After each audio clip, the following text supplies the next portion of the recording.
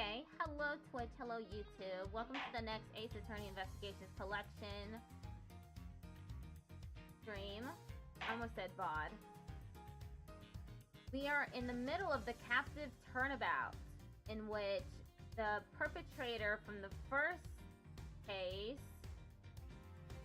Bronco Knight, was murdered while in prison. And the current suspect is his friend, a man named Simeon. I forget his last name. But he works at a circus, which eliminates his alibi. Okay, let's continue then.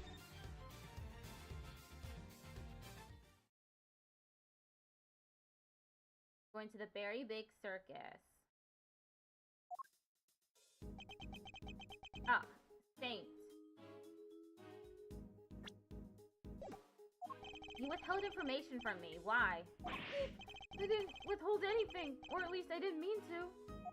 Okay, so you are a member of the very big circus, right? No, I mean yes, but no. I'm not really a member. I'm still new. That's irrelevant. You're still a member.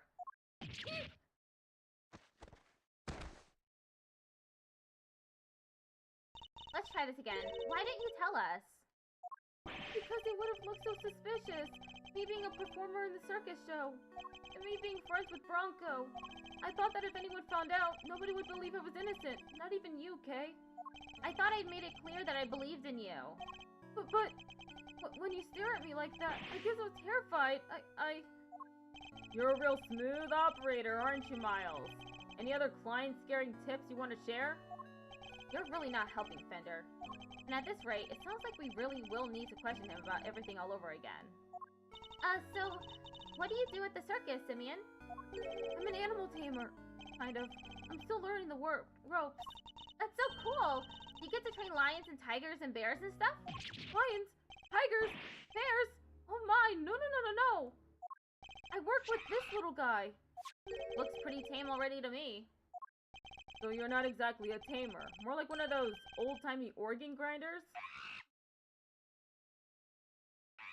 No, not now, Money. I'm trying to... Oh, you little scamp.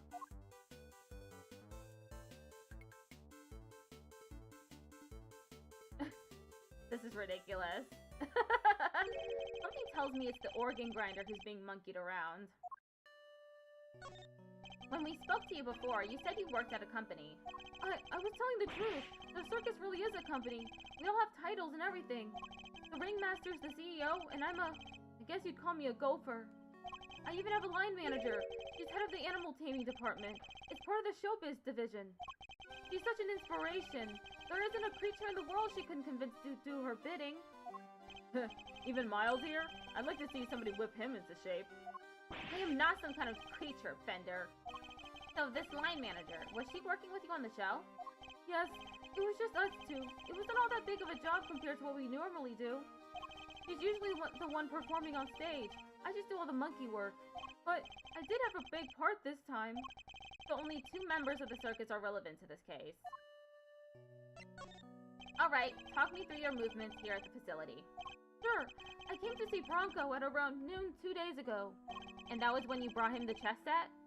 Yes, in that same evening, I started working on setting up the stage in the yard. It was so hard. I had to haul everything in by myself over multiple trips. They let us use one of the rooms in the prison for storage. Workshop A, I think. Workshop A, where Knight's body was found. You mean your boss didn't help you?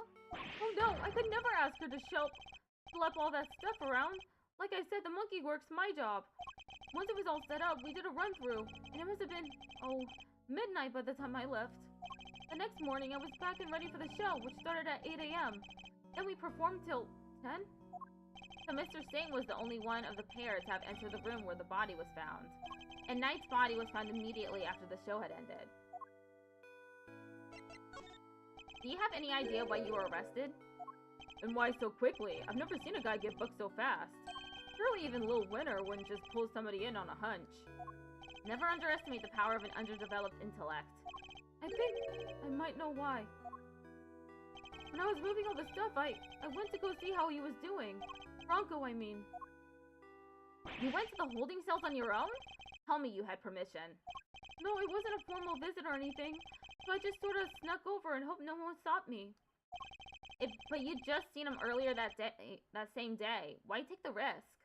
I've known him since we were kids, when both of us were all alone. He doesn't have any family, you see, just like me. I knew he'd be feeling lonely, that he'd want somebody to talk to. So I had to go see him. You don't have any family? For a while I had my dad, but he passed away when I was a little kid. Losing one's father as a child. I know that pain all too well. He's just like you and me, Mr. Edgeworth. There was nobody else nearby when you went to see him? No, the other holding cells were empty, and I didn't see any guards. Well, somebody must have seen you, or you wouldn't be in there.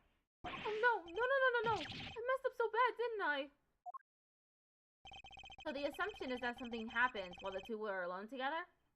At least, I imagine that would be Winter and Judge Gavel's thinking. In any case, I think we'll need to speak to your boss next. Last I heard, she's supposed to be around today, too. Somewhere in the yard. Tell her I'm sorry, won't you? I'm so sorry. Can't believe I let this happen. Sure thing, Simeon. We're here for you. If there's anything else we can do, just say the word. But, I mean, there's nothing I can do for you in return. You don't have to worry about that. We're friends. We know what it's like to be in your shoes. We're all part of the same club, after all. Right, Mr. Edgeworth? Unfortunately so, I'm afraid. Thank you for sharing such personal details with us. By the sound of it, you had little reason to kill Knight. If anything, you're the one most affected by his passing. And what's more, I simply don't believe a person as gentle as you is capable of murder. Rest assured, we believe you, and we will get you out of here. Well, what do we have here? A gosh darn defense attorney, that's what. Bravo, big guy. I can't believe I'm saying it, but you even reminded me of the old man for a moment there. I did? From the Book of Gregory, an attorney is a friend to the friendless.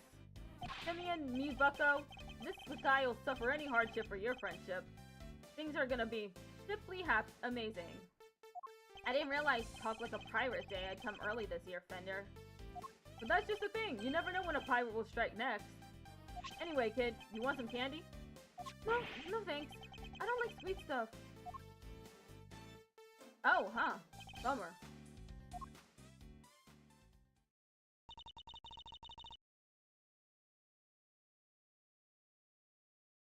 I wouldn't mind no nice ship myself. A great thief scallion for the dread Pirate K. Yahar, me hearties! We'll sail the seven seas together and claim the greatest treasure of all, the truth! Shiver me timbers, you two will be the death of me. Come on, let's set sail for the prison yard. But no sea shanties on the way, please.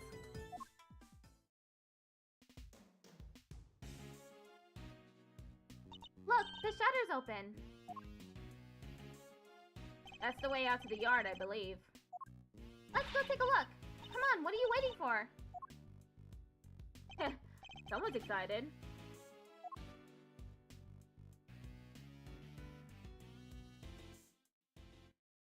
March 28th, 3:37 p.m.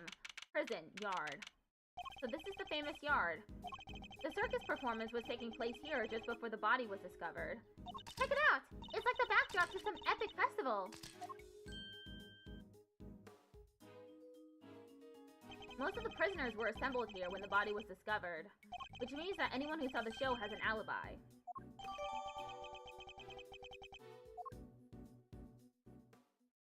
Alright, time to take a look around. Hey!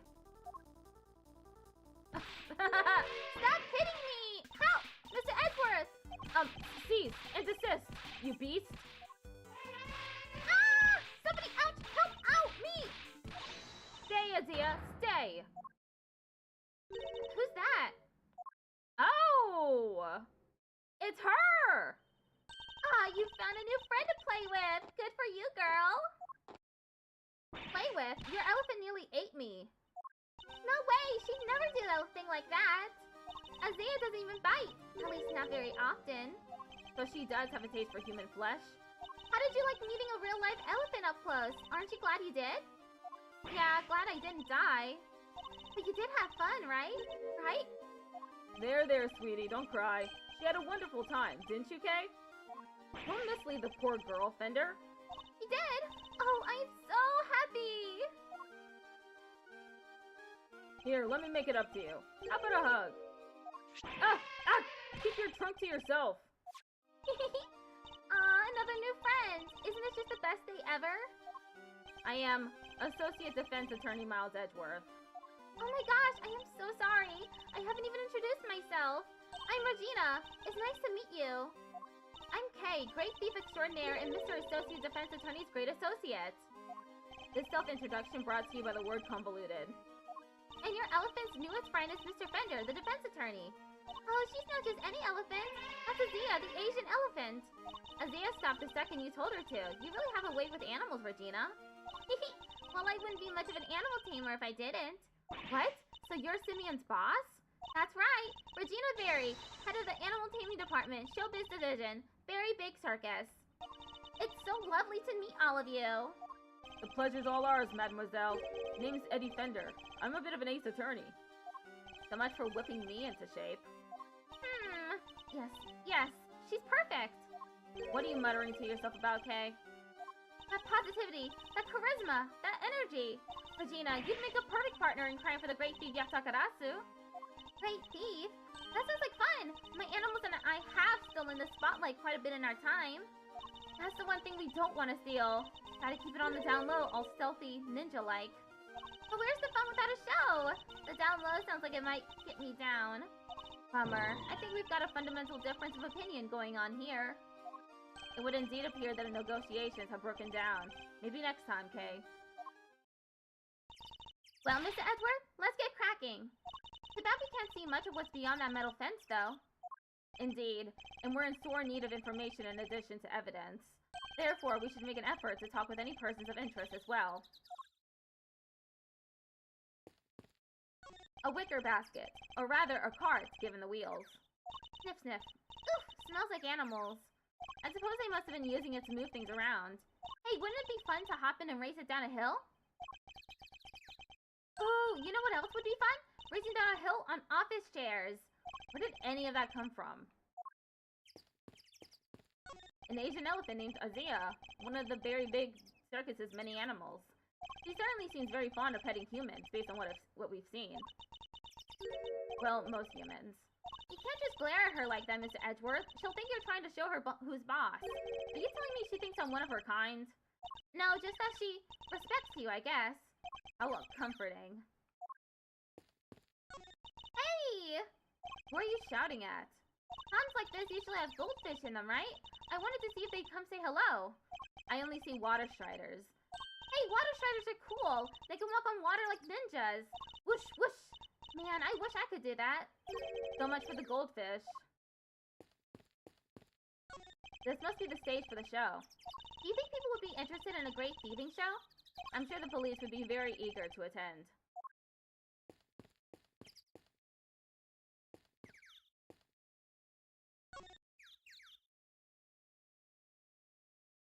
A simple, sturdily built well. I wonder if it was the work of the prisoners. Somebody's left a bunch of tools lying around. It's a long piece of rope and a pretty heavy-looking weight. Let's see, it weighs 30 pounds. Oh, and there are some pulleys, too. Hey, can you stop touching everything in sight? Oh, come on! It's not like I was gonna take anything. What exactly were they being used for, I wonder? These chairs must have been for the audience. Wow, I pity whoever had to put them all away. Really? Why? Ha! You've clearly never had to fold up a bunch of boring chairs before, huh? Not personally. I've told other people to do it, though. Come on, Mr. Edgeworth. You gotta roll up your sleeves and help out once in a while. Gunk. I'll consider it. Mr. Attorney, sir. And how are you today, if you don't mind me asking? Today? We just talked to you earlier, Mr. Sawit. Oh heavens, I do apologize. Ever since I came to call this place home, I've been working on my interpersonal skills, you see. In order to be as annoying as possible. I'm currently helping out with the circus show's stage teardown and cleanup. But if you have need of me, I'll do my utmost to help. I'm just chipping in and doing what I can, model prisoner that I am.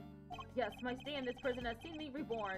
The Frank Stott you see before you is a changed man. A changed man who now targets the recently deceased? No, you misunderstand. That was just a moment of madness.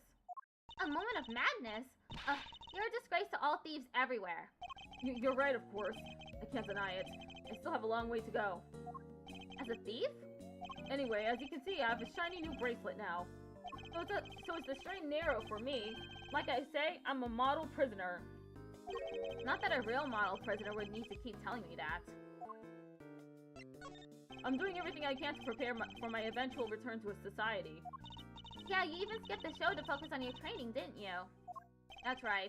Only 2 inmates were absent, Stott and Canis. Why didn't you tell us about Mr. Canis sooner? Look, I don't think there's an inmate in this prison who'd talk about him if they didn't have to. Well, you could say he's the real one in charge around here. You didn't hear it from me, but, well, I guess it comes with being the fixer. The fixer? Yes, anything you need, he can get it for you. But how does he get away with it? I'm not sure, but he's the only one who does. I heard he has a secret way of getting things into the facility. I imagine being the fixer affords Canis certain privileges. Not that I concern myself with such things anymore, of course. I'm far more interested in perfecting my mud pack application technique. And what are these mud packs exactly? They're a special type of mud treatment, rich with minerals. It works wonders on their coats. I've been practicing on the animals here in the prison. I hope to treat them all eventually. Speaking of mud, that reminds me of a certain piece of evidence. Maybe I should try presenting it to him.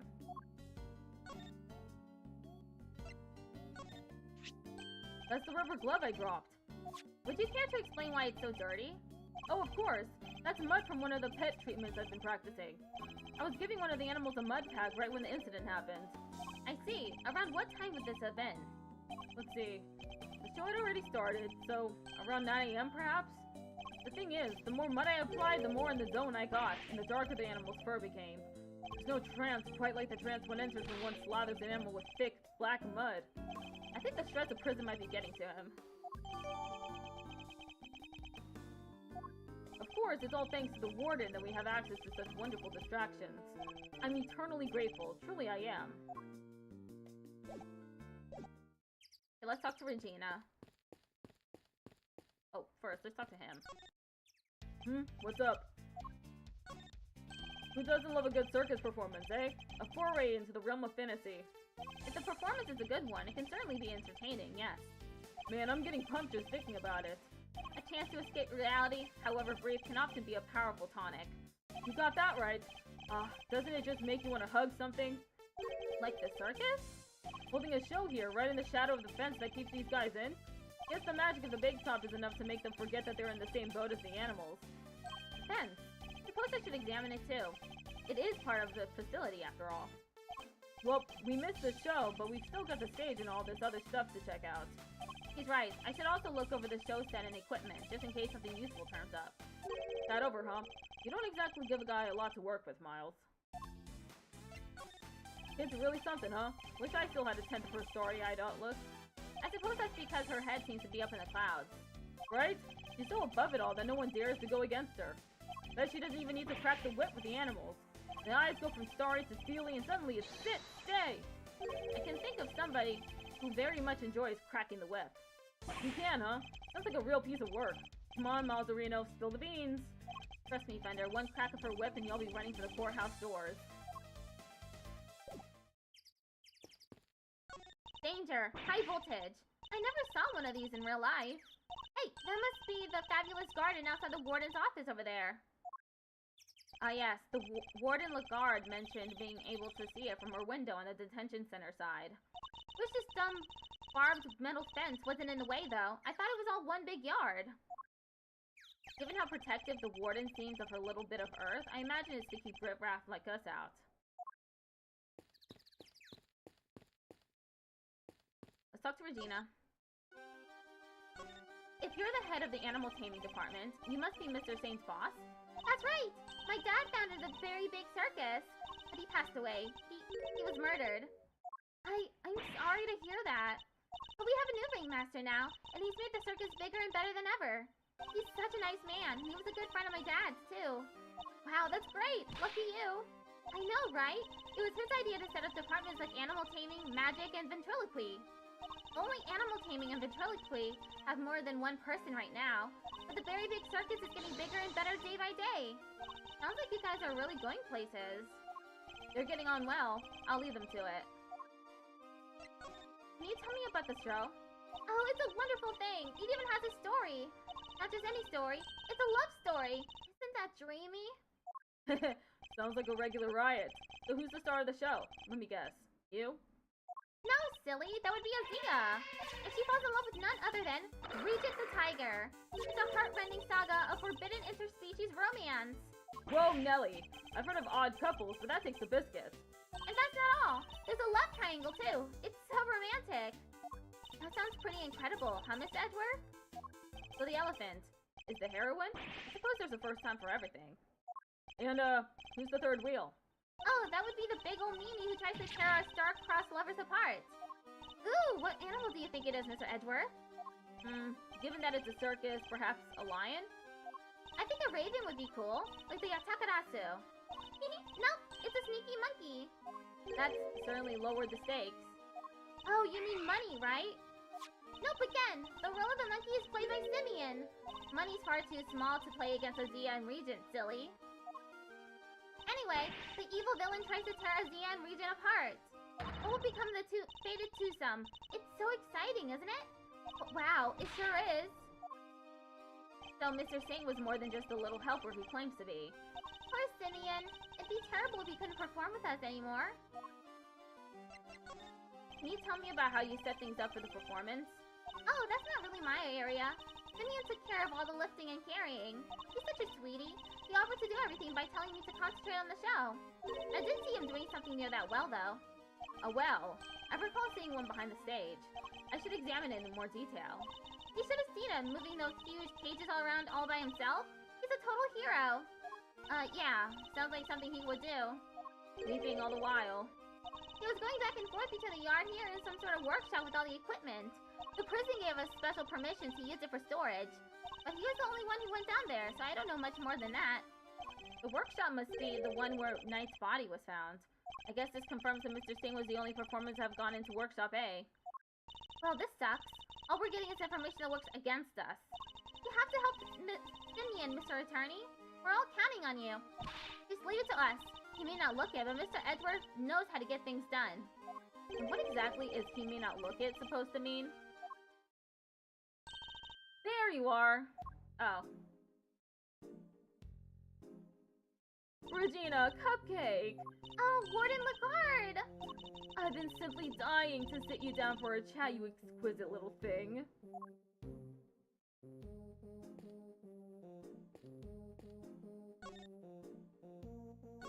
Do you mind if I ask a little about the prison?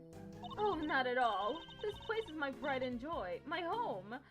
Sure, it was a prison when I first arrived, and it was awful, an utter disgrace. Awful? I suppose you mean the prisoners were unruly? I most certainly do not. They're angels, every one of them, and they always have been. No, it was the ambiance that was awful. I fretted, I brooded, and then it hit me. The animals! If anyone could brighten up the place, it was them. It is nice having them around. Isn't it just? And now look at my fabulous little family. Why, my darling Frankie is a very picture of rehabilitation. Except when he's rifling through dead men's pockets. We have so many success stories among the family, but darling Frankie really is a marvel. He's thrown himself into his vocational training and is always the first to volunteer for everything.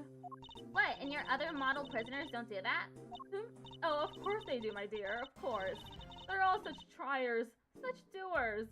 It's just that Frankie, let's just say he knows what's good for him. What exactly does she mean by that? Anyway, he's a very good boy, so do try to be nice to him, won't you? Loud, soaring music, great leaping animals, the Very Big Circus truly has it all. And everybody who comes here gets to see it once a month. Really? In that case, let me see. You'd better not be thinking of something to confess to. This monthly show, is it always performed by the Very Big Circus? But of course, sweetie, I'm Regina's biggest fan. That girl's my little princess, my superstar. She's so wonderfully talented. Yes, she is. Yes, she is. And she's so adorable, so sweet. I could just gobble her right up. You're not lying when you say you're her biggest fan, huh? Which is why I'm worried about her. So worried. It's all because of poor Simeon, you see. If he's found guilty, why, darling Regina will be devastated. So you simply must make sure that doesn't happen, Mr. Lawyer. Please, I'm begging you. If there's anything I can do to help you clear up this awful misunderstanding, you let me know. Regina, darling, you put on the most splendid show for us yet again. The stage, the stars, and you in particular, my princess. It was simply divine. That's so nice of you. I hope everybody else who watched enjoyed it too. About that, dear, I'm afraid I have something awful to confess. There were some absences, you see. You must meet Candace and saw it. We were 3 members short. Unbelievable, I know. How will you ever forgive me? I'm sorry, but you're saying 3 inmates didn't attend the show? That's right, sweetie. I counted the seats myself. 1, 2, 3 no-shows. And I always make sure there are enough seats for everyone. But Mr. Edgeworth, that's not right, is it? Indeed, as far as we were aware, Mr. Candace and Mr. Sai were the only ones not present. This doesn't add up. Who was the third missing prisoner and what were they doing? It seems we need to investigate further. Oh, I was enjoying my chat with dear Regina so much I almost forgot.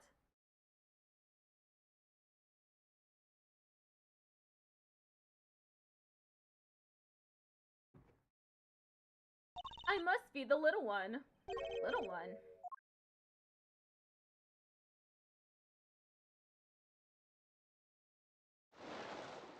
Yikes! Oh my god! Alligator! You're looking as adorable as always, Allie, my sweet. Aw, she's so pretty! And what a cute name! Yes, Allie the alligator. Isn't she a darling? She's my favorite, aren't you? Yes, you are. I'm so jealous. Can I pet her? Of course, princess, of course. Boy howdy, these two were made for one another. They look like they'll be busy for a while. Maybe we should, go back inside the prison and check the cells? Yes, let's. Perhaps we can find a clue there as to who our third missing prisoner might be.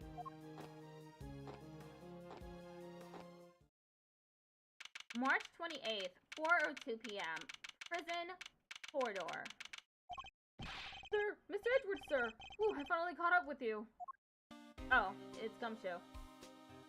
Detective, you're not needed elsewhere? No, the judge and the kid aren't here yet. Oh, and I got your message. So you searched the victim's cell? Did you manage to turn anything up?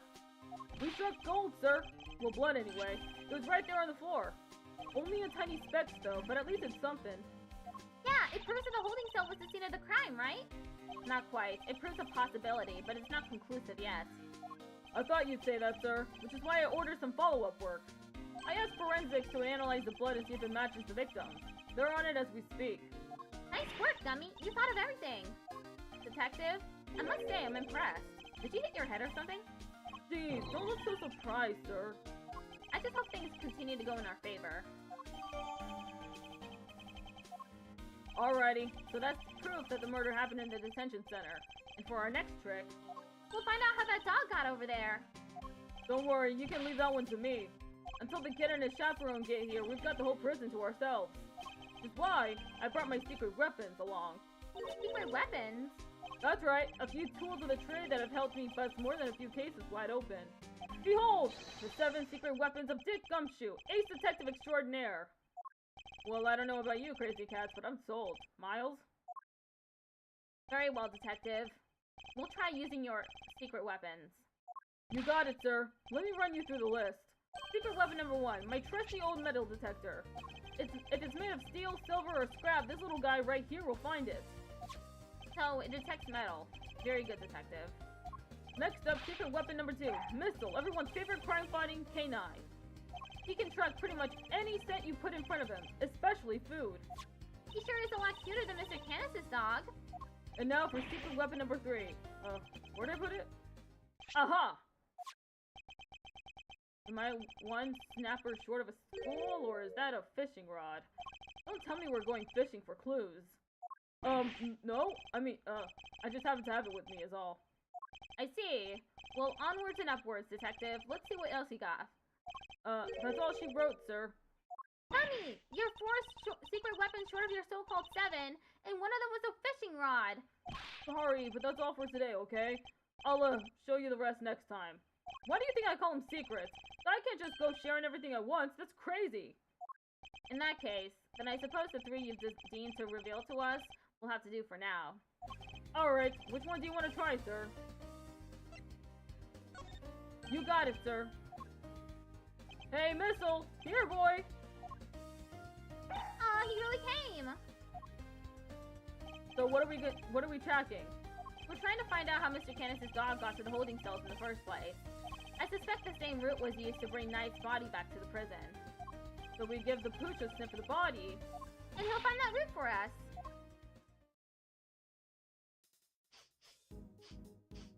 Does anyone else smell something sweet? All I smell is the odor of blood. It's faint, sir, but it's there. Almost like cake, maybe? Why would the body smell of cake?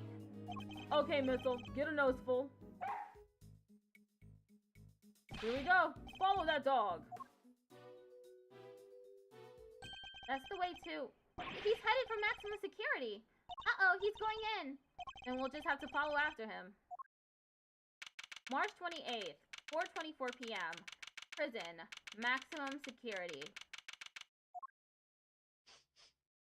This is Canis' cell, so the man himself is absent, it seems. Is he meeting with someone in the visitor's room? Do you think Missile's onto something? Looks like maybe he is.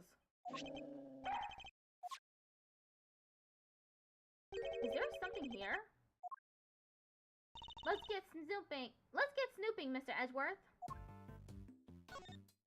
Mr. Canis' chess set, complete with his special dog piece. That's not a chess set, that's a whole chess table with legs. Looks like it might be worth something too. It's not inconceivable. Some of them are. This is quite a nice one. I never would have pegged Mr. Canis as a chess fan though. But with the whole Eastern aesthetic he's got going, I thought he'd be more into Go. Go, huh? Can you play? I can play Go Fish. Not the same thing, Kay. Not even close. Look, Mr. Edgeworth, that chisel on the floor is a bit smaller than the others. I'm no woodworker, but perhaps it's an all-purpose one that can be used in a pinch, regardless of the job. An all-purpose pocket chisel. Makes sense. Always nice when your tools are useful and easy to carry. Is that your opinion as a thief? Nope, it's my opinion as a great thief. I walked into that one. Tea and rice crackers. Mr. Canis clearly doesn't lack for comforts. I can think of worse ways to spend my time in jail than drinking tea and playing chess. I thought this was maximum security, not maximum comfort. How come nobody else gets the special treatment? Complaining to me isn't going to help. Perhaps you could take it up with the man himself? Yikes! No thanks!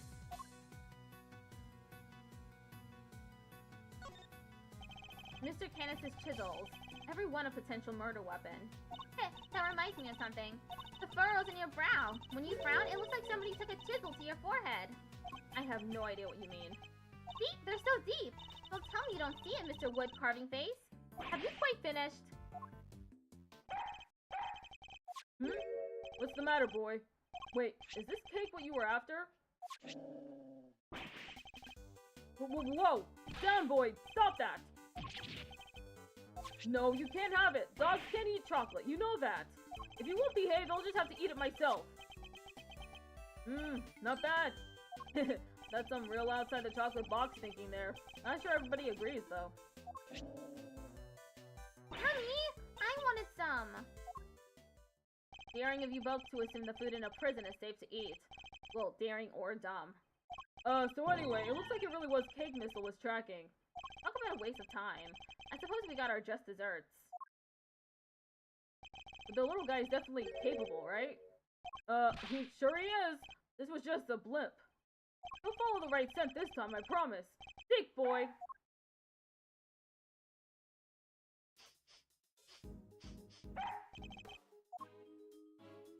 Oh, I think he's onto something.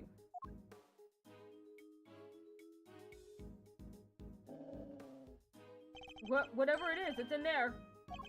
Mr. Carcerado's cell. We need to take a look inside. Detective, call the guard. Yes, sir.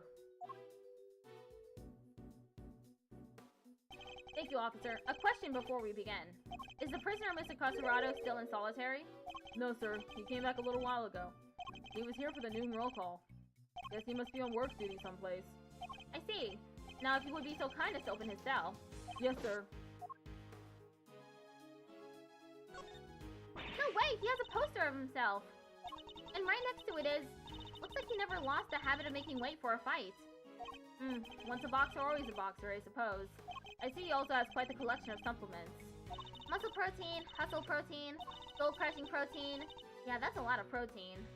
Surely nobody trains like this for nothing. Whoops, didn't mean to do that.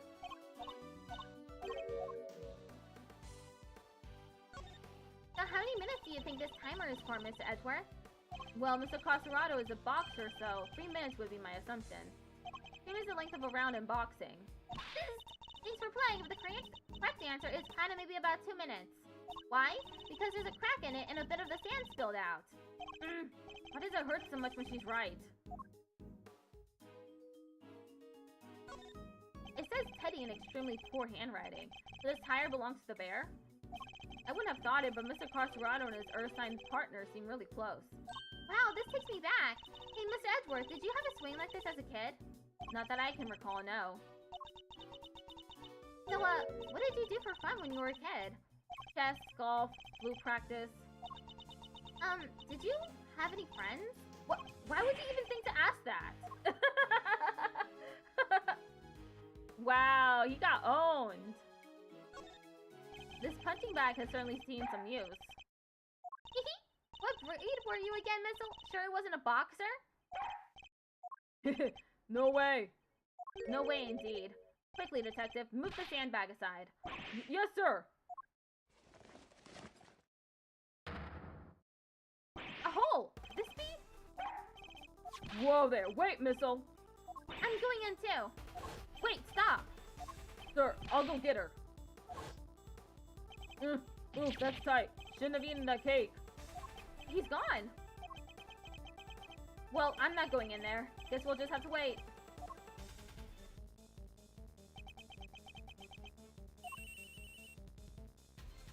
Hello? Kay? Are you alright? You're not gonna believe this, but we're in the detention center.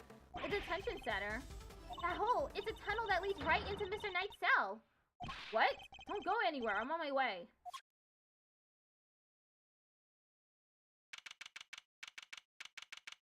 March 28th, 5:04 p.m.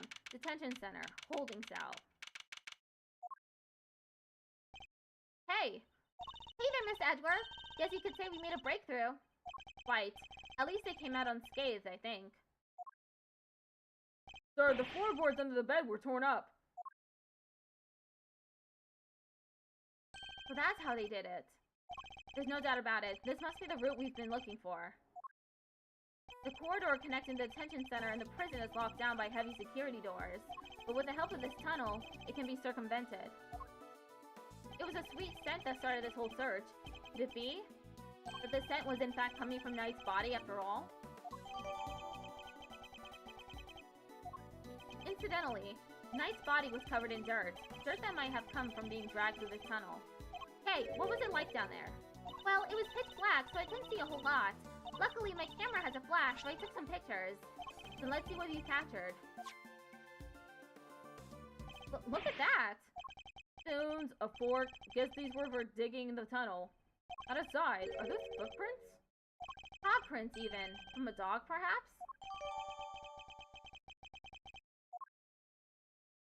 This is a vital piece of evidence. However, it begs something of a question. It does? Mr. Caserado has certainly been making use of this tunnel, which means... Detective, we need to find out where Mr. Caserado is immediately. If my suspicions are correct... Huh? Oh, nuts! The guards were alerted and they began searching for Mr. Caserado right away. But after a thorough investigation of both the prison and the detention center, he was nowhere to be found. March 28th, 5:34 p.m. Detention center... corridor.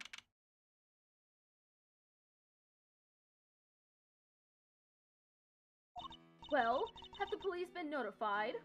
Yes, ma'am. We just finished liaising with them a moment ago. They've set up a cordon around the entire facility. Good. The first blemish on a prison's spotless reputation is always the ugliest. It won't happen again, ma'am. A rather different warden regard to the one we've seen so far. Mr. Edgeworth, was it? I really can't thank you enough for finding that tunnel, darling. Sadly, it may have been too little too late.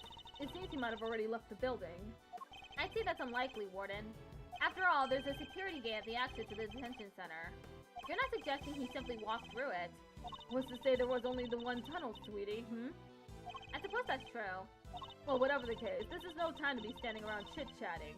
Mr. Edgeworth, would you mind continuing with your investigation? It would be my pleasure. And you three can get back to your posts. Yes, ma'am. Detective, the results of the blood test just came back from the lab. Thanks, pal. Let's see what they have to tell us about the blood found in Knight's cell. What does it say, Mr. Edgeworth?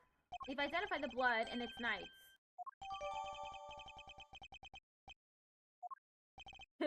Nice job, everybody. Teamwork makes the dream work, huh? We've got Knight's blood in his holding cell, a tunnel a dog clearly went through, and security footage showing Knight being attacked by the dog in his cell. Case closed. We have all the evidence we need. Let's see what Mr. Canis has to say for himself. Canis? Oh, darlings, are you sure? Do be careful around him, won't you? He's as well connected on the outside as he is in here. I suppose he would have to be. How else would the so-called fixer stay in business? The police have been trying to track down his accomplices for the longest time. Even I've had to lend him a hand myself, you know. So that's what that was all about. Still not talking, ma'am? Even with the evidence you borrowed from the precinct? No, and I've tried so many times I've lost count. What am I supposed to do? I can't send in a blank report. I guess a killer for hire is always going to be a tough nut to crack. You borrowed evidence from the police to help with your investigation, is that correct? Why, yes, sweetie. Everything related to Canis is with me now. Heaven knows how many times I've hauled the secretive scoundrel into my office to talk to me. But no matter what I say or how much evidence I present him with, he simply won't say a word. A prison warden conducting interrogations herself? That's irregular, to say the least. Let your guard down and he'll devour you whole. Be careful, darlings. You have been warned. Hoo-wee! Here I thought things couldn't get any spicier.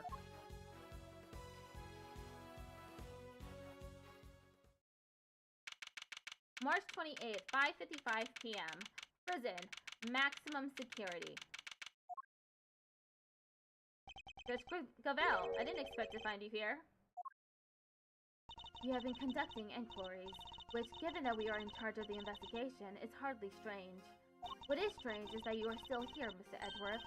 I gave you a warning, did I not? I told you that your badge was at risk, should our paths cross again. And yet, here you are. I am sorry that you thought that I might be so easily discouraged, Your Honor. But I am not about to let the truth slip from my grasp, no matter what you or the committee might say. I am here to present a certain someone with evidence that you yourself should have uncovered. You have more business with me, I take it, Mr. Edgeworth. I do. I promised I would be back to prove that you were the killer, and here I am. This should be interesting. Amusing. Very well, whenever you are ready.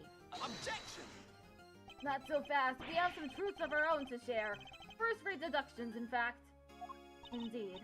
We are now more certain than ever that Simeon Saint was the murderer, and that only he could have moved Mr. Knight from his holding cell to the prison proper.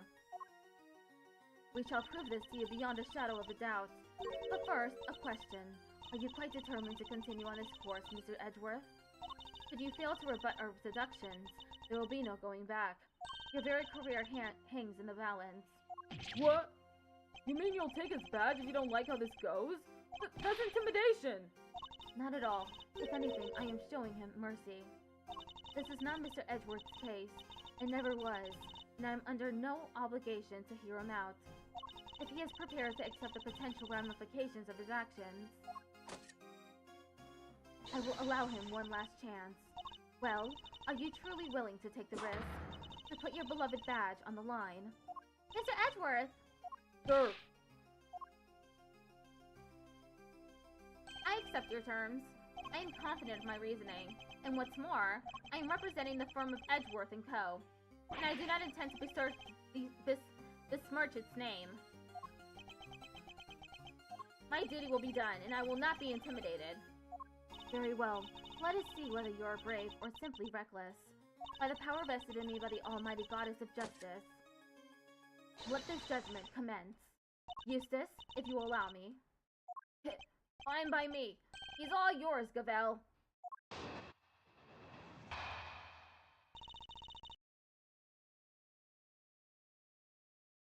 How Knight wound up in the prison proper. You are aware of the incident involving Mr. Knight the day before yesterday, I assume? He assaulted an innocent guard and stole his keys. Later, in the middle of moving a large animal cage, Mr. Singh stopped by Mr. Knight's cell for a little visit. That's when Mr. Knight stole out of his cell using the keys he'd stolen. He slipped into the cage, and there he hid as he was wheeled to one of the prison workshops.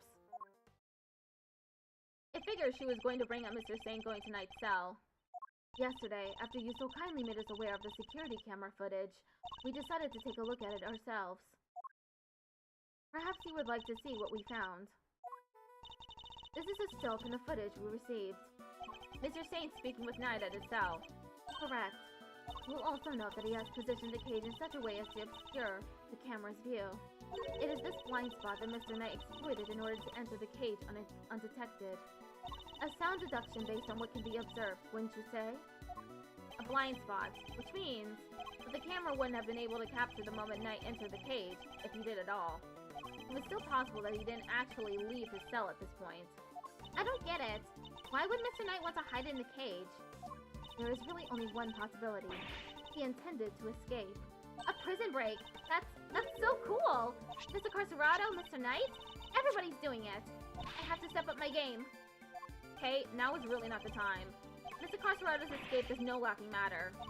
It is my belief that Mr. Sin helped Mr. Knight with his escape attempt. That is to say, he was his accomplice. Wow, go Simeon! That wasn't a compliment.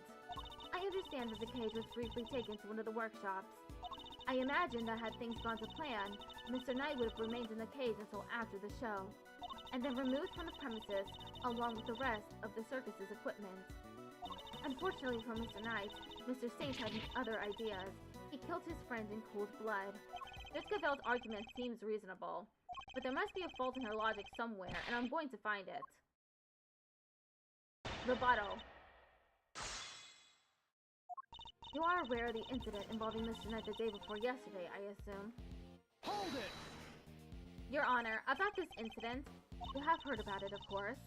Surely any attorney worth his salt would have his sources? Yes, I am aware of it, of course. I simply wish to confirm. Then you are wasting both our time. Shall we continue? He assaulted an innocent guard and stole his keys. Hold it! Do you have any proof that Knight stole the keys? I can think of no other reason for him to carry out such a brutal attack. Once the guard he assaulted regains consciousness, I am sure he will confirm our suspicions. I wouldn't be so sure. Perhaps I should press her further on her reasoning. Sorry, but I believe there is a flaw in your reasoning. If Knight had the keys, there was nothing to stop him from leaving whenever he wanted. Why wait for Mr. Saint? There was no need, surely. He chose the option he deemed most likely to succeed. He stole the keys and hid them somewhere, then waited for an opportune moment to present himself. He hid the keys? I'm afraid you might have made an uncharacteristic oversight, Your Honor. But Knight wasn't hiding any keys. That has been proven already. And this is a piece of evidence that proves Mr. Knight didn't have the keys.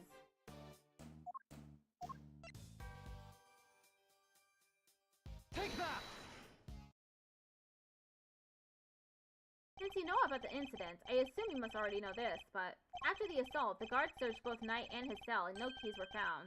And if the whereabouts of the keys cannot be proven, then neither can your theory. I have considered the matter of the missing keys, and I do not think it is such an issue. I still believe he had them. After all, the guards only stated that they were unable to locate them. And this is because they were cleverly hidden inside the pocket chess set. Knight's chess set? The same set in which the murder weapon was also allegedly hidden? Was it? I can't help but wonder about that. What? But you're the one who proposed it! Actually, if you recall, that was Eustace's assertion. The two of them aren't of one mind on this, I take it. Allow me to restate the facts. Mr. Knight hid the keys he stole from the guard inside his chess set. When Mr. Singh came to see him, Mr. Knight used the keys to open his cell and climbed inside the cage. He was then moved from his holding cell to that workshop in the prison proper, all with the help of his friend and accomplice. Had things gone according to plan, he would have been taken out of the facility after the show. But they did not. Instead, his accomplice murdered him while the show was taking place in the yard. Objection! Mr. Singh was a part of the performance. How would he even have time to commit the murder? Overruled. How indeed. Allow me to explain. As you know, many stage performances follow a set narrative. Yesterday's show was one such example. She's done her homework, I see. The suspect played the role of the antagonist opposite the elephantine heroine of the show. In the latter part of the performance, the heroine's luck prevails and the villain is defeated. This victory is depicted in a very unique manner, whereby the villain is sent flying from the stage by the heroine. He's sent flying by the elephant? Isn't that dangerous? Having been ejected from the stage in this manner, the villain no longer appears in the performance. In other words, the suspect did not appear on stage for a period of approximately 15 minutes. And you're saying the crime took place during that time? Yes, I'm afraid so. After all, it's more than a sufficient window, wouldn't you say? Objection! Committing the crime and returning to the stage in that short 15-minute window is only possible, assuming that the murder took place in the prison proper. But in fact, Your Honor, the real scene of the crime was Knight's cell. I seem to remember telling you that I would not accept that part of the security footage into evidence. Objection! And you won't have to. I have proof of a different kind. Very well. Would you be so good as to present it? What proof do you have that the murder took place in the victim's holding cell? Take that! This appears to be a photograph of a floor. Almighty Goddess of Justice, grant me patience. That floor you're so dismissive of, Your Honor, has traces of Knight's blood on it. Traces, you say? Is this evidence reliable? After all, I don't believe you have access to the necessary forensics operatives. Objection! I have my resources. A certain blunt instrument, you might say, but a reliable one. The detective. How very unfortunate for him. Perhaps before you decided to circumvent the law, you might have considered that the committee's influence extends to the police. Oh no, now Gummy's badge is on the line too! Forgive me, Detective. I didn't mean to put you at risk as well. I will enter the fact that Mr. Knight's blood was found in the holding cell into evidence. However... Objection! Bad luck, idiots. You're really on the edge now, Mr. Worthless. Mr. Winner, I'd forgotten you were there. It was nice while it lasted. I just butted in to tell you that your entire argument is one big inconsistency. You showed us camera footage of a dog killing Mr. Knight in his cell. Are you saying the mud also wiped the blood up before I left the scene? Uh-oh! What other tricks can it do, huh? A blood-wiping dog. You're a joke. You'd have wiped that blood up, wouldn't you, boy? Yes, Helmet. Yes, you would. What? That was one of the tricks I taught him before our work together was so rudely cut short. He's a very tidy boy, you know. Never misses a drop. It wouldn't do to leave any evidence, after all. Saved by an assassin, of all people. Jeez Louise, you could have just taught the little guy to shake hands. Oh, he does that marvelously, too. Although, the way I taught him to do it is somewhat unorthodox. First, he bites down hard on the victim's hand. Then, la la la la la, I'm not listening! I see. Very well then, Mr. Edgeworth. It seems you may have gathered some evidence worth considering. Your understanding is much appreciated. Objection! Wait, I'm not done yet. I just thought of something else. Overruled. Oh boy, somebody's taking no prisoners. Eustace, would you be so kind as to allow me? All yours, Gavel. Well, do you accept the truth now? The crime took place in Knight's holding cell, and the assassin's dog was the killer. Overruled. My position is the same as it was yesterday. Until you can explain how the dog moves between the prison and the detention center, I cannot accept your theory into evidence. Hold it! I thought you might say that, which is why I'd like to show you something else. This piece of evidence shows how the dog could freely travel between the prison and the detention center. Take that! This is... It's a secret passageway. It runs beneath the prison. What? It's a secret passageway! It was dug by Mr. Rocco Casarato, escapee.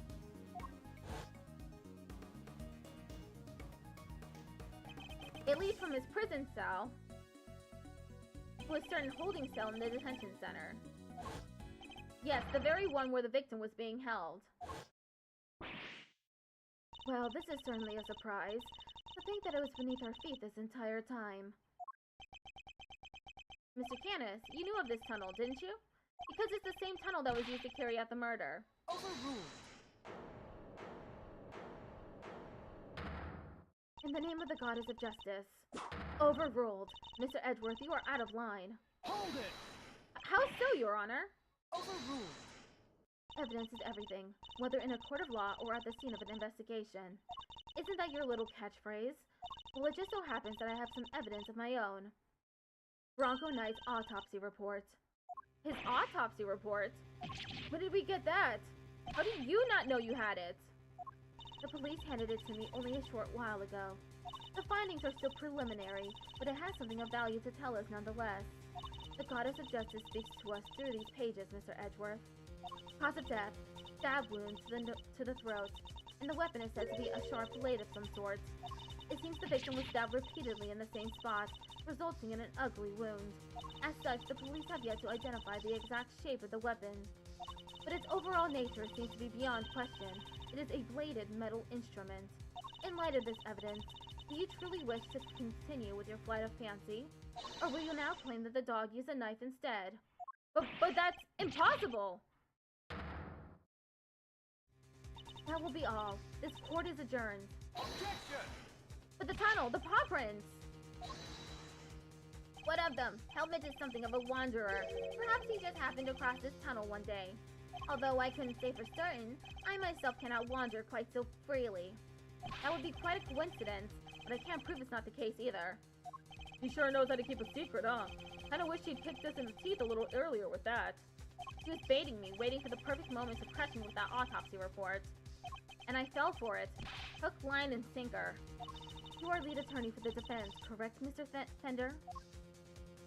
This is the interim autopsy report in question.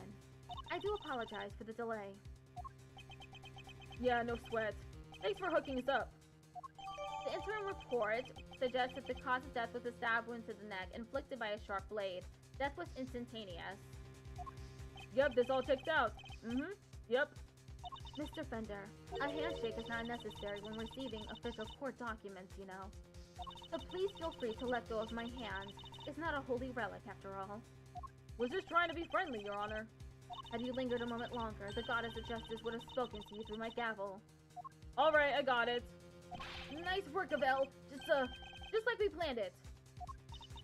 I did only as you instructed, Eustace, but thank you. This report came from the police. I have no choice but to accept its legitimacy.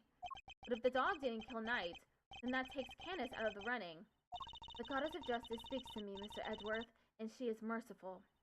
She tells me that you might yet keep your badge if you will finally abandon this fruitless quest. What's our move, sir? I think she really means it this time. What do you think, detective? My answer remains the same, Judge Gaval. I will see my duty done, and I will not be intimidated. Even with how things stand, you still refuse to concede? This may very well be your last chance. Your badge hangs by a thread. Then let it fall if it must. I have something far more important to protect as an associate attorney. My client. The goddess of justice is no doubt saddened by your refusal to accept yet another offer of mercy. Attaboy, Miles. That's what I like to see. Looks like the defense never rests is really starting to mean something to you. Credit to your old man, though. He's the one who said it first. My father? In fact, I could swear I saw Gregory's spirit in you for a second there. You said that you've changed since your days in on Karma's shadow. I didn't believe you at first, but I'm starting to. Thank you, Fender. Alright, kids. This is where the rubber really hits the road. Put your thinking caps on. It's make or break time. If it's true that Knight was off with a bladed weapon, does our whole case really fall apart? A bladed weapon? Of course. There were 5 chisels in Candace's cell when we last looked. A former assassin certainly wouldn't struggle to commit murder with a tool like that. In which case, the weapon that kills Knight was... Ad starts in 1 minute. Have you quite finished? It would be in your best interest to concede. Hold it! Evidence is everything. It may well be my little catchphrase, but it's also true. If the murder weapon was a sharp blade, then where is it? The guards didn't find it. Why can't you let this go? So what if they didn't find it? What are you driving at? What if I were to tell you that I now know where the real murder weapon was? It was right under our noses the whole time. Indeed, it was one of Mr. Candace's chisels. What? Overruled. I would advise you to stop bombarding us with your irresponsible, half-baked theories, Mr. Edgeworth. You have repeatedly insisted that Mr. Knight was killed in his cell by a dog. I simply go where the evidence takes me, both in the courtroom and at the scene of a crime. If the murder weapon was in fact a chisel, then yes, the murderer could not have been the dog. But that begs the question of what exactly it was we saw in the security footage. Oh yeah, the security footage. How do you explain that, Mr. Smarty Pants? An excellent question. The footage shows Mr. Candace's dog jumping at Knight. The dog attacked Knight, but he didn't kill the man. He didn't. No, Knight was merely knocked out. The dog didn't drag his corpse to the tunnel. He dragged an alive but unconscious Knight. The real killer was the dog's master. And I'll be right back. I need more water.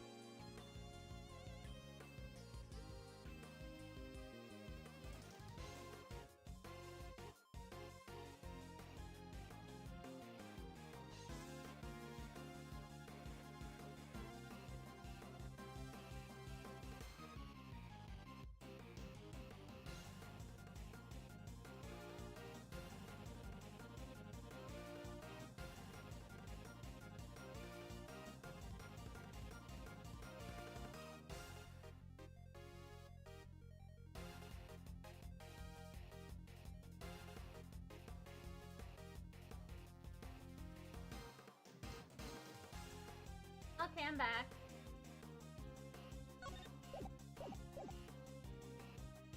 The real killer was the dog's master. Ooh, I get it. By bringing Knight here, Mr. Candace could finish the job. And he could definitely use one of his chisels to do it. Correct.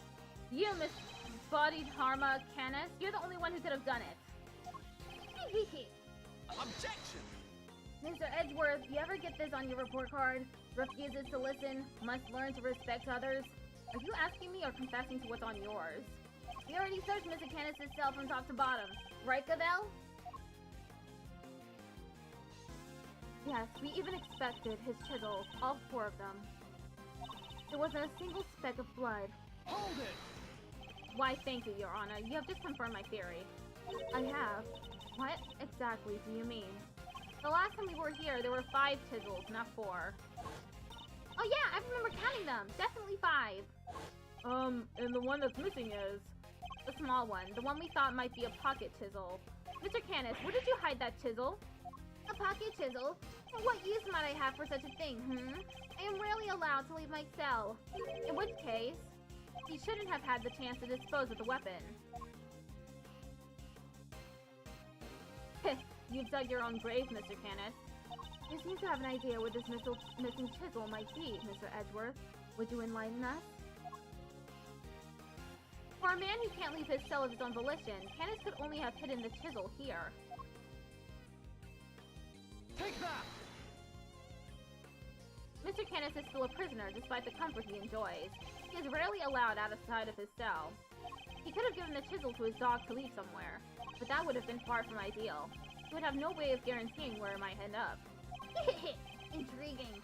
You go on, Mr. Edgeworth. Furthermore, this room is the one place where a bladed instrument wouldn't raise an eyebrow. 4 chisels, 5 chisels, who's counting? A fact he took full advantage of.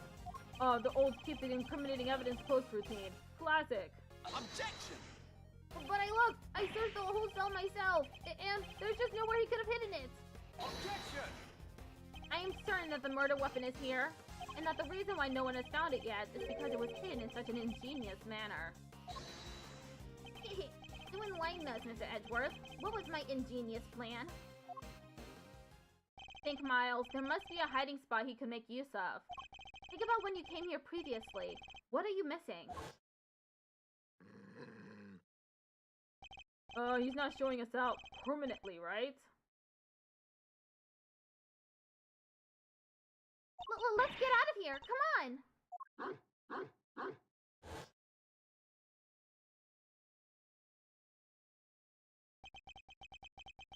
The dog! He hasn't made a sound today. When we were here before, he barks and growls repeatedly. Candace even encouraged him to do so. That must be it. I knew something was off. I can hardly believe it, but I think I know where he hid the murder weapon. Giving up already? I expected more of you, Mr. Edgeworth. Hold it! As well you should, if you would give me a moment. For this piece of evidence shows where you hid the murder weapon. Take that! Your dog. He seems unusually quiet today. Oh yeah! Unlike last time when... Mr. Canis, if you would be so kind as to open Helmet's mouth. Oh, come on now. He hasn't barked because he is a well-behaved boy. I had to order him to the last time. Then order him again, this instant.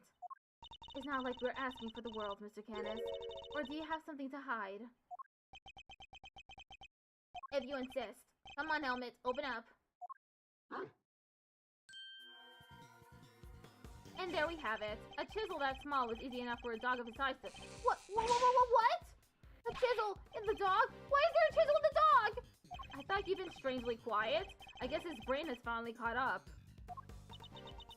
Eustace, why don't you be a good boy and call forensics? Tell them it's urgent. Okay.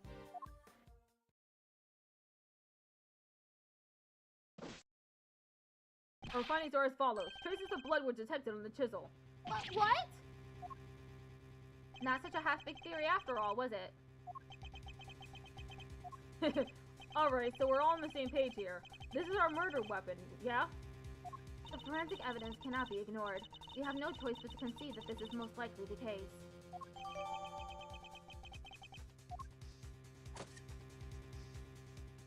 Mr. Canis, in light of the discovery of the murder weapon, The court demands that you explain yourself. We found the routes your dog took to the holding cells, and now we have the chisel. How do you propose to talk your way out of this one? You never fail to entertain, Mr. Edgeworth. What? Why does he always laugh like that, even when it's not funny? Poor Helmet. How could they suspect us? You leave me little choice. I shall simply have to share with you the truth. I did not kill anyone. I have grown tired of killing.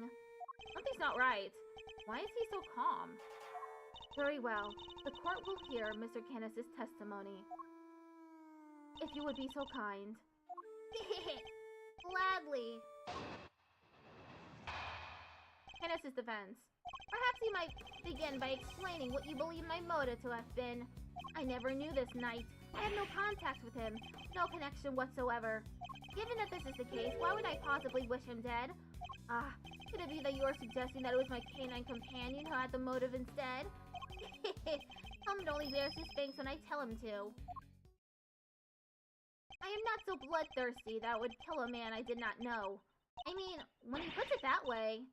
An assassin who only kills his acquaintances? Not the soundest business model, I agree. My work required me to deal with strangers, of course, but murder for its own sake? That's not my style. So I need to prove a link between Knight and Canis. I should go over the evidence again and see what I can discover. Rebuttal. Perhaps you might begin by explaining what you believe my motive to have been? Hold it! I'm puzzled by this focus on motive. Aren't you an assassin? Assassin or not, Mr. Edgeworth, I don't spill blood for nothing. Neither in a professional nor in a private capacity. That's just not how it's done, is it, boy? No, it's not. I never knew this knight. I had no contact with him, no connection whatsoever. Hold it! You didn't know who he was? That's quite unlike you, Mr. Canis.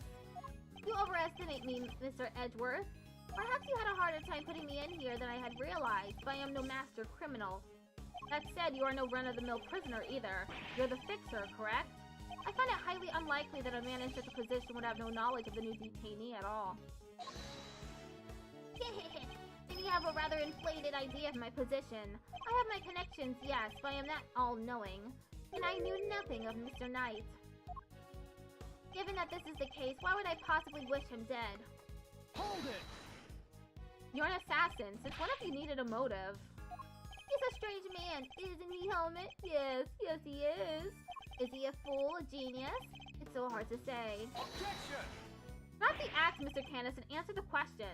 No, you will answer mine. Who am I, Mr. Edgeworth? I'm the very same person you caught. An assassin, a murderer for hire. Were I one to kill without rhyme or reason, I would still be free to recite sutras in peace out there. Could it be you are suggesting that it was my canine companion who had the motive instead? Hold it! Of course not, but your dog was trained to kill.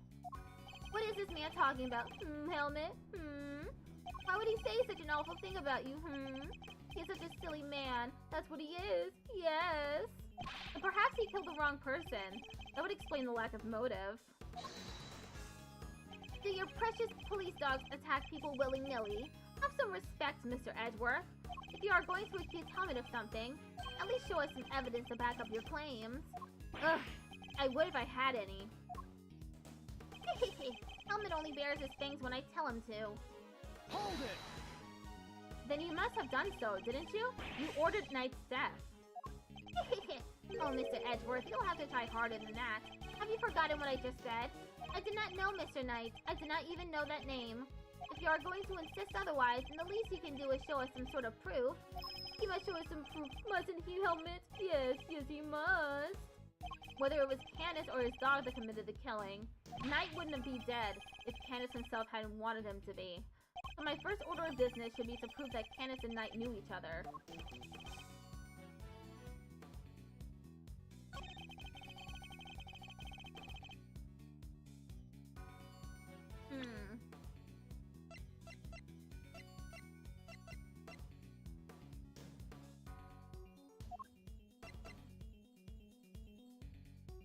Maybe it's this?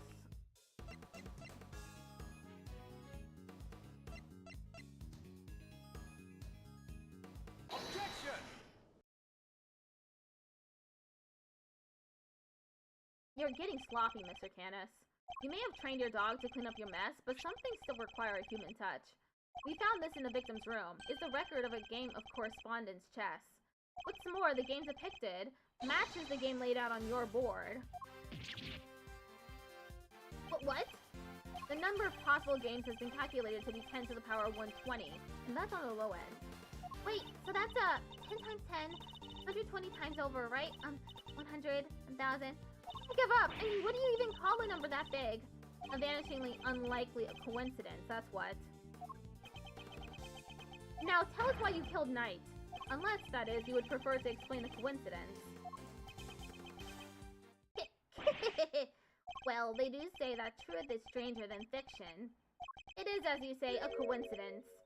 But that's totally impossible. We just proved that. A coincidence of a different kind, child. I never imagined my correspondent was the victim, you see. And yet here we are. Helmet is as surprised as I am. Aren't you, Helmet? Yes, yes. I suppose there's nothing for it but to finally tell the truth. Boy? The other prisoners had all gone to the yard, you see. There was a show of some sort, I believe. Here I was minding my own business when in comes Helmet dragging a corpse of all things. I had quite the shock, not least because the murder weapon was still in the poor fellow's neck. Of course, I was none too keen on becoming a suspect, so I had Helmet take the body to the workshop. Once there, he removed the murder weapon and brought it back to me, just as I had asked. The dog pulled out the murder weapon in the workshop? Indeed he did. Removing it would have made an awful mess after all. You know something, that makes total sense. Remember when Mr. Sod said, Mr. Edgeworth? The huge black dog had sunk his terrible teeth into the victim's throat. What did you just say? It was hellish, utterly hellish. That beast, that awful beast, he killed him. I see. So what Mr. Sod actually saw was Helmet removing the murder weapon then. Precisely. I can't say I wasn't a little disappointed that he was spotted, of course. Silly boy, it's not like you to slip up like that, is it now? And there you have it. That is about all there is to it. Tell. I did not kill the man. At most, I am responsible for the removal of the weapon. Now, will that be all? Poor Helmet is growing restless. Objection! Sorry, but if you could entertain us for just a little longer, Mr. Canis. Bender? No offense, Palio, but I don't think you've quite told us everything. I'm sure we'd all like to know why you thought you had needed to pull the chisel on in the first place. He's right. It makes sense that he would move the body to avoid suspicion, but Canis had no reason at all to recover the murder weapon. So the mute one isn't as dumb as I thought. Please answer the question, Mr. Canis. It was because of the bell. The one attached to the chisel, and the one around Helmet's neck. Have a very distinctive design, if you will. Of course, they were something of a trademark of yours, were they not? I don't get it. How does that even work? Bodhidharma Canis, the blind butcher. His appearance was always announced by the sound of bells. The last sound his victims would ever hear.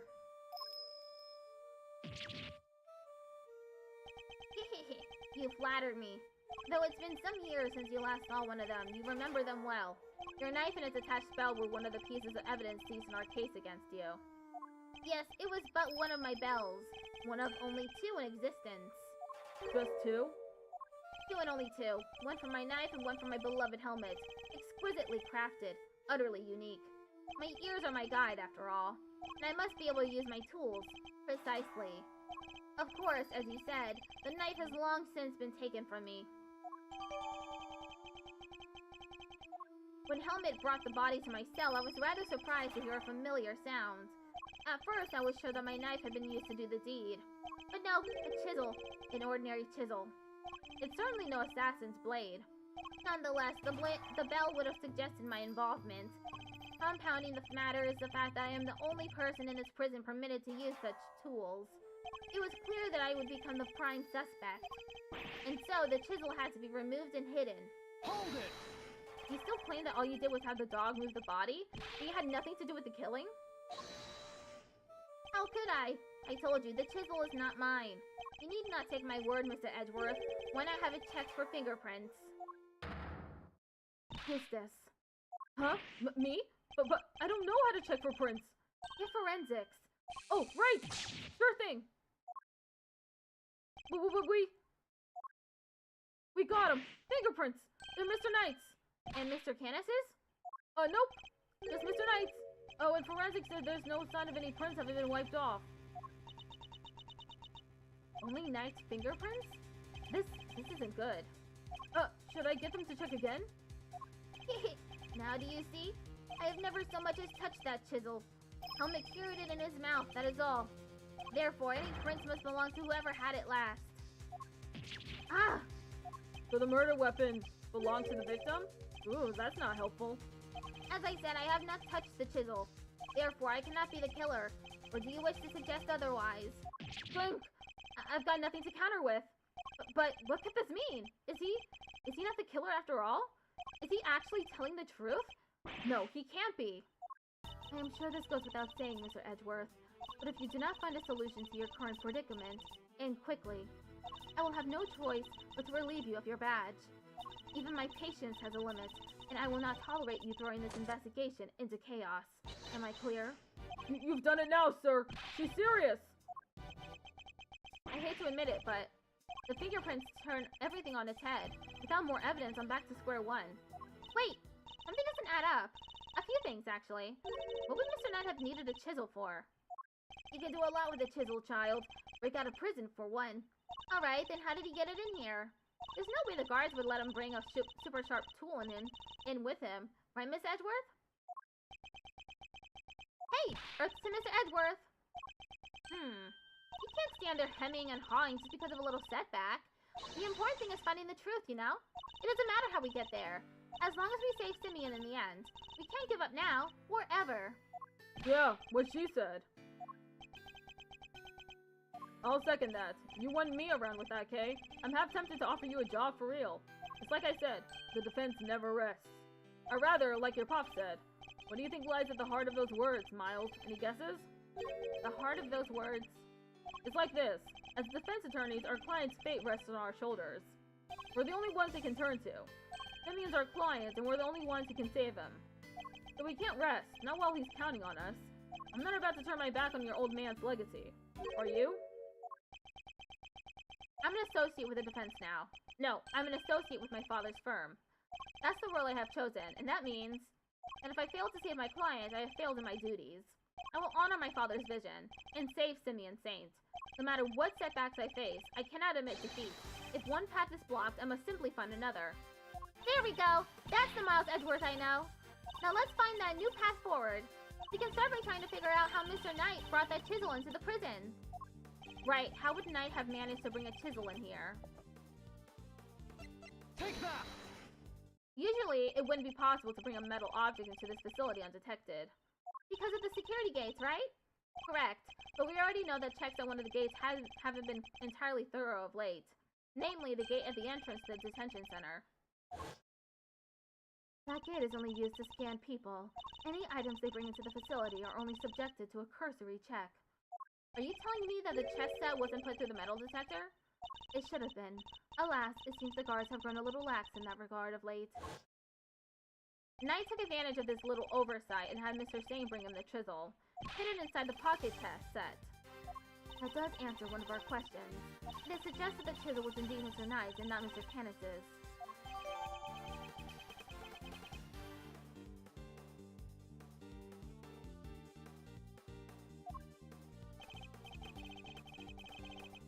However, we still have one rather pressing problem to address. That is the security footage in which Knight is attacked by a dog. How does one explain it if Mr. Canis was not the culprit? But then how do you explain his prints not being on the murder weapon? This one's a real creep-hyper. The court too finds itself wanting for a satisfactory explanation. Wait, sir, I think it might be time to show you another one of my secret weapons. Introducing secret weapon number 4, Lil V. What sort of name is that, detective? I came up with it myself, sir. Anyway, you can use it to analyze the video footage. An excellent idea. Perhaps then you might finally see that I am telling the truth. Who knows if there's anything to be found, but it has to be worth a try. Alright, want me to talk you through how to use it, sir? Seeing as I'm not exactly familiar with video analysis techniques, perhaps I should hear him out. Sure, why not? If you could run me through its functions, Detective, that would be the most appreciated. Yes, sir. So basically, you just gotta do what you always do. Examine anything that catches your eye. And I can examine things with Y, I see. Next up, see those controls at the bottom of the screen? The panels on the left and right let you rewind or fast forward, and you can use the middle one to pause. Get used to those, and you're golden, sir. It seems I can also press RB to fast forward or LB to rewind the footage. And I can press A to pause. When the video's paused, you can go to the previous frame with LB or the next frame with RB. Or just use the same control panels I showed you earlier. Lastly, I'd better explain how to zoom in.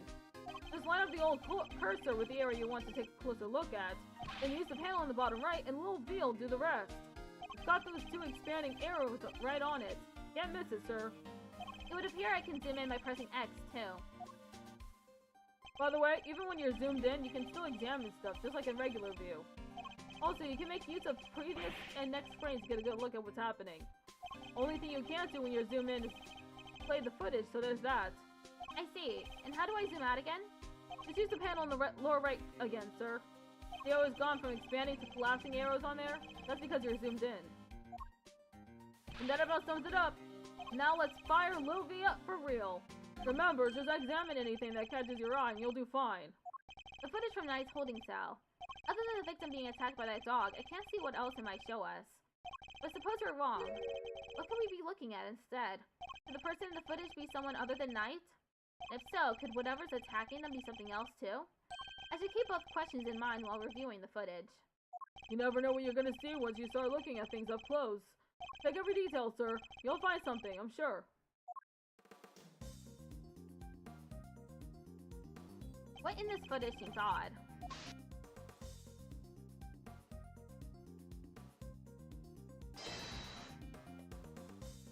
I must be seeing things. I should take another look. And if nothing seems off at first glance, zooming in might help. The devil is in the details, after all.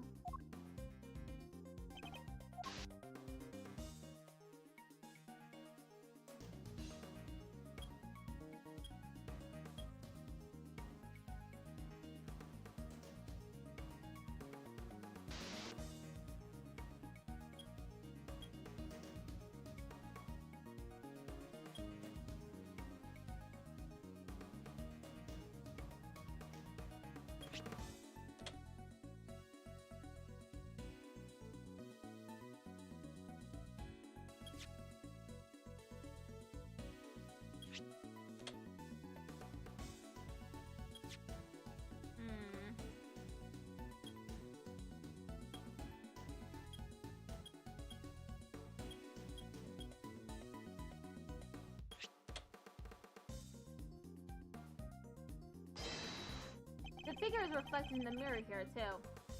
Is that a hat? Say, doesn't that look like the hats the guards wear, sir? Oh jeez, is that what I think it is? Have there been any reports of one of the animals attacking a guard recently? Not that I've heard of. This may not be a guard at all, but somebody dressed as one. Perhaps this might shed a little light on the matter of the hat. Take that! So, no guards have reported being attacked by an animal as far as we know. But we did hear about a guard's spare uniform being stolen. Could the person in the security footage perhaps be someone disguised as a guard? Someone attempting to escape without being noticed? A guard disguise? I guess it might work. Wait, weren't we just talking about someone? We were indeed. Someone who seems to have successfully made his escape. If the person in the footage isn't Knight, then the creature may not be a dog either. You're right, sir. Let's zoom in and check. What in this footage seems odd?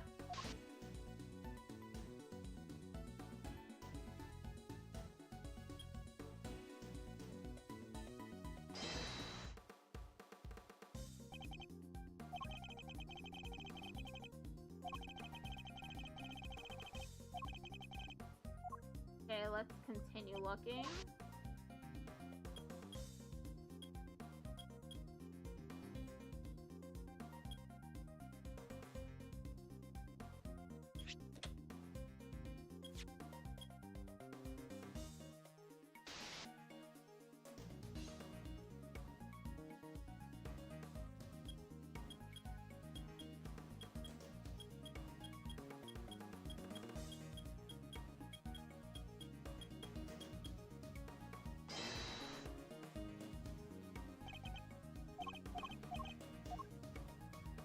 That didn't work.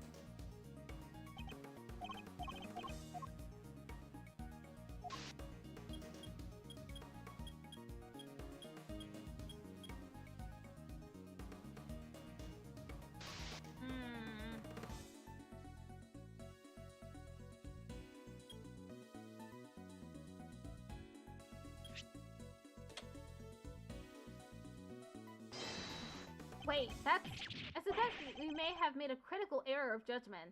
What we're looking at here is no dog. This animal is... That's not a dog, it's a bear. What? So the paw prints from the photo I took? We're not canine, but ursine. A bear? So could that mean... Yes, I think it could. After all, who else do we know with such a pet? We had assumed that it was night in the security footage. Well, it was his cell. It's hardly a crazy theory. Perhaps. But now that we know about the hole under the bed, it is no longer the only possibility. Whoever had access to the tunnel could very well be the one caught on camera. And who was that, Mr. Edgeworth? Would you care to tell the court who you believe this person to be? The person in the security footage is... Take that! I believe I know who our guard in disguise is. It is none other than Rocco Carcerado, the prisoner who recently escaped from this facility. I'm confident it's him because he was assigned a polar bear cub as his companion. But the bear in that video is all black! Indeed, and we have evidence that explains why. The evidence that explains the polar bear's dark fur is this.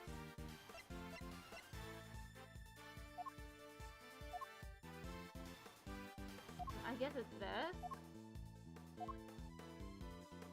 Take that! Recall, if you will, Mr. Frank Sod's testimony. That's the rubber glove I dropped. Would you care to explain why it's so dirty? Oh, of course! That's mud from one of the pet treatments I've been practicing. I was giving one of the animals a mud pack right when the incident happened. I see. Around what time would this have been? Let's see. The show had already started, so around 9 a.m. perhaps? The thing is, the more mud I applied, the more in the zone I got, and the darker the animal's fur became. No trance quite like the trance one enters when one slathers an animal with big black mud. While the circus performance was underway, he was giving one of the animals a mud pack treatment. And that animal could have been, indeed, our polar bear. Overruled. Mr. Edgeworth, your latest assertion simply introduces yet another contradiction. The footage from the security camera... Objection! I fully understand, Your Honor, and your doubts are entirely justified. Mr. Stott mentioned applying the mud pack while the circus performance was underway. And this does indeed introduce a new contradiction concerning the security footage. It does? Yes, let's put it this way. When would you expect the footage to have been recorded, Kay? If it was taken right after he applied the mud pack treatment, it should have been around 9 a.m. In which case, something isn't right about the footage. Really? And what's that? What new contradiction does the security footage introduce relative to when it was recorded? Take that! Mr. Stott said he administered the treatment at around 9 a.m. In which case, the security footage should also show a time of around 9. However, the timestamp says 6:42 a.m. On the day of the murder, the prisoners all went out to the yard to watch the circus. All except 3, Mr. Canis, who remained in his cell in maximum security, Mr. Stott, who was administering a mud pack treatment in the workshop, and Rocco Casarato, who had been awaiting that precise moment to put his escape plan into action. I believe he entrusted the bear to Mr. Sod before entering the tunnel.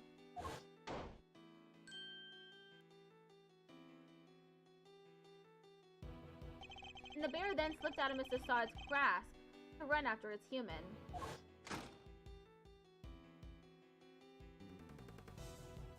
Mr. Sod would have then left the workshop to pursue the bear, at which point he saw Mr. Kenneth's dog retrieving the murder weapon from Knight's body.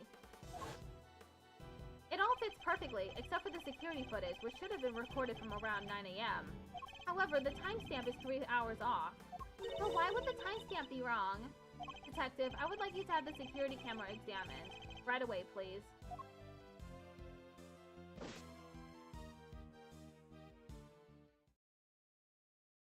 I'm back, sir. I just talked to the guards and... Seems like the time codes can slip on these cameras if they lose power. What? They're pretty old, sir. Guess the clock stopped when the power's off. Which would mean the power was off for approximately 3 hours at some point. That's not all, sir. You remember how Knight denied stealing the keys? No one believed him, considering, well, you know, he seemed kind of like the only suspect. Turns out that wasn't all he said. He also said he was knocked out cold just like the other guy. Which may not necessarily have been a lie. Darlings, there you all are! How goes the investigation? Is there anything I can do to help things along? Actually, there might be something we can do for you, Warden Lagard. The escapee, Mr. Carcerado, I believe he may still be on the premises. He is disguised as a guard. Here's the proof, should you need it.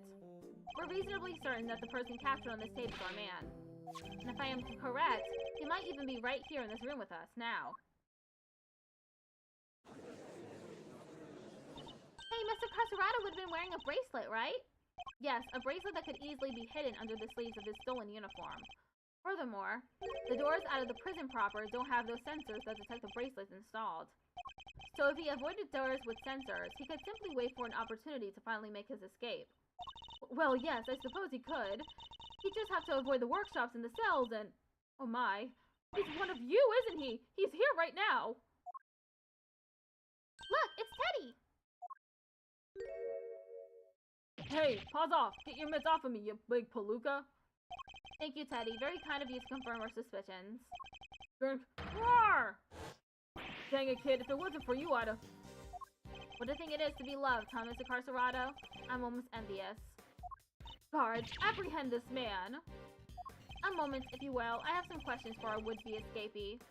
If we are to learn the truth, I will need to speak with him. With your permission, of course. I can hardly say no now, can I? Well, come on then. Hit me with your best shot. Mr. Carcerado's escape route led directly into Knight's cell, so it's highly possible he has something to offer.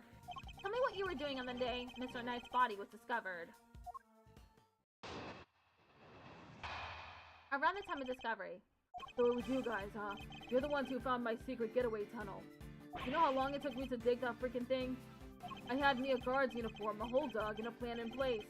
So I went for it on the day you found the guy. And then this little guy just had to come right after me. The sack of fur was covered in mud, too. Had to go back to our cell.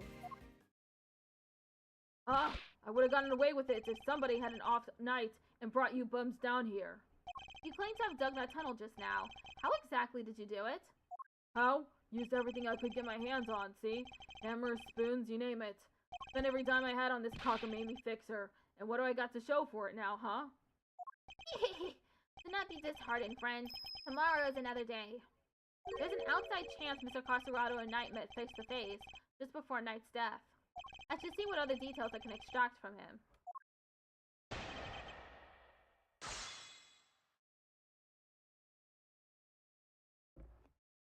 Rebuttal. So it's you guys, huh? You're the ones who found my secret getaway tunnel. Hold it! The tunnel you... Shut up! Who are you telling to hold it? The tunnel you said You don't know nothing. You don't know what I had to do. Had to come crawling to the fixer monk. Had to grovel and kowtow day after day after day. How you gonna give me back the hours, huh? The days? The months? Can't get a word in edgewise. You should have never stuck your noses in my tunnel. Never! You know how long it took me to dig that freaking thing? Hold it! So the tunnel was all your own work? Every inch. You see anybody else in my cell when you was there? That's quite an effort, even for an athlete. Yeah, now that I think of it, that is an insane amount of digging for one guy. Yeah, well, you don't even know the half of it, kid. But it ain't like I had a choice. Trust nobody and don't get caught. Them's the rules the con's gotta live by. Huh. You know, the rules of being a great thief are pretty similar. Hey, I'd rather you didn't start sympathizing with the suspect. Ah, I was just joking, Mr. Edward. It ain't no sticking joke to me. You punks owe me. I had me a guard's uniform, a whole dog, and a plan in place. So I went for it on the day you found the guy. Hold it! The uniform, was that from the picture too? Uh-huh, sure was. Heard he had something on one of the guards. Had the guy swipe it from a pal's locker. And were you wearing it when you were crawling through the tunnel? Nope, would've got dirt on it. Had to hold on to it till I got to the holding cell. But once I was out of there and all dressed up, opening the cell door should have been a piece of cake. Here we go, I think. Freedom beckons. And then the furball here jumps up at me. Which would be the moment captured on camera. I see. I'd be grateful if you could add that to your testimony. Once I was out of the tunnel and all dressed up, opening the cell should have been a piece of cake. Hold it! Opening the cell should have been a piece of cake, you say? Sure. Anything seems easy after dragging yourself through a hole in the ground. And you were familiar with the layout of the detention center, even though you live in the prison? Why wouldn't I be? It ain't like I never been there before. If he's familiar with the detention center, then he'd surely be aware that unlike the doors in the main prison, the holding cell doors are locked with actual keys. And I'm sure Mr. Carcerado would have needed that particular piece of evidence to make his escape. But then this little guy just had to come right after me. Hold it! When was it that you realized you were being pursued? Right when I'd gotten out of the tunnel. Right when I thought I was home free. Ha! You didn't notice anything before that? When you were in the tunnel, perhaps? Nah, he wasn't around. I made sure of it. Knew the little guy would have been all over me like a rash if he had been. I was so close I could smell it. And then there he was, the little bum. Hey, don't you think you're being a little mean to your friends? Or Teddy? Mean nothing. He rumbled me last time, and now he's rumbled me again. Kids all over me. What am I supposed to do? Coming after me yesterday was bad enough. The sack of fur was covered in mud, too. Had to go back to our cell. Hold it! You didn't consider trying to escape with Teddy? Woulda if I coulda, but all that mud would have given us away. Chances to break outside the slammer don't exactly grow on trees, pal.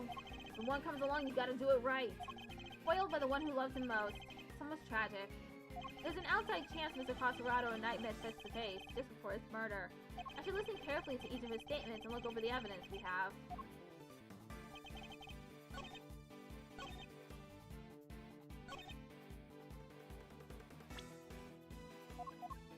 Objection! You claimed that leaving the holding cell would have been a piece of cake, as you put it. Yeah, you got a problem with that? Because we can make it a problem if you catch my drift. Even once you had reached Knight's cell, you still had another door to contend with. How exactly did you plan on opening it? Mr. Carcerado, I posit that leaving the cell would have been a piece of cake only because you had the key. I don't got no stinking key. Oh yeah, didn't need one. It was a piece of cake because the door was open. I walked right out. Objection! Yes, I suppose Knight's cell was vacant by that point. There would have been no reason to lock it. And it was indeed unlocked when I went to examine it for myself. So perhaps when you finally succeeded today, it truly was unlocked because it was after the murder. But you had attempted to escape previously. Yeah, the security footage shows when you tried and failed because Teddy caught you. Which was during the circus performance before the body was discovered. The holding cell was still locked at that time because no one knew that Knight had been killed yet. Therefore, you must have had a key to his cell on you. Without it, your escape would not have been possible. Jerk! Warg! Are you saying, could he really have? I believe he could, yes. The theft of the keys was in fact perpetrated by none other than Mr. Carcerado. He is the one who attacked the guard. But not just the guard, Knight too, all to gain possession of the guard's keys. It wasn't me, you lousy bum. I didn't even know this Knight guy. Objection! After you stole the keys, you went back to your cell to avoid suspicion. And then you waited for the perfect moment to escape. A moment when the prison would be almost deserted. That's right, the moment of the show. Just before the discovery of the body. Unluckily for you, that particular attempt was thwarted by your furry friends. Says who, huh? You got proof, genius? This ain't your win yet. Nuh-uh. Knight knocked the guard out for the count, and everybody knows it. Objection! Don't play games with me. Knight was as much a victim as the guard in this case. As a matter of fact, I have proof that Knight had been not attacked in his cell.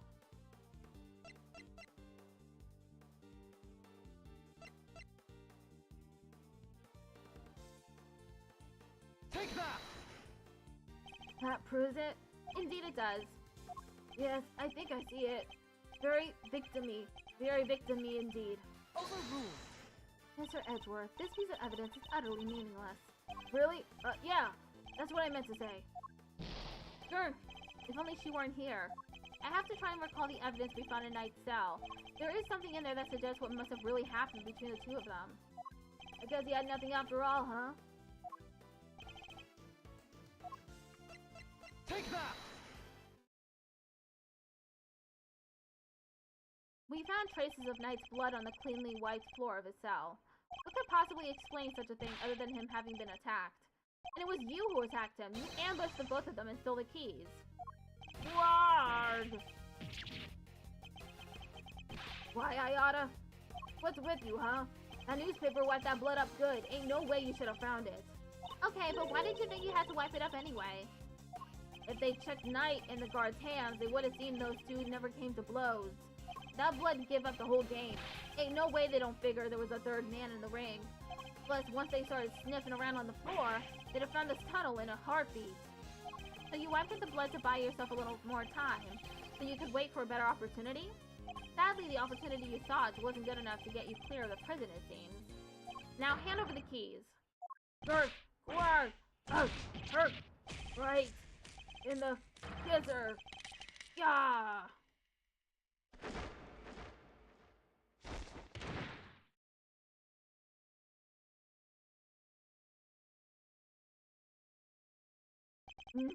KO'd by a lousy stinking bum. Fine, you want keys? Here. I hope you choke on them. Mr. Knight's cell key data updated in my organizer. Overruled. Wait a minute. If Mr. Caserado here had the keys... Indeed, Your Honor. Your theory relies on Knight having used the keys he allegedly stole to escape his cell. That was the only way he would have been able to enter Mr. Saint's cage and be moved to the workshop. Unfortunately for you, we now know that that theory cannot possibly be true. Yay. No! Guess this changes things up a bit, yeah? Now the only person who could have moved Knight's body is the one person who knew about that tunnel. But no! You gotta be freaking... Mr. Caserado, you're under arrest! Come quietly now, pal! Wait, you got the wrong guy, I didn't do nothing! Alright, fine, I knocked those two chumps out, and I stole the keys. And after that, I went right back to my cell and waited for my moment. Next time I went to Knight's cell, there was nobody around, and I mean nobody. Plus, his body was found in the workshop. You think I just magicked my way in there or something? I couldn't even have gotten out of my cell. Indeed, you only had the key to Knight's cell. You couldn't have left your own cell back in the prison. But, Mr. Kenneth's dog could. What? It was not you, but Helmet, who moved the body from your cell to the workshop. I get it now. You're saying he wasn't the only con in this conspiracy. Indeed. One can easily imagine that Mr. Caserado and Mr. Canis might have worked together. Mr. Caserado could have killed Knight and dragged him back to his cell. And then Mr. Canis' dog took him from there to the workshop. There are no restrictions on the animal's movements within the prison. Movement between the detention center and the prison proper, however, is tightly controlled. There was only one possible route, and only you could have taken advantage of it, Mr. Caserado. How can you be so sure, huh? Maybe there's more of them, and you just don't know. Something tells me that digging even a single tunnel was arduous enough. You got that right. You tried scraping more than one hole in the dirt with a spoon. Lucky for me, I didn't have to dig the whole way. Somebody already did a bunch of the work for me. What? You didn't dig the entire tunnel yourself? Nope. Found it when they put me in that cell. Ran all the way from there to the well in the yard already. Even looked down the well to check it from there. It was the same tunnel, alright. I just make good on what somebody else already started. And what was the original tunnel for? Who knows? You're the one with all the answers, pal. Maybe somebody else tried to break out. Ooh, or maybe the animals dug it. Like, to get water from the well or something. I've heard of more plausible scenarios than that in a B-grade movie. Okay. Well's dry, kid. Ain't no water to be had down there. Though, come to think of it. A smell. Yeah, always smell kind of nice down there. Nice? Yeah, I don't know. Smells sort of like dessert, I guess. A sweet scent. That sounds very familiar. Where did we come across a sweet scent before? Take that! Detective Gumshoe noticed a sweet smell when we were examining Knight's body. With the help of a police dog, we followed the scent of the body and traced its route back through the prison. And that, Mr. Crusherado, was how we found your tunnel. Could that same sweet scent be what you noticed coming from the well? Very clever, Mr. Edgeworth. You mean to suggest that this is evidence of the body having been moved through the tunnel? I do. Furthermore, Mr. Carcerado, you are the only person who could have done it. Nobody else had access. You have our thanks, Mr. Carcerado. Truly. Finally the truth comes into view. Now unburden yourself. It is time. Confess your role in this tragic incident. What? You ain't pinning this on me. I'm glad to see that we are finally in agreement, Your Honor. Oh, if only we were, Mr. Edgeworth. Mr. Carcerado may have been an accomplice, but not with Mr. Canis. No, he was working with Mr. Knight. Hold it! What do you mean? I do not believe that he moved Mr. Knight's body. Instead, I believe that he lent Mr. Knight the use of the keys he stole. You gotta be kidding me! Granted, it seems likely that he attacked Mr. Knight. But that doesn't necessarily mean that Mr. Knight was knocked unconscious as a result. And what if he wasn't? What if he and Mr. Carcerado had reached a certain agreement? What kind of agreement exactly? Mr. Knight was plotting an escape for which he required a means of leaving his cell. And here was that precise means, in the form of the keys Mr. Carcerado had just stolen from the guard. Mr. Carcerado himself would need to pass through Mr. Knight's cell in order to effect his own escape. Mr. Knight needed only to shout and alert the guards, and Mr. Carcerado's plans would be ruined. And so, the two struck a deal. Lady, the only striking I do is with my fists. My, still you deny it? So, we're agreeing that we still disagree? Mr. Knight had Carcerado unlock his cell so that when Mr. Saint arrives, he could escape into the cage. Mr. Saint was then able to move him into the prison proper, just as planned.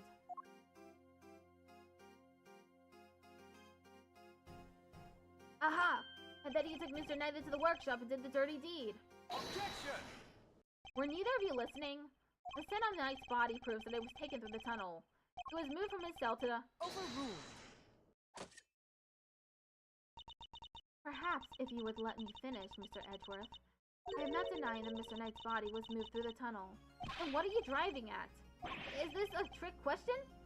As you say, Mr. Edgeworth, the sweet scent shows the route the body took. However, it did not enter the tunnel from Mr. Knight's cell. Huh? Then how did it get down there? There is another possibility, one you seem to have overlooked. The well in the yard. Could a body not have entered the tunnel from there? The well in the yard? Oh yeah, that thing! Mr. Saint did not take the cage to the workshop. He took it outside. There, he killed Mr. Knight and threw his body down the well.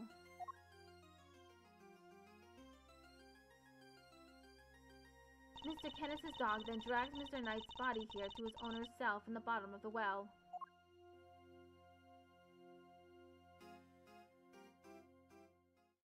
On that note, I would ask you to recall something.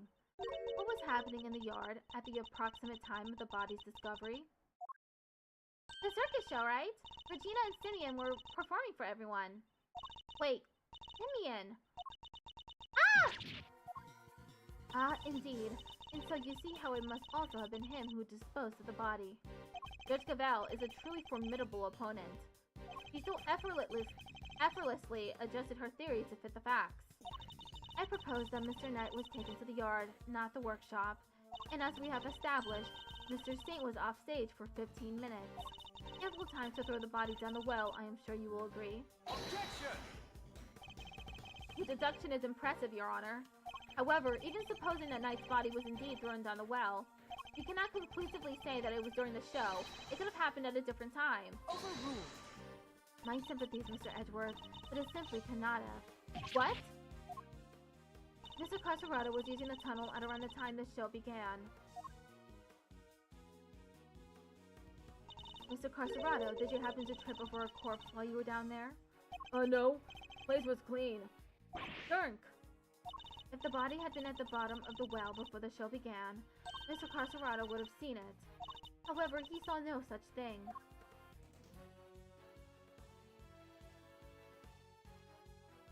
Which makes it somewhat difficult to support your theory. Furthermore, Mr. Knight's body was discovered in the workshop after the show. In summary, the body must have been thrown down the well and moved to the workshop at some point during the show. Tell me, who else could have done that but Mr. Saint?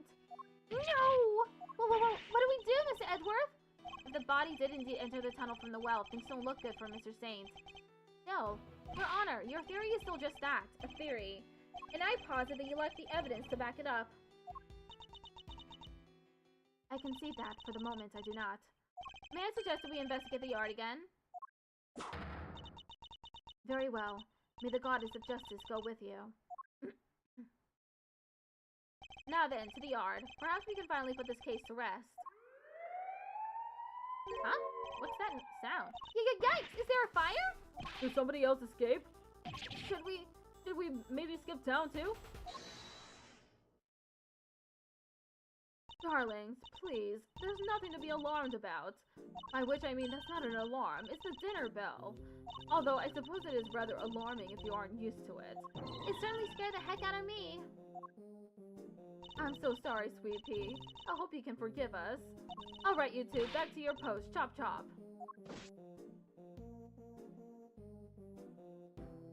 And as for you, Rocco Calcerado, it's time you went back to your room. Yeah, fine, I get the picture. Come on, Teddy. We're out of here. Warden Lagarde, we'd like to take one more look around the yard now. Oh, darlings, don't you have homes of your own to go to? Visiting hours are over, I'm afraid. Tomorrow, No, it's imperative that we investigate it right away. I think we've had quite enough excitement for one day, don't you? Murderers, escapees. So eventful. It's time our guest went home to Betty Buys, isn't it? Yes, it is. Ugh. Come on now, darling. Don't make me bore you with all that I am the warden, this is an order nonsense. Warden Lagarde is right. Her word is law here, and we must respect her wishes. Mr. Edgeworth, your investigation of the yard will have to wait until tomorrow. You may keep your badge for now. The matter of your standing can wait. I bid you all good day.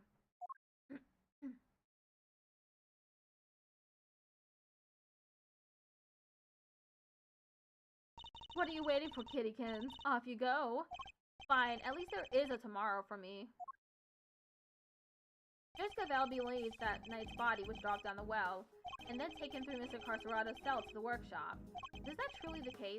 Do the facts really support her theory? She also seems to believe Mr. Saint had to be the one to move the body.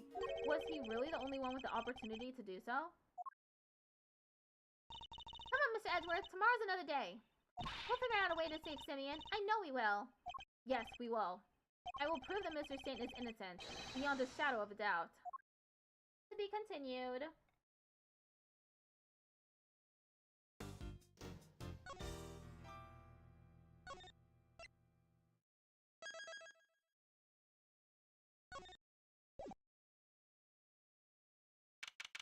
March 29th, 10:12 a.m. Prison Yard. Here we are again. Let's hope we can find something this time that will finally reveal the truth behind it all. Although that might be easier said than done. There's nothing left to investigate! Jessica Bell's deduction yesterday. There is another possibility, one you seem to have overlooked. The well in the yard. Could a body not have entered the tunnel from there? In summary, the body must have been thrown down the well and moved to the workshop. Ad starts in 1 minute. At some point during the show.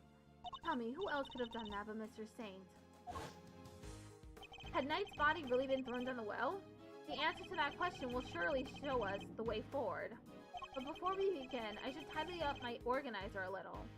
Unnecessary evidence has been removed. Remaining evidence has been rearranged. Let's see here. Huh, there's a cover on it. A dried up well slap bang in the middle of a prison? Figures it'd be locked. Well, luckily, I'm a master lockpicker. Want me to do my stuff? I think not. We'll do this investigation by the book. Come on, don't be such a stick in the mud. Whoa! What is it, Kay? The lock's broken, and from the looks of it, it's been broken for a long time. If that's the case, then anyone could have thrown Knight's body down the well. Miss Cavell's theory was that Mr. Sane carried out the murder here in the yard. And then during the performance, he threw the bodies down the well. Okay, I'll be right back. Ad starts soon.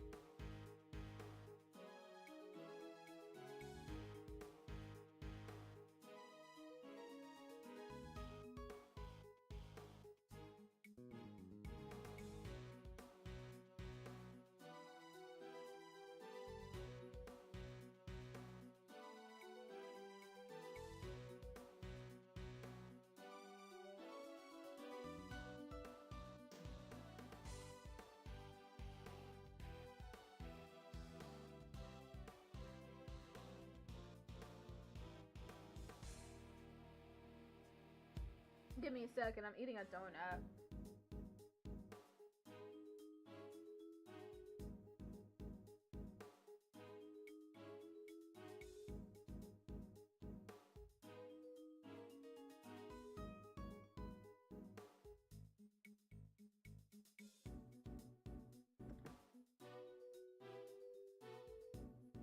Okay, we're back now. And then, during the performance, he threw the bodies down the well. What are you thinking, Miles Marino? Plausible or no? Oh, why don't we see if Missile can help us out again? He'll be able to tell us if Mr. Knight's body was here and which way it went. Good idea. I'll call Detective Gumshoe.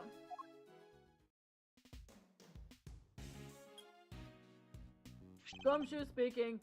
Detective, I need your assistance. Come to the prison yard and bring Missile with you. You bet, sir. Gumshoe's 7 secret weapons to the rescue again, huh? I'm fairly sure Missile belongs to the precinct. I'd also like you to bring one of our witnesses. Call the Berry Big Circus and ask Miss Regina Berry to come down here with you. Yes, sir. I'll be there before you know it. So, what shall we do while we're waiting for Gummy? How about a quick game of hide-and-go-seek? One idea, kiddo. But where exactly will we hide? He's not seriously considering it. Your game can wait, Kay. We need to call on one of your more practical skills. I think you know the one. Oh, you bet I do. One crime scene recreation coming right up. Did what now? Let me show you. Introducing a great thief's great secret weapon, Little Thief.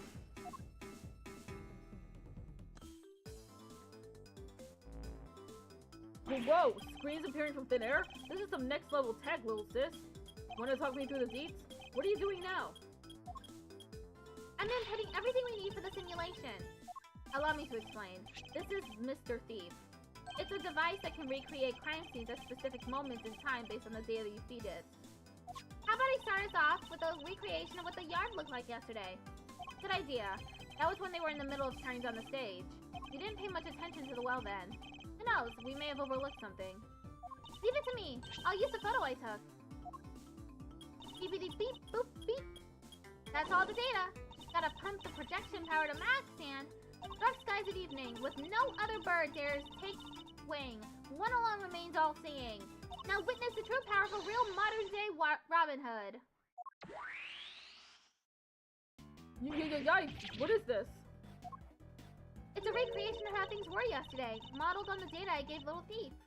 This gadget was a tool used by the original Takarasu, but they used it to plan robberies. Well, there's no harm in using it for something on the right side of the law now. Oh, but keep in mind that it can only recreate what you tell it to. It can't simulate things it doesn't have data for, and if the data itself contains mistakes, then you'll wind up with those same mistakes in the recreation, too. But this particular recreation is based on Kate's photos, so we shouldn't run into any problems. That's enough preamble. Shall we get started? Begin investigation. Don't forget, you can examine stuff in the recreation just like in real life. You can also present evidence to try to clear up any inconsistencies you find. Of course, thank you for the reminder. Now let's take a look at the well. What is it, Miss Edgeworth? Wouldn't it be great if we could find an alibi for Simeon? Careful, bringing your personal feelings into this risks introducing bias to our findings. You must keep a cool head at all times while gathering information as quickly as possible. Oh, so that's why you go around glaring at people. You're using your icy stare to methodically analyze your tight-lipped opponents. Do I really come across as that cool of a man?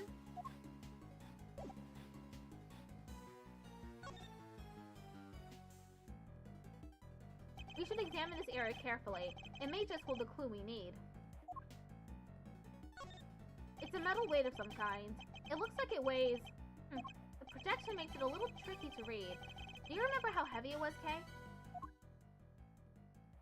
Sure, it was 30 pounds. What does anyone need such a heavy weight for anyway? It doesn't seem related to the circus show at any rate. There's a sturdy-looking hemp rope lying on the ground. Kinda reminds me of the ropes we used for playing tug of war in school. The answer is no, Kay. What? I didn't even say anything! Yes. I see it also has a metal stake attached to one end. Oh yeah, it looks like something you'd use to put up a tent. But there was no tent, was there? In which case, what was it used for? What are a bunch of pulleys doing here? They don't seem to be well pulleys for lifting buckets. The well was behind the stage, which means there aren't many people who could have thrown the knight's body down during the show. This is looking worse and worse for Mr. Saint. So what do you think all the stuff around the well was used for? I can't see any of the animals needing them for their part of this performance. Indeed, nothing immediately strikes me as a likely purpose. We'll have to ask Miss Berry later.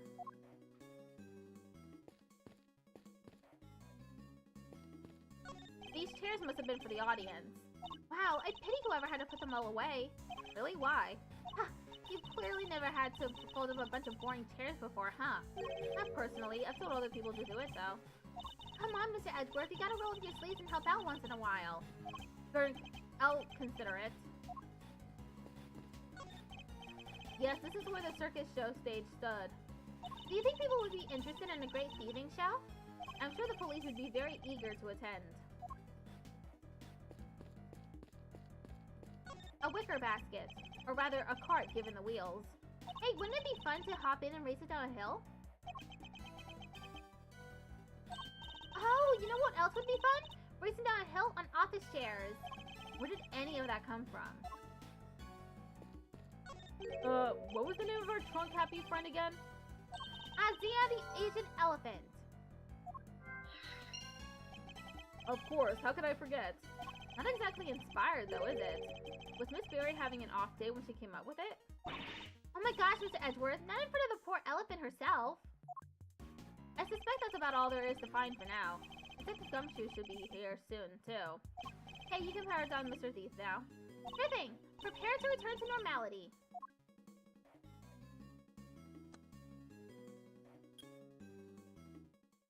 Investigation complete. Sorry, sir. I came as quick as I could. Ha! Speak of the devil. Detective, that was indeed impressively quick. You know me, sir. Never did like to keep you waiting. Thanks for coming all this way too, Regina. No problem. This seems way more fun than rehearsals. So I ditched them for the day. It's very much appreciated. Alright, Detective, let's get started with Missile. Yes, sir. Hey, Missile, over here, boy. What's the matter? Come on, boy, come on. What's wrong with him? Looks like he's scared of something, sir. Eek! Alligator! Guess he's not a fan, sir. Well, I doubt he'll be of much help to us like this. Any other bright ideas, Miles Areno? Yes, actually. Miss Berry, would you mind lending us a hand? Thank you for the lurk, Jazz. Ooh, I'd love to. Just tell me what you need. You want me to teach Allie some tricks? I don't doubt she could do it, but nothing quite like that. I'd simply like an account of what the yard looks like during the show. I like where this is going. You're thinking of using Little Thief again, aren't I right? If you'd be so kind.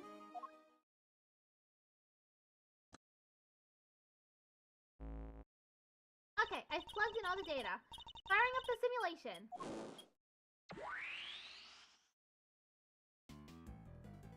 Here you go. This is what the yard was like during the show. The time in which the body was purported to have been thrown down the well. Oh wow, this is so amazing! It's like magic!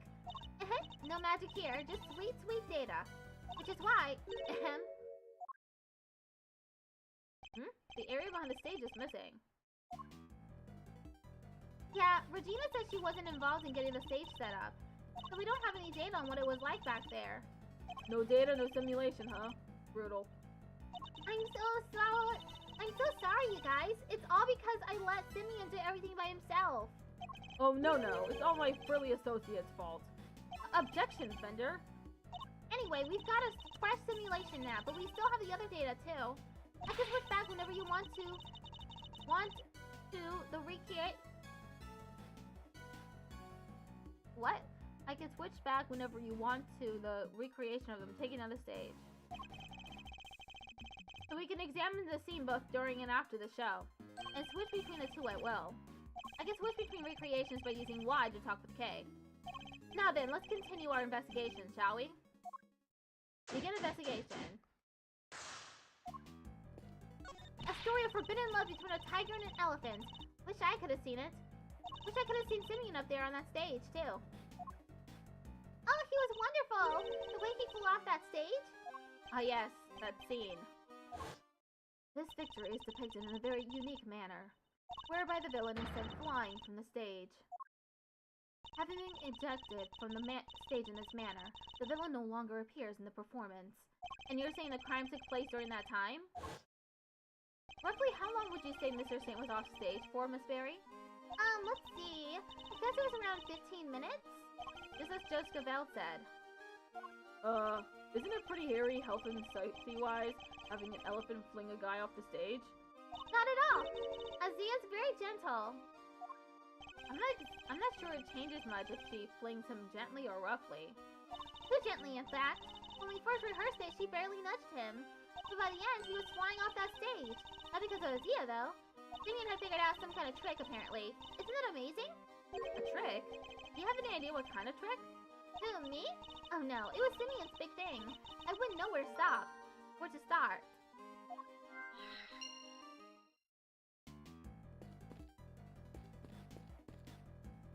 The basket was empty in the other recreation. Oh yeah, but it was definitely empty in the photo I took, too. Oops, sorry. I made a mistake when I was filling you in earlier. Oh? That basket's for holding Asia's food, but on the morning of the show, all the apples that were in it had vanished. Oof! I totally forgot to mention it. Sorry. Disappearing apples? I should make a note of this. Is it Azia or Asia? I'm gonna go with Asia. It's the pen that held Asia, the Asian elephant. Now empty, as the lady herself is on stage. I wonder how they got her in here in the first place. What do you mean? Well, the entrance to the yard is people-sized. And there's like a gazillion megawatts pumping through that fence. Kinda risky, no? Not if one turned off the electricity. Yeah, but then all the prisoners would escape. Through an entrance blocked by an elephant? I think not. This is a real puzzler, alright. I'll need to give some more thought. She seems to be enjoying the challenge. I'll leave her to it. Now that's one impressive fence. I'm sure I could climb it if I... Please don't. It's electrified. I wonder what's on the other side. The warden's office, I believe. I guess she likes to keep a close eye on her pets. This facility would probably function better as a zoo than a prison. This pond is home to Warden Lagarde's beloved alligator. And look, those bones must be from her latest meal. I somewhat doubt an alligator could pick a carcass clean like that. You think? I got the feeling she was rather ladylike in her own way, actually. If you say so. Well, I do. And I kind of have a sixth sense for these things. An interesting talent, though not one I'm particularly envious of. The chairs aren't lined up neatly for the show, though we know there were a few empty seats during the performance. Something about the space, the way the seats were arranged, reminds me of a karaoke contest I entered as a kid. You entered a karaoke contest? I sure did, and I came in second. Even in the depths of night when no other bird dares to take flight. One alone soars to shine the light of righteousness on the world's flight. Tell me you didn't actually sing that. I sure did. You did well to take second place, or perhaps stole is more apt. Or is it more that she failed to steal first place? I'm overthinking this. It's as bad as it looks, sir. Poor little guy scared out of his skin. I'd hoped to have him track that sin again, but that clearly isn't in the cards now. Don't say a word, sir. I know just what you're looking for. It's written all over your face. It is? Missile may be temporarily out of action, but my fishing rod is good to go whenever you need it. Oh, and if you want to give the metal detector a shot, I have that too. I've never seen him so excited. I'll be sure to let you know if I need either of them, Detective. So, do you come to visit the prison often, Regina? I sure do! I have so many little friends here. It's wonderful! And they're all such sweeties, the old faces and the new. I made a new friend only yesterday. Allie is just the cutest. Cute? That full-grown alligator lurking in the depths of the pond? Are you sure about that? Can't help worrying you could just walk up there and then chomp, you know? Oh, don't be silly. She'd never do anything like that. Especially since she's not doing great. I heard she hasn't been herself since yesterday. I'm so worried about her. You guys are worried too, right? Right? Yeah, totally. Super worried. Right, Miss Edgeworth? Oh, yes. Super. Don't rope me into this. It would appear that we're missing some data for this point in time. Yep, that's about the size of it. You gotta go steal us some data. I don't steal data, Kay. I use logic and deduction to get what I need. Well, I'm more of an act first, think later gal. Please don't add to my workload with your recklessness. I would hate to have to order your arrest.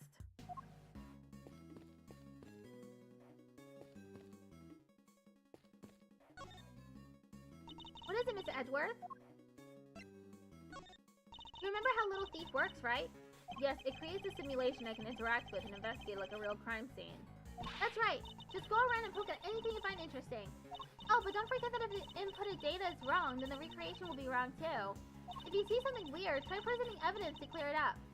Right. Actually, I'm still not very familiar with the new feature you mentioned.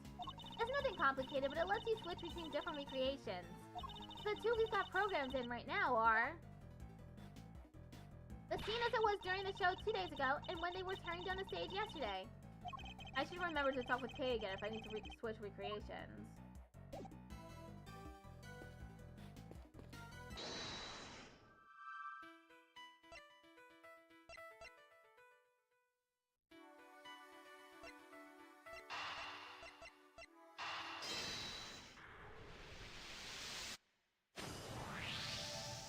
The trick Mr. Sane performed for this big scene, could it have something to do with all the items we found by the well?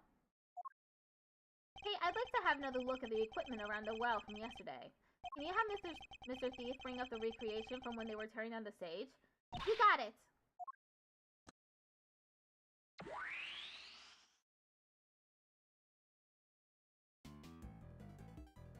Taking another look at these items, could they not have been used for this trick of Mr. Saint's? Sounds plausible enough. Hey, I could maybe add it to the simulation. Good idea. Please go and ask Mr. Saint for the details. Roger that. I'll be right back.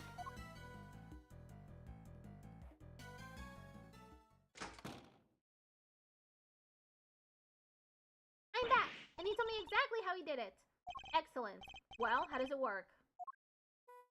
He said he used a pulley at the top of the well to suspend a heavy weight from a rope, and lowered that down into the well. The other end of the rope went through 2 more pulleys, and was tied around his body. I see, so he used the downward pull of the weight to help him launch himself into the air. But how did he make sure the weight only dropped when he wanted it to? He used the stakes to stop it, that's how. Miss Berry didn't seem to know anything about the trick or the contraption he built for it. In which case, I suppose it must have been Mr. Saint himself who pulled out the stakes. That's right, and to do that, he used a second length of rope. He tied it to the stake, and then when he gave it a sharp tug, the stake was released, and the weight dropped down the well. It's a great trick. I have to steal it. This one has to go in the Great Thief's repertoire. It may not be quite that easy. These kinds of circus tricks can require years of practice to master. Simply stealing the idea won't be enough. Alright, practice it is then. Well, before you run away to do so, would you mind updating the simulation? Alright, then we can see how it all works for ourselves. Okay, I'm switching back to the recreation of the performance.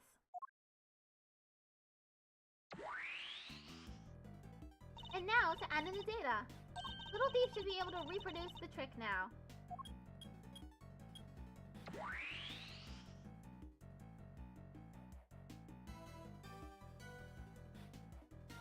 So this is how Mr. Saint performed his trick. Simeon's full of surprises, huh? I mean, dropping a weight down a well to help him fly off the stage like that? That's genius! Indeed. I imagine he would have needed quite a lot of weight. More than him, at the very least. It would have taken some serious pull to lift him into the air like that.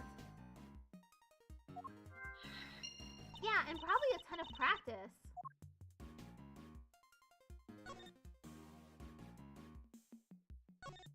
Mr. Saint used the well to construct a contraption that would send him flying from the stage.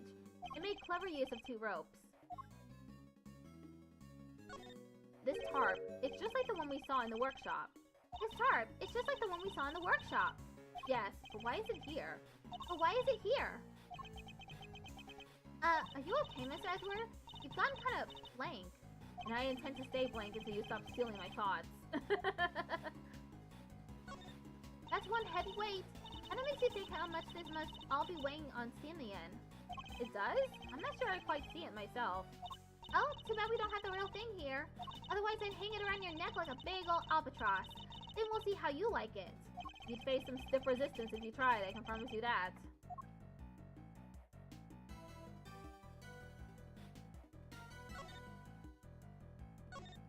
A pulley and a rope. I suppose the two do tend to go together. They sure do. Like a great thief and her treasure. You can have one without the other.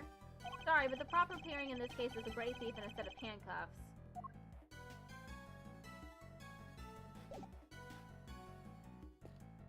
Oh, there's still stuff I can examine here?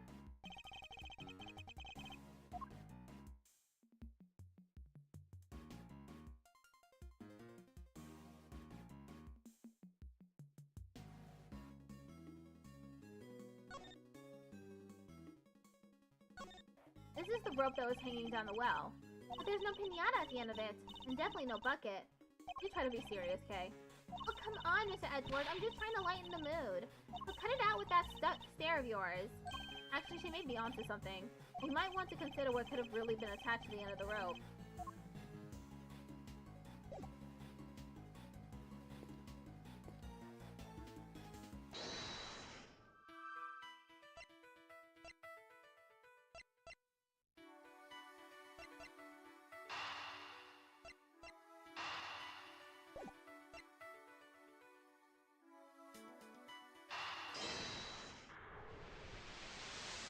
Oh, those don't go together. Damn.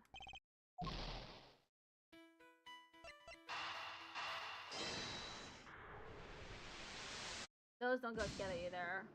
Damn.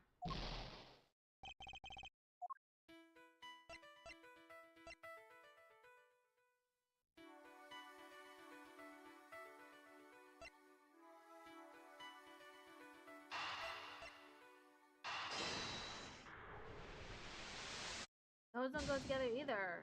Damn.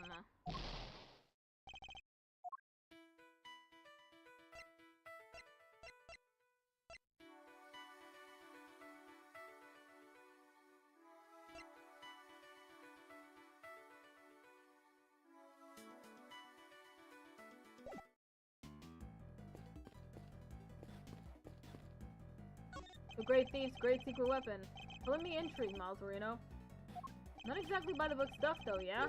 Using great thief doodads in an official investigation?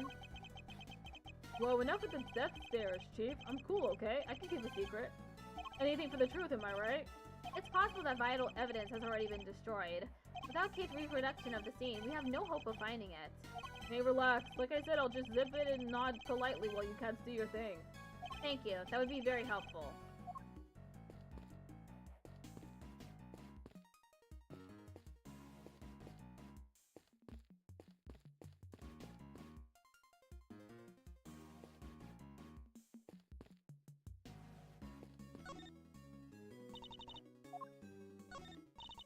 You want me to change the recreation to yesterday's stage, Taylor?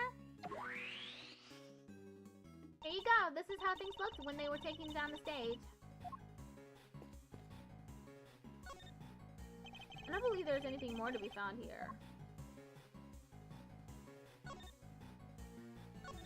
It looks like this was designed for raising and lowering a bucket. No sign of the bucket, though.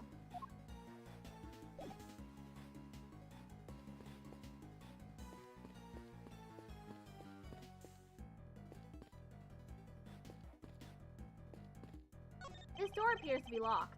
Want me to open it? Can't guarantee anything, but I'll certainly give it a try. No, if we deem it necessary, we will simply ask for the key. Spoil sports! That could have been my chance to shine! You're free to shine somewhere else, but you'll not make an audience out of me.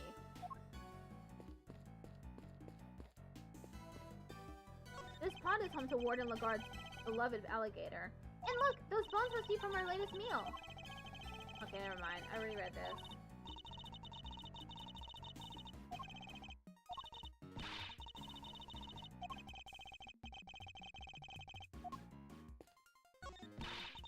I've already read this too.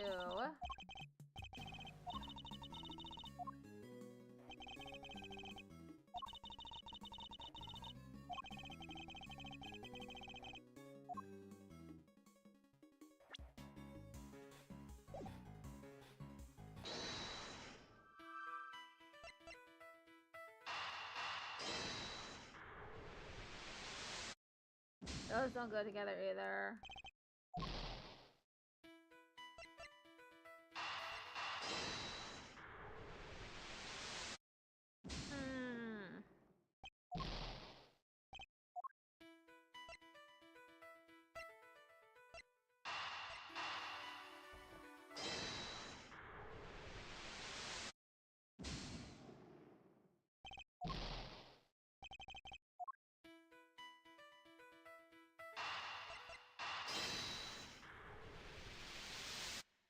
Okay, finally.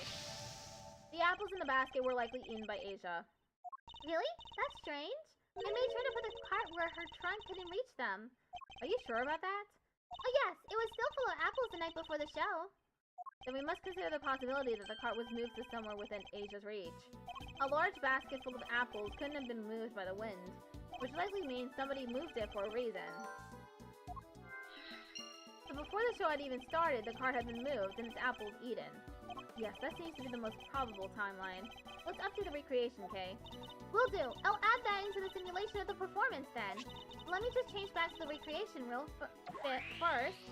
Updating based on what Regina told us now.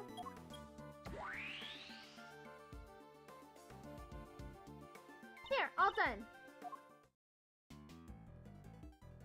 Little wonder it smelled of animals. It was being used for the elephant. To hold Asia's apples, right? Yep, it was full of them the day before the show. So they vanished overnight? Ooh, did you figure something out, Miss Edgeworth? Quite possibly.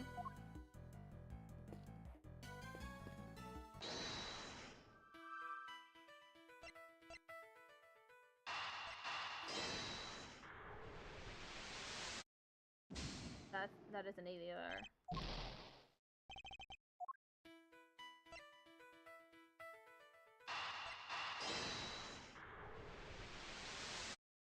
Not that either.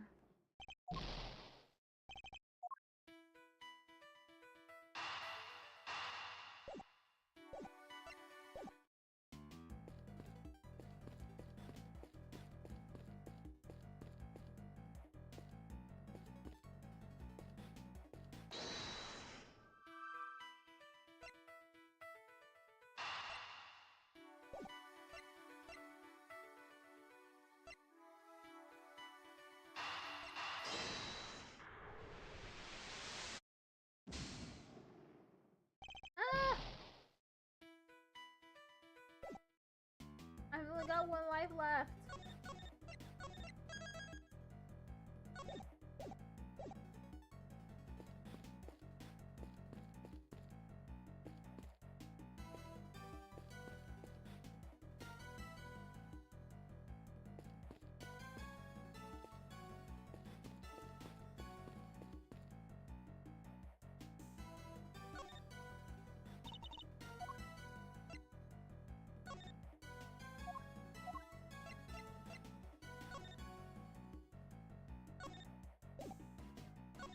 Doesn't the sound of a well just set your heart racing? It could be a secret passage, it could be haunted.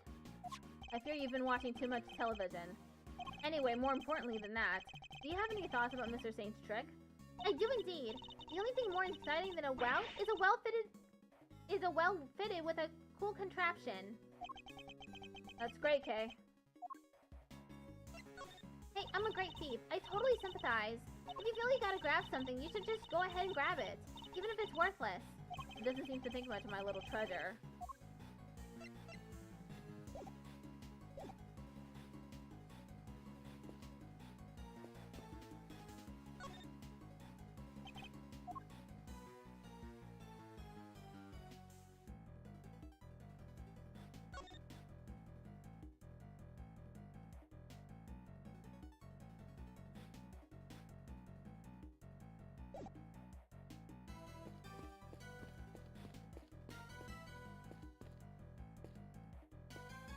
I just don't know.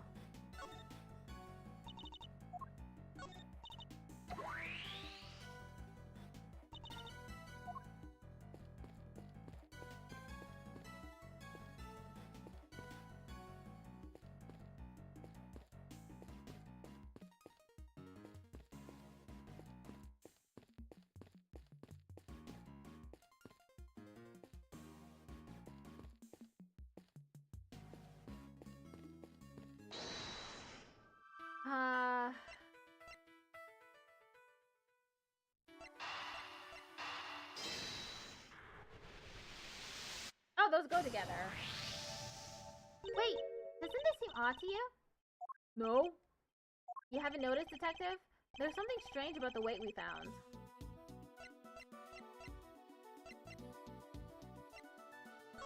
The problem is the number of weights. That is to say, the one weight on its own wouldn't be heavy enough. A single 30-pound weight couldn't have lifted Mr. Stain off the ground. Oh yeah! In which case, there perhaps be some weights missing? Sounds like a job for my 7 secret weapons, sir. Should the need to use them arise, I suppose I should speak with him then. Don't say a word, sir. I know just what you're looking for. It's written all over your face.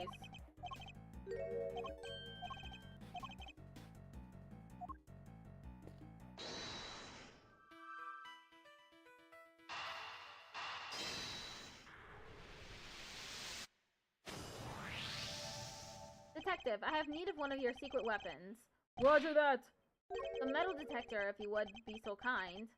Oh jeez, I'm never gonna get to use my fishing rod. So before we get started, let me run you through how the metal detector works, sir. It's simple enough. It uses this sound and this gauge to tell you how close you are to something made of metal. The closer you get, the more strongly it'll react. When it starts going wild like this, just give me the order to examine the spot where I'm standing. Hey, what do we got here? Oh, the fence. Anyway, that's how it all works. You tell me where you want me to look, sir, and I'll get right on it.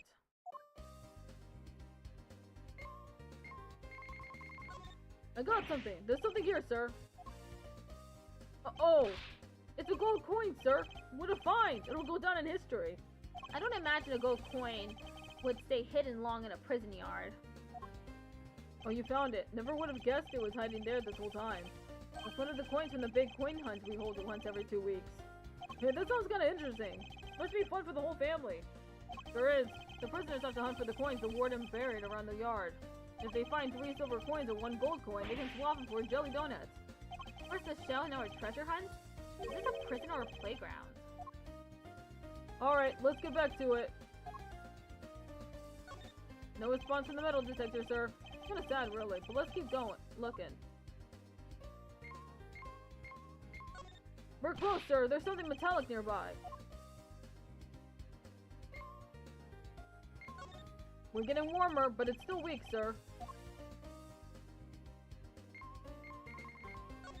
We're close, sir. There's something metallic nearby. I found something. There's something here, sir.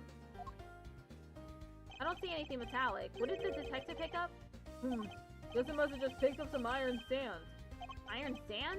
As in sand you can pick up with a magnet? That's the stuff. You can find it at the beach sometimes.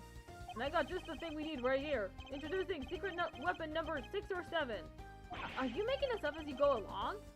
A seemingly ordinary magnet that I found at the hardware store.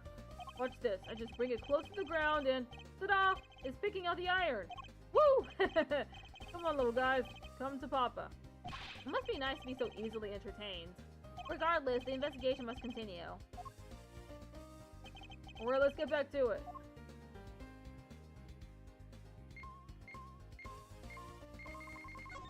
Sir, I'm picking up something over here. Let's take a look-see. Huh? Found these little guys in the grass. They're the same as the weight we found by the well. They must be from Mr. Saint's trick. Did someone hide these here on purpose? I count 4 altogether, sir. And they would be more than heavy enough to send him flying. So somebody hid several of the same weights as the one by the well. But why? And why over here? Yes, nice work, me. Yeet! Alligator! That thing nearly gave me a heart attack. Huh? What's the matter, detective? It's a metal detector, sir. It's reacting to the alligator. What? How? You're sure it's not responding to the weights we just found? No, sir. I'm sure this is something different. And I'm sure it's coming from the alligator. And she's gone. Ha! We scared that big snapper good. I don't think that's it, Kay. Huh? Then what is it? Allie hasn't been herself lately. That's the name. Allie, the warden's favorite pet. He wouldn't even look at the food Warden Lagarde brought her yesterday. He was acting as if I don't know, as if maybe she'd eaten something that didn't agree with her. Maybe the metal detector was responding to whatever she ate, sir. Oh no, what if she ate one of the weights? I highly doubt that even an alligator could swallow a 30-pound lump of iron. What did the metal detector actually pick up? And why would someone hide those weights? Perhaps I missed something when I looked at the equipment by the well. Hey, could you recreate the scene again? Coming right up!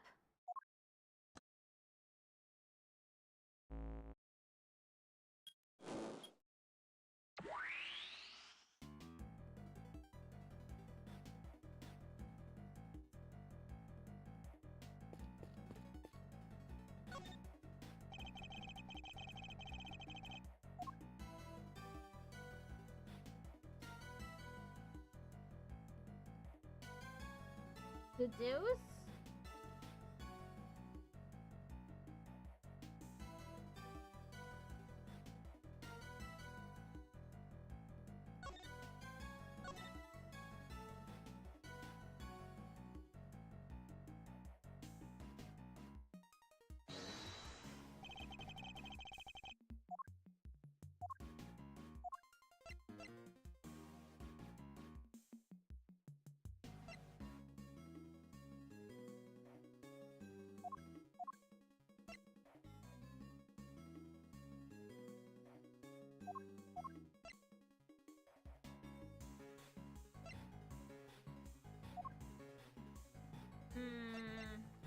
Not sure what it could be. Eureka!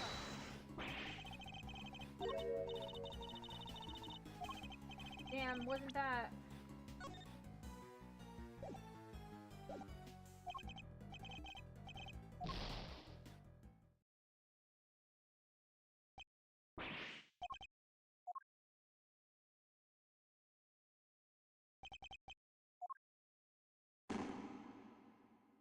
Okay, gotta retry.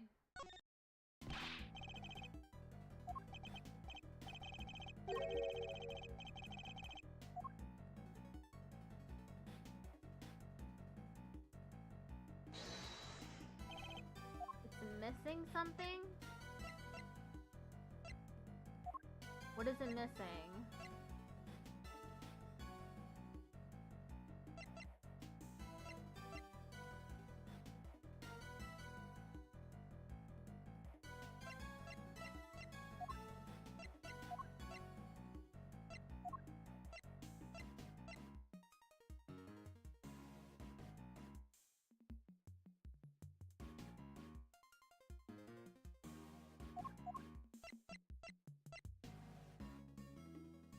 Eureka!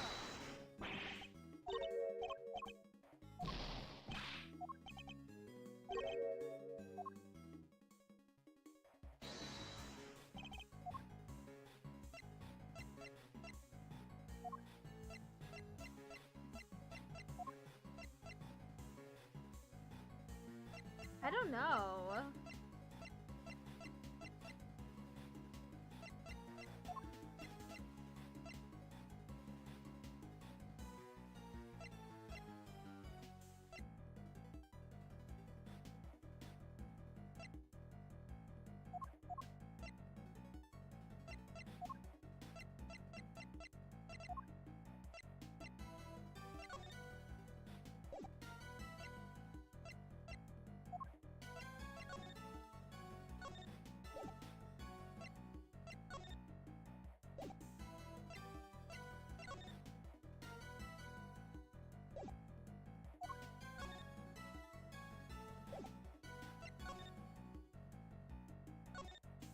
This bell is the same as the one on Helmet's collar, right? Yes, the bell is something of a trademark for Mr. Canis. An assassin with a trademark? You'd think he'd want to stay anonymous. Isn't that true of great thieves, too? Oh, Mr. Edgeworth, you don't know anything about great thieving, do you? Great thieves are only great because they stand out from the crowd. And what's in it for a thief to stand out like that, other than to attract the police's attention?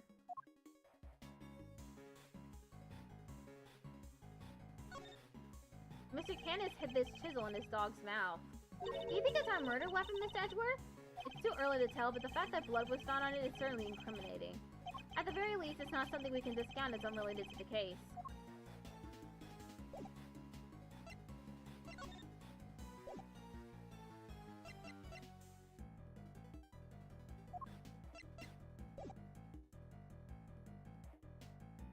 is it missing?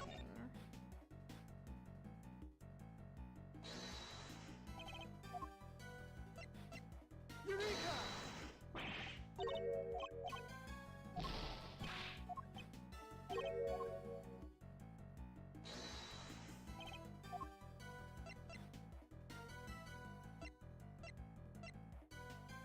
Eureka!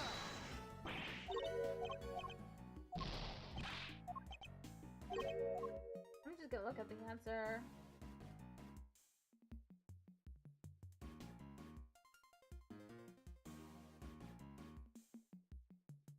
I'm in the middle of N part 2.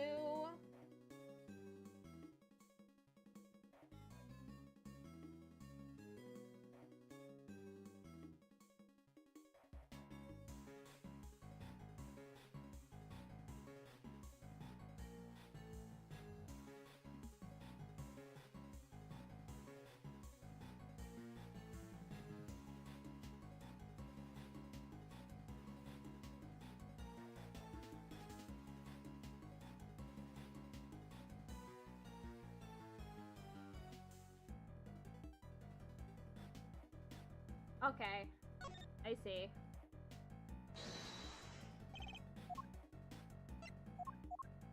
Eureka! Think about the two recreations, the one during the performance and the one we're looking at right now. There's a major difference between the two. Namely, that one of the ropes is missing. Oh yeah! Mr. Saint's trick wouldn't work with only the items we see before us. So what happened? Where did the missing rope go? I think one of the pieces of evidence we've collected might tell us exactly that. Really? What shows us where the missing rope went? Take that! This rope was found beside Knight's body. Wait, you mean... Yes, it must have been the other rope used in Mr. Saint's trick. So you're saying... Yes, but this rope did indeed have a weight attached to it. But it wasn't any of the iron weights we found. Those were hidden in the bushes and replaced with something else. What was it, Mr. Edgeworth? Come on, I'm dying here! Think about what the rope we found in the workshop was related to. Do that and you'll soon figure out the answer. The weight dropped down the well in place of the iron weights was... Take that! It can only have been Knight's body that was dropped down the well. What? Mr. Knight's body was the weight?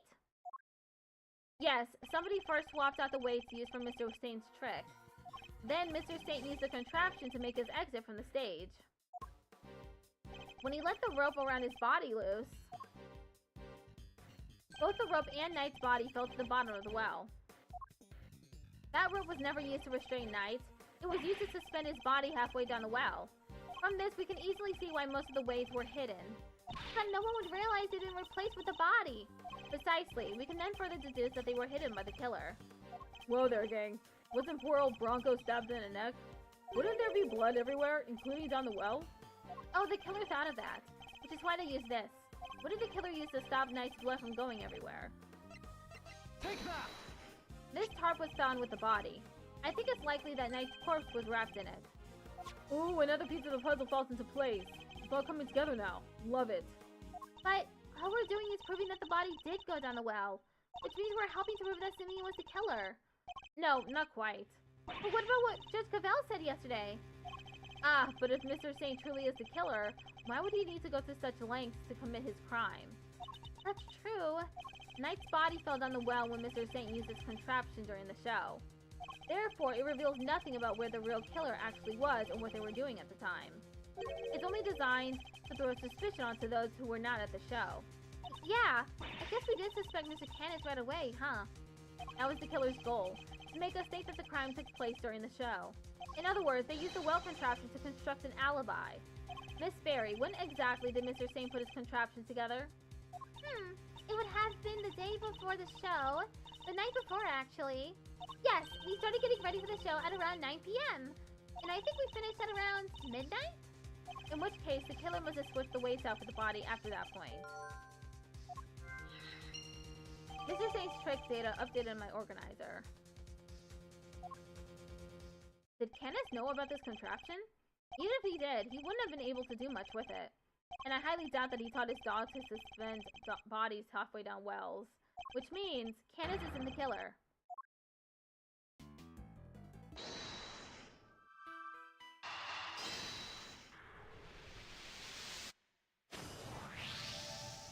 The The basket was moved the night before the circus performance, and we've deduced that the weights were switched out for the body at around the same time.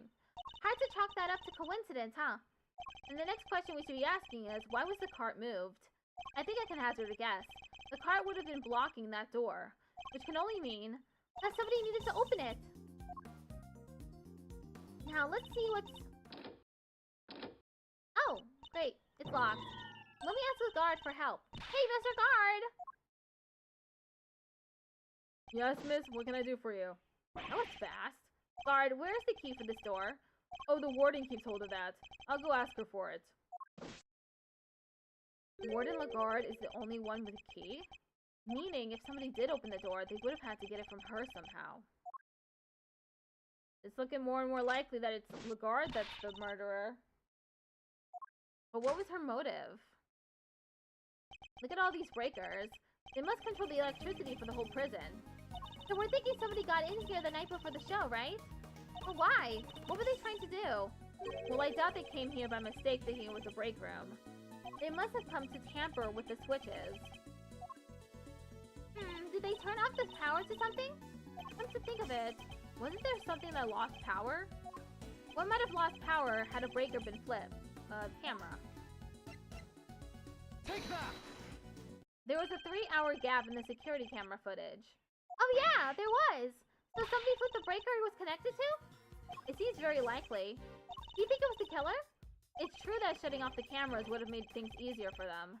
It would! Which means the killer would have had to be someone who had access to the breakers. And it seems only one person has the key.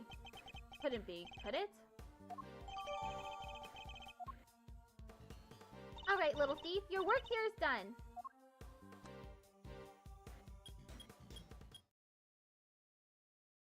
Investigation complete.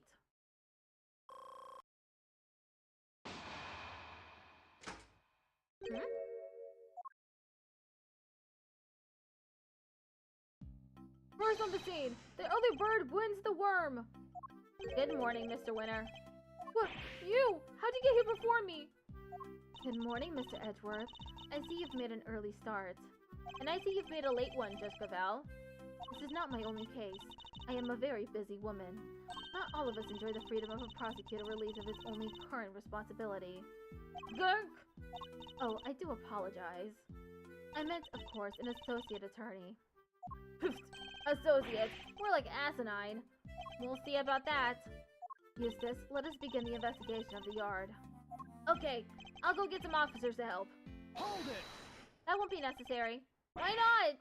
We've already finished investigating the yard and won quite the prize in the process. Won? But I'm supposed to be the winner! Your Honor. I'd like to revisit your theory from yesterday, in order to thoroughly disprove it. I would caution you to choose your words carefully, Mr. Edgeworth. As I am sure you remember, your badge is in my hands. How could I forget? You've told me several dozen times already. Perhaps you'd care to try a different threat. Overruled! You have been warned repeatedly, yes, and each time my words seem to have fallen on deaf ears. Allow me to make this crystal clear. The committee cannot and will not tolerate insubordination. Objection! The fate of my badge and the whims of the committee are of no concern to me now. The only thing that concerns me is proving Simeon Saint's innocence. Interesting, and spoken like a true defense attorney. In that case, I shall be equally uncompromising. In the name of the Goddess of Justice, I will strike down your case without mercy. And when I am done, your career as a prosecutor will be over as well. I hope you do not come to regret this. Judge Gavel's theory. My theory remains the same as when I related it to you yesterday. Mr. Carcerado did not see Mr. Knight's body when he passed the tunnel. As such, the body could only have been dropped down the well during the show. We both know the only one who could have dropped the body down there during the show is Mr. Saint. That's still your assertion, and you can prove it, of course. Of course you can! Who do you think you're up against? What Eustace means to say is that we received the final autopsy report just ahead of our arrival. She really is a very busy woman, busy looking after baby Winner. The victim appears to have died the night before the body was discovered. In other words, the night before the show. The cause of death is as stated. It seems the wound is 4 inches deep. Simeon Saint was off stage for a period of 15 minutes. That was plenty of time for him to throw the victim's body down the well. Miss Cavell hasn't investigated the yard yet, which means... I fear there may be something of a flaw with your theory, Your Honor. You seem very confident of that. But do you have any evidence to prove it? Yes, I think I just might. Rebuttal.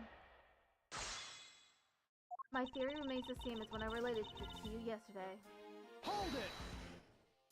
That theory being that Mr. Saint was the killer, you're certainly clinging to it rather stubbornly. And you are certainly clinging rather stubbornly to the idea that Mr. Saint wasn't the killer. Do you have any conclusive evidence that he wasn't? Any idea who the real killer might be? I'd like to see what evidence you yourself have first. I am an emissary of the goddess of justice. My words are her words. But her words are wasted on you, I see. You would challenge me if I said the sky was blue. Is this a court or a cult? If you truly mean to refute the word of the divine, then come, show me your evidence. Mr. Carcerado did not see Mr. Knight's body when he passed through the tunnel. Hold it! Isn't it possible that Mr. Carcerado simply failed to notice the body? Assistant to the Associate Attorney, you have been through the secret passage, have you not? Whoa, how do you know? I noticed mud on you yesterday, on that charming key in your hair to be precise. That's incredible! You could be a great thief with eyes like that!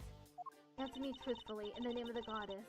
Would you or would you not have noticed the body had one been present? Well, you know, I guess I would've. There you have it. Mr. Carcerado did not see a body, which means there was no body there to see. As such, the body could only have been dropped down the well during the show. Hold it! Could you talk us through your reasoning on that a little more? The day before the performance, Mr. Knight borrowed the keys from Mr. Carcerado. Or more specifically, the key to a cell. Mr. Knight then used the key to leave his cell and enter Mr. Saint's cage. Mr. Saint took Mr. Knight to the yard in that cage, and that's where he killed him. The following day, Mr. Carcerado crawled his way through the tunnel, but there was no body there yet. Wait a second! That doesn't add up!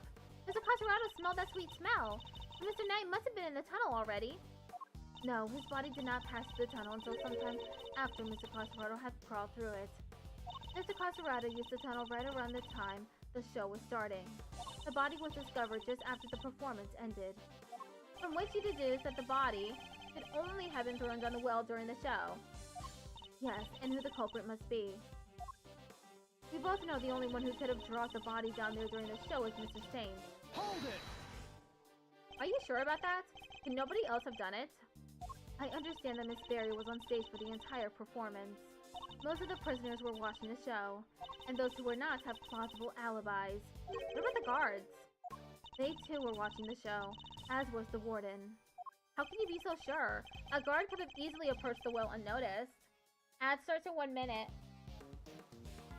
None of the guards left their post during the show. I have checked this for myself, you know. I took statements from each and every one of them. She's thorough, I'll give her that. Are you finally ready to accept the truth? That the killer could only have been Simeon Saint? Judge Cavell hasn't carried out a full investigation of the yard yet. Which means we've got the advantage for a change. I should review the evidence we gathered during our investigation of the yard.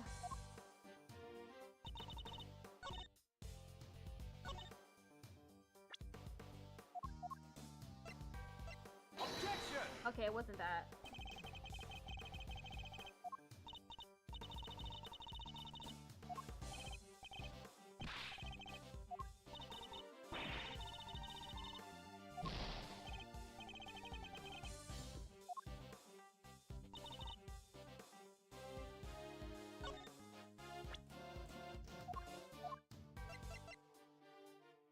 Objection! Okay, it wasn't there. It wasn't that either.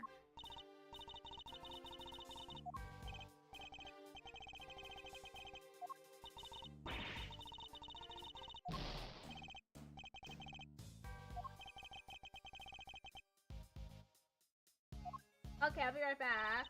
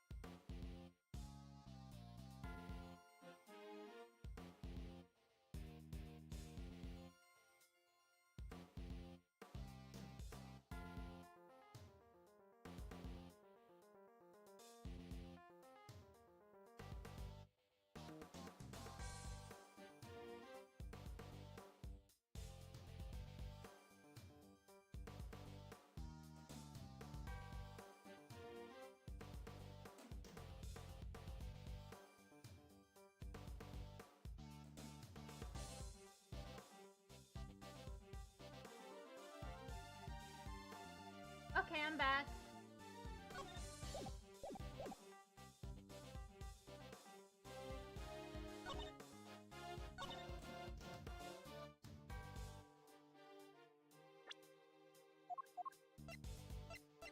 Okay, that was the correct statement. I see.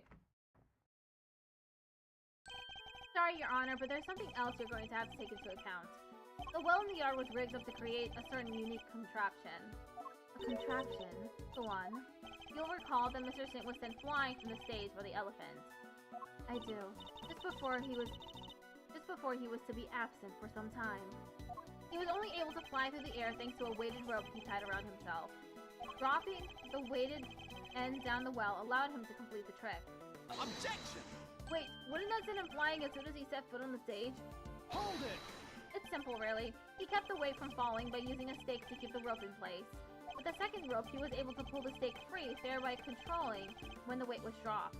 We have found evidence to suggest that the original weight was replaced with Knight's body. This was done by the real killer in order to create an alibi.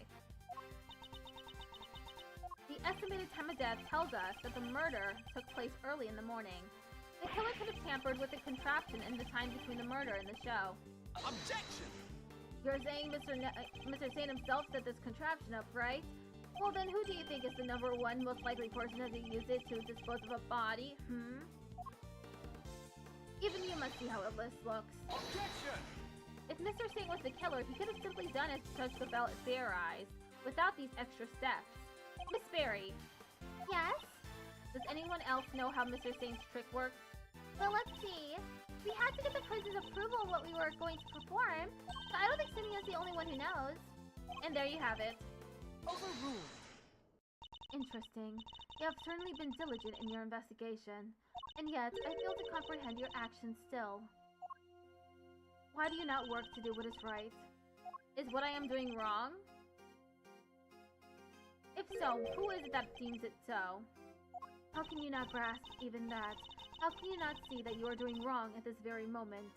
You are a prosecutor, and yet you aid the defense. This flies in the face of common sense. You are breaking every rule in the book. I think only of what is right and just, and act as I see fit in each situation I am confronted with. This is the path I have chosen, and whether you can comprehend that choice is immaterial. But if you mean to stand in my way, I will fight back with all I can bring to bear. Perhaps the goddess of justice is testing me. Very well. If it is her will that we must fight, then I shall end this once and for all. Listen well, Mr. Edgeworth, for there is another reason why only Mr. Saint can be the killer.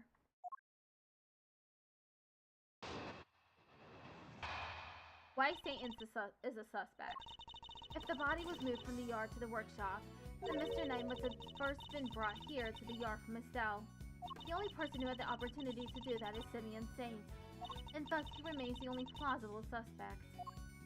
Mr. Saint took a cage with him to Mr. Knight's cell, but why would he do that? Why take such an unwieldy object all the way to the holding cells? Yeah, it is pretty sus. But we have all met Mr. Saint. That's exactly the kind of thing he would do. It's entirely plausible that he took the cage with him out of absent-mindedness and nothing else. It may be plausible, but it is no more or less plausible than him having helped Mr. Knight to escape. I need some real solid evidence if I'm going to get her to budge. Rebuttal. If the body was moved from the yard to the workshop... Hold it! You seem to think that Mr. Knight was killed here in the yard. When do you think he was brought here? Sometime between midnight and 8 AM the day of the show. It could only have been during that time. In other words, between the end of rehearsal and the start of the performance. As I was saying, if the body was moved from the yard to the workshop, then Mr. Knight must have first been brought here to the yard from his cell. Hold it! Was there really no other way he could have come here? Mr. Knight was awaiting trial. If he, a random non-inmate, had openly entered the prison proper, he surely would have been noticed. And presumably none of your witnesses have testified to having seen such a thing. Precisely. Praise be to the goddess of justice for granting you this insight. And so, as you will agree, it can only be that Mr. Knight was brought over here in secret. The only person who had the opportunity to do that is Simeon Saint. Hold it! You're certain nobody else had the opportunity? Need I remind you that we are in a prison? The entire facility is monitored at all times. Anything out of the ordinary would have been spotted. Hold it! But Mr. Saint was under that same scrutiny, was he not? Overruled. The warden had granted the members of the circus troupe special access. As a member of that troupe, under the supervision of Miss Berry, he is the only person who was free to wander where he willed. Objection! It seems you've forgotten something, Your Honor. Overruled. Forget is not a word in my vocabulary, Mr. Edgeworth. Very well, then recall this fact, if you will. You claim that Mr. Saint is the only person who was free to walk around the prison, but there was a brief period of time on the day of the crime in this prison. A time when it would have been possible for anyone to move through the prison entirely unmonitored. What do I have that shows there was a period on the day of the crime where oversight was limited?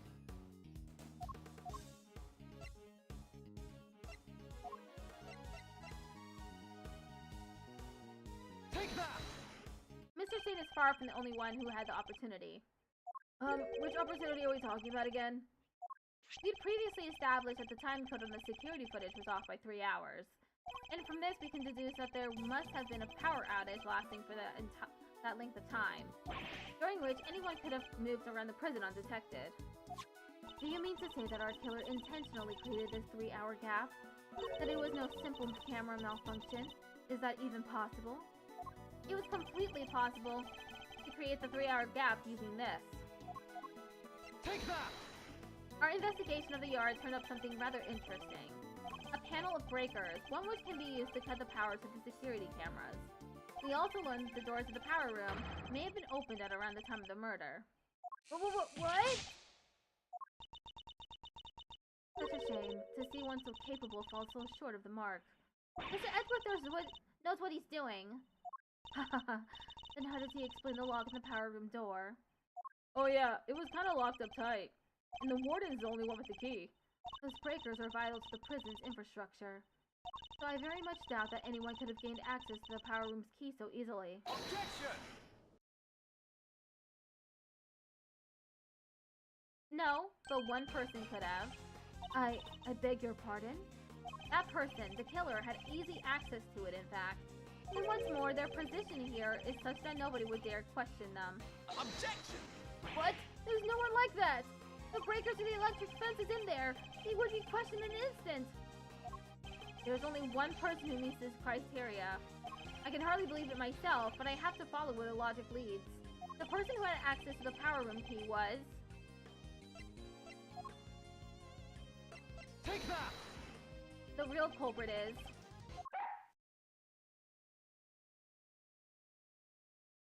Warden Lagarde. Oh, just look at you. Aren't you the cutest little poochie woo? He's not just a pretty face. Missile also has quite the nose for sweet things. It seems he's smelling something very sweet indeed, and it's coming from you. Oh, darling, you're making me blush. I'm not even wearing perfume. Then perhaps it is the sweet stench of death? You're a regular poet, aren't you? I had no idea.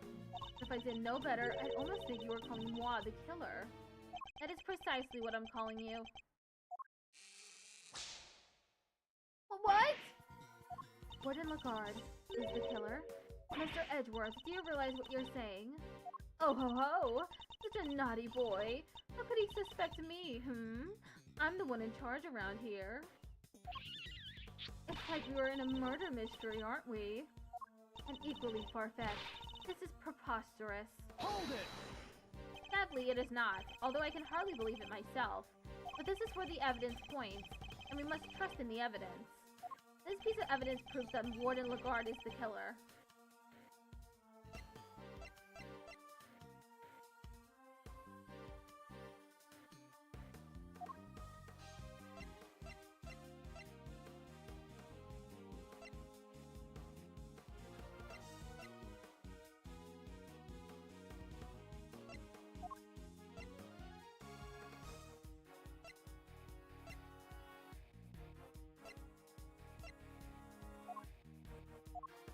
I don't know what proves it.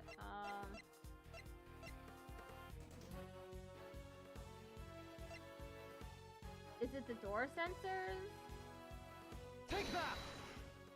Nope.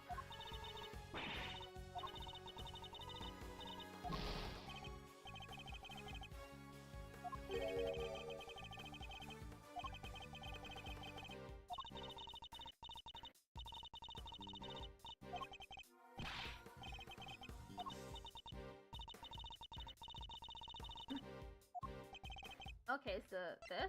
Take that! Your scent betrays you, Warden. And here's your accuser. The police dog. We had him track a sweet scent that was lingering around Knight's body back when it was first found. He now appears to be smelling the same scent, and it's coming from you. Oh ho ho! Darling, you're priceless, really you are. Your evidence is a whiff of suspicion. Verity dear, do put him in his place. It seems Judge Cavell may have reached a similar conclusion to myself. You believe this to be no mere coincidence, Mr. Edgeworth? I do. After all, she had the key, and the scent found lingering on the body is hers as well. Or just one or the other, we might be able to brush it off as coincidence. However... Indeed, then it seems a conclusion approaches. Perhaps we should hear what the Warden has to say for herself. We should, and when we have, this case will finally be at an end. You're all being simply awful. Stop looking at me like that. Me, the killer? How could I possibly do such a thing?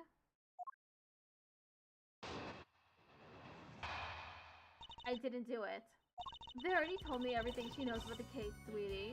The victim died in his cell, so by your logic, I would have had to have killed him there. But how am I supposed to have moved the body? Especially as I never went into the prison. I was too busy with work, you see. I was cooped up in my office until right before the show began. Heck, if you like, you won't find a record anywhere of my having entered or left the prison proper. I haven't the first idea what harebrained theories you little scamps have cooked up, but I'm innocent. There's simply no way I could be the killer. Give me a break. Mitchell doesn't lie. Don't make it hard on everyone and just come clean. Oh dear, I'm afraid you are the one making things difficult. As I just said, I never went into the prison. If you think I'm lying, go and check the records. He clearly wants us to check those records, which means they won't help us. We'll just have to find another way of getting the truth out of her. Please, Mr. Edgeworth, stop being a big silly. You've made a boo-boo and you know it. Rebuttal. Verity told me everything she knows about the case, sweetie. Hold it! Judge Cavell told you everything? Are you close? Thick as thieves, darling. Why do you ask? Are you jealous? Jealous? Of what? I had to ask Warden Lagarde for a lot of information on the first day of our investigation. It seemed only right that I share some information in return. Oh, Verity, do you have to make it sound so awfully dry? I thought we had a lovely chat. I simply shared the truth in our conversation. It was the least I could do. I'm not sure what's going on with these two. They're terrifyingly formidable together. The victim died in his cell, so by your logic, I would have had to have killed him there. Hold it! The murder took place in his cell. You seem very happy to accept that. And why shouldn't I be? It seems the most likely place for it to have happened without drawing attention. And besides, they found Knight's blood at his cell. Yes, but that was from being struck by Mr. Carcerado. So I needed to tell her that, I suppose. I take it there's also been no testimony to the contrary. What does it matter? Knight being killed in his cell doesn't go against any of the facts anyway. But how am I supposed to have moved the body, especially as I never went into the prison? Hold it! Do you have any evidence that you didn't enter the prison? Please, darling, let me finish. I was too busy with work, you see. I was cooped up in my office until right before the show began. Hold it! So you were in your office the whole time, and you didn't notice anything unusual? No, I can't say that I did. And you didn't notice anything missing? I must confess I'm a rather messy girl. And a forgetful one at that.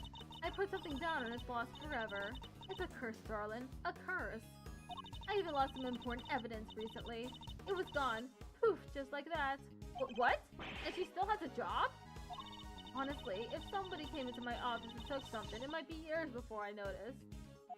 Ugh, it seems like I'll need more than the power room key to expose her. On the day of the murder, I was working in my office. Oh, and looking for something I'd misplaced. Even if I had had a reason to go into the prison, I simply wouldn't have had the time. Heck, if you like, you won't find a record anywhere of my having entered or left the prison proper. Hold it! Sure, maybe you didn't go through the main entrance of the prison. But what if you took another route? Oh, come now, sweetie. Surely you don't mean that awful, filthy tunnel they discovered. Why, until yesterday, I had no idea it even existed. No, you had another way in. I'm certain of it. A route that didn't require going through the main entrance or the tunnel. The route you took went through this location.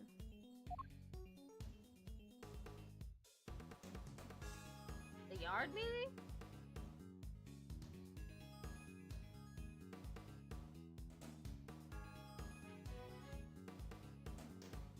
Take that! Through the fence? Warden, you took knife from his cell and brought it to your office, which just happens to be connected to the yard. If you had a way through the fence, then you would have been able to circumvent both the entrance and the tunnel.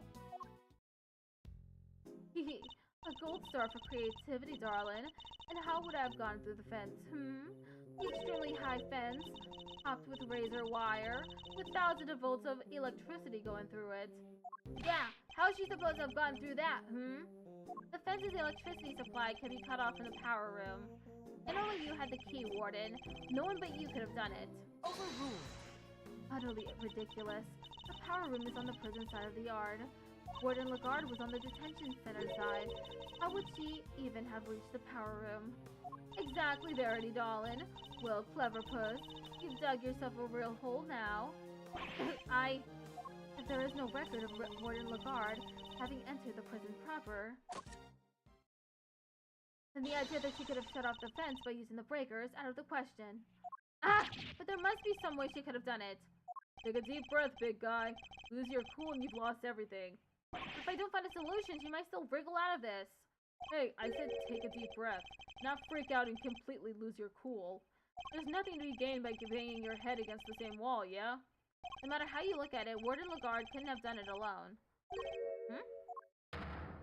Mr. Edgeworth, if you cannot find a— Objection! You aren't doing yourself any favors by obstructing justice with your silence. That was a reflexive objection. But now that I've yelled it, if I don't come up with an answer, it's all over. I have one more thing to add, if you'll permit me. Something that explains how the warden could have shut off the breaker from the wrong side of the fence. Yes, because it's not as impossible as it seems. What enabled her to shut off the breaker?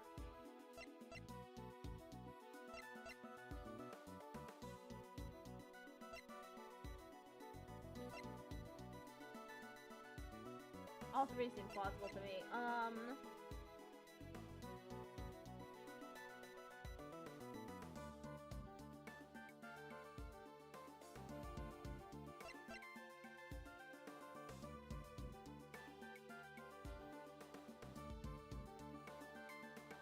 Is it the time of the murder?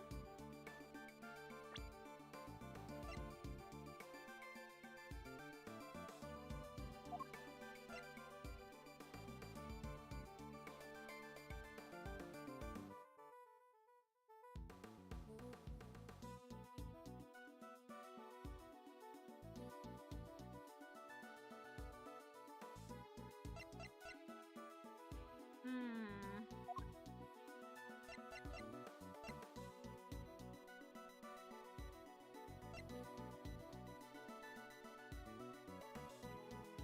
3 a.m. and 6 a.m.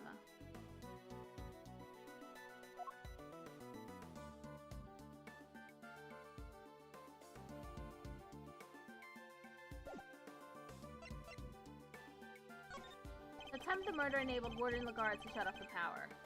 The time? Yes. How exactly? I see you have no answer. Damn, it wasn't the time.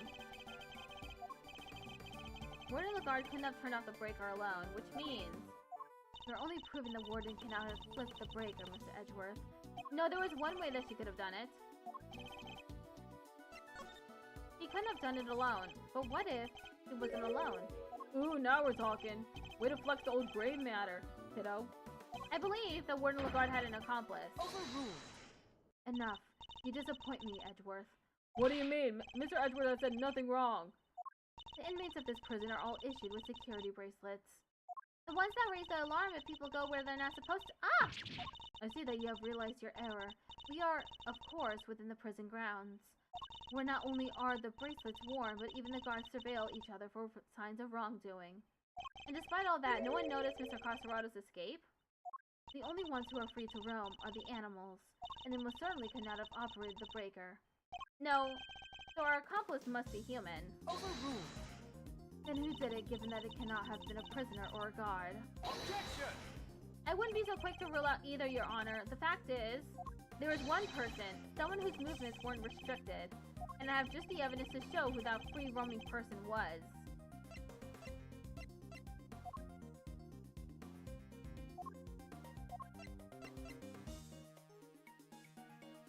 Take that!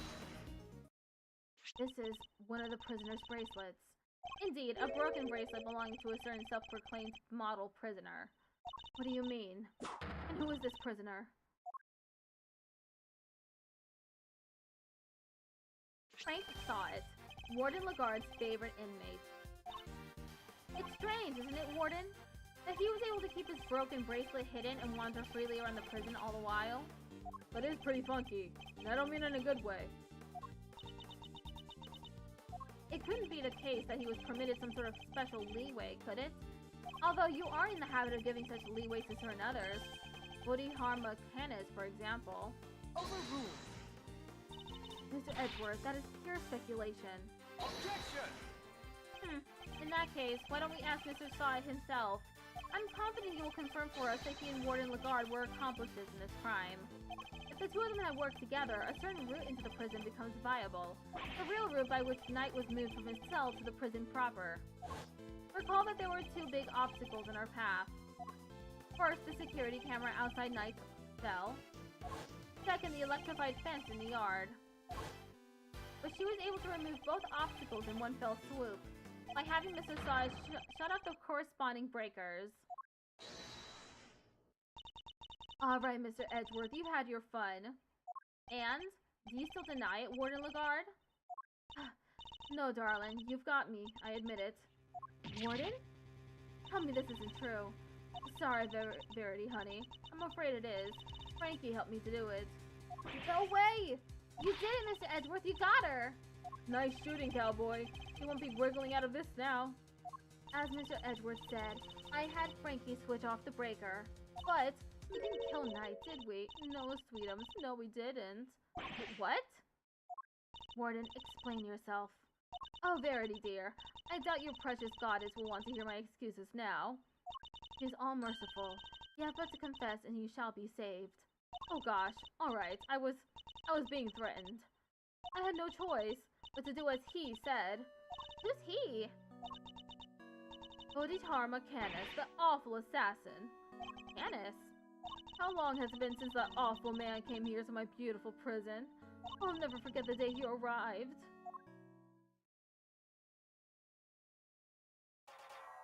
The moment we were alone, he said this to me.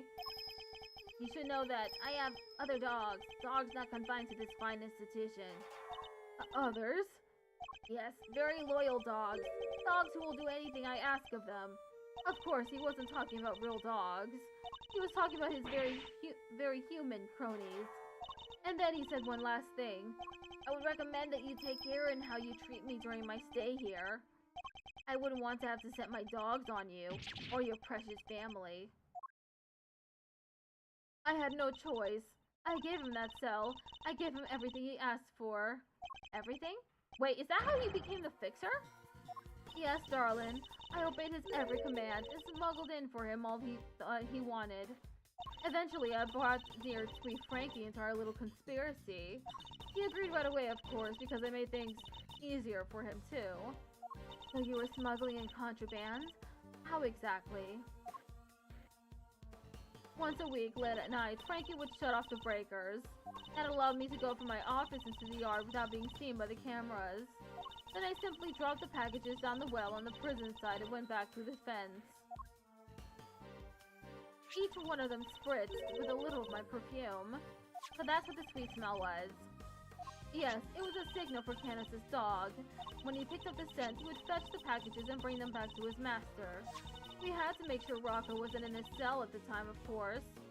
It'd have been easy keeping him from finding out. Oh, we're all very much creatures of habit here at the prison, darling. Everything runs to a schedule. Meals, exercise hours, that sort of thing. We knew when he wasn't there. And that adorable little bear of his freezes with fright at the sight of Candace's dog. Poor thing. But there was no risk of him raising that alarm, either. He has oversight over everything here at the prison, which made her the perfect meal.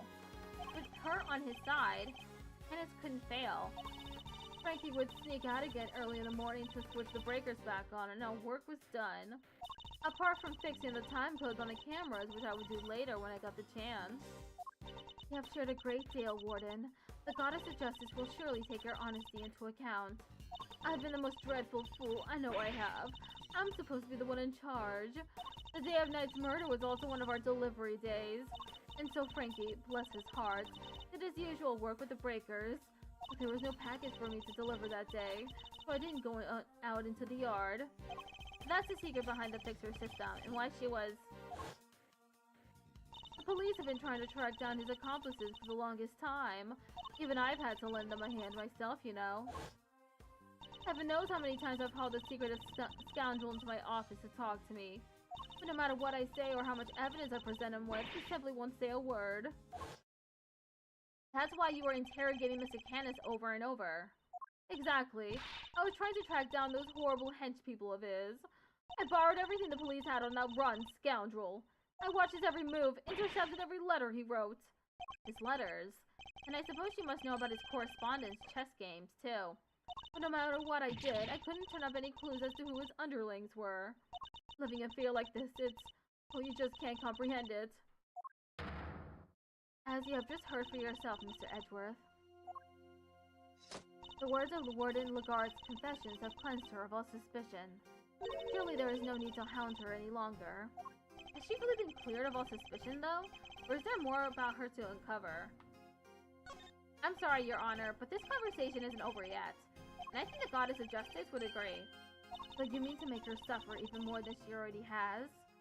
Unfortunately, her suffering under Mr. Canis does nothing to prove her innocence in Knight's murder. She admitted herself that she knew of and even facilitated the so-called fixer's delivery route. I believe she used that same route to move Knight's body.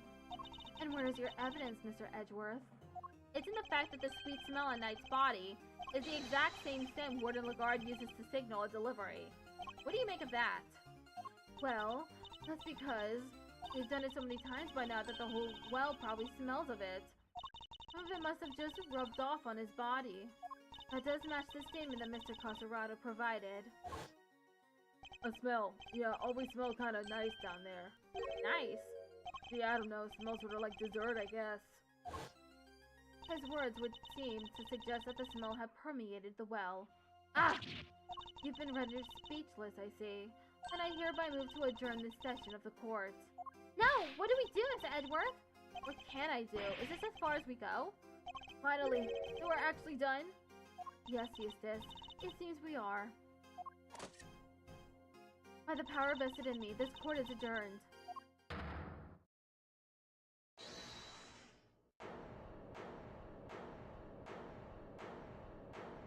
Who was that?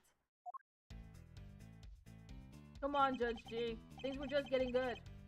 Fender! Are you objecting to my adjourning this session? No. Would have shouted objection if I wanted to do that.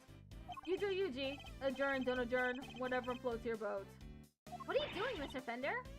Don't worry about what I'm doing. Let's all just take a chill pill, shall we? By which I mean a square of chocolatey goodness. Anyone? Are you trying to get yourself charged with contempt of court? No, my bad. I just had a quick request to make is all. As Simeon Saint's lawyer, that is. Ah yes, I had forgotten that you were a real attorney, Mr. Fender. Oh, good you! You're killing me here. Can you blame us? You've been making Mr. Edgeworth do everything this whole time. Right you are, which is why I figured it's time to put in some work. Work, you say? Somehow I don't believe you've worked a day in your life.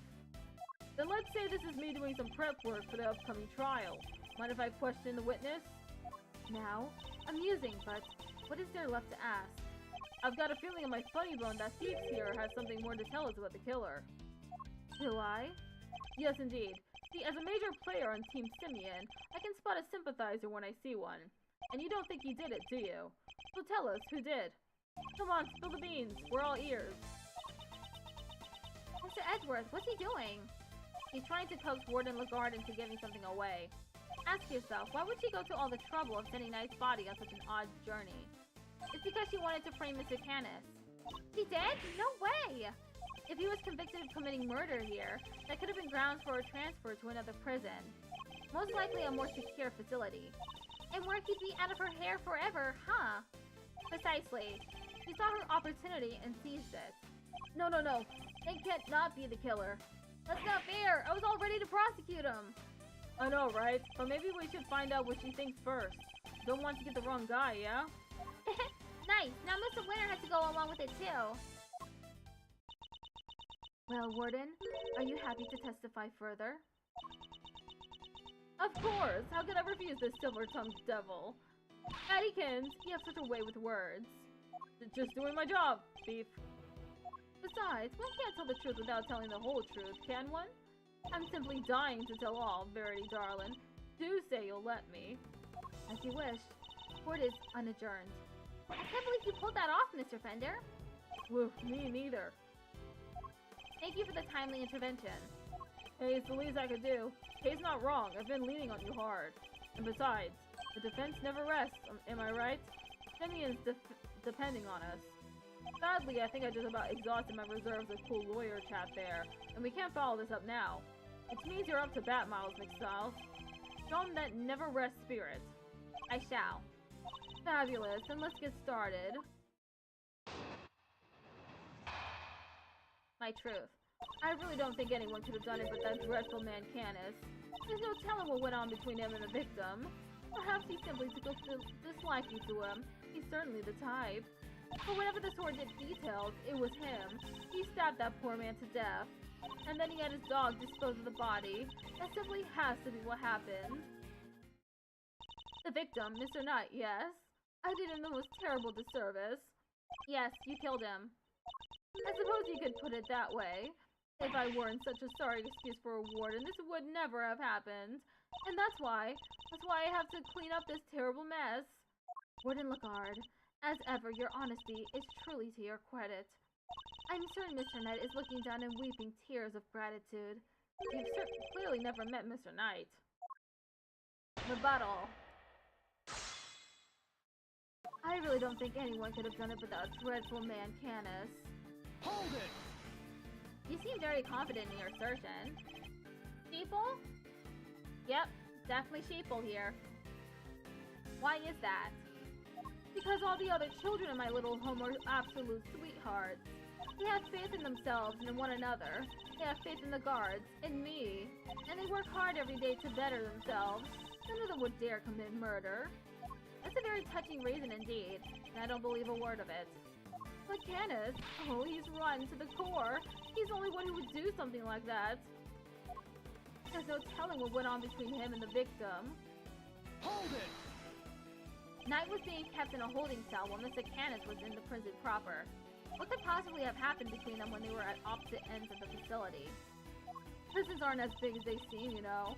All kinds of awful things can happen. But Knight only arrived 2 days before he was murdered. I can't imagine anything significant happening in that short space of time. Then you don't know Canis, my dear. He'd find a way, I'm sure of it. Perhaps he simply took a disliking to him. He's certainly the type. Hold it! How could he take a disliking to somebody all the way over in the holding cells? Oh, I'm just plugging possibilities out of the air, darling. As I said, there's no telling what really went on between them. You're so awfully serious, aren't you? Not that I mind, of course. But why is she looking at me like that? So noble, so dashing in that marvelous suit, so clever. I can feel myself becoming your biggest fan, darling. I really can.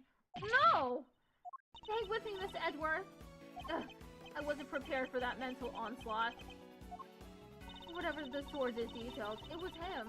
He stabbed that poor man to death. Hold it! What more can you tell us about those sordid details? Well, we all know what Canis once did for a living. I doubt the killing part gave him much trouble. Especially as the victim was already injured. His neck, I think? Didn't turn his head to the right, poor dear. That's what they told me when they brought him in, anyway. He must make some sort of report for the warden when new prisoners are admitted. You seem keen for us to think you didn't know much about Knight. That's because I didn't, sweetie. And the victim was simply a fun target to that monster, nothing more. I expect Candace used the chisel that was hidden in that chest set, don't you? Awful grisly business. Just imagine. The man probably didn't even have time to cry out. I see. Thank you for your thoughts. They were very helpful.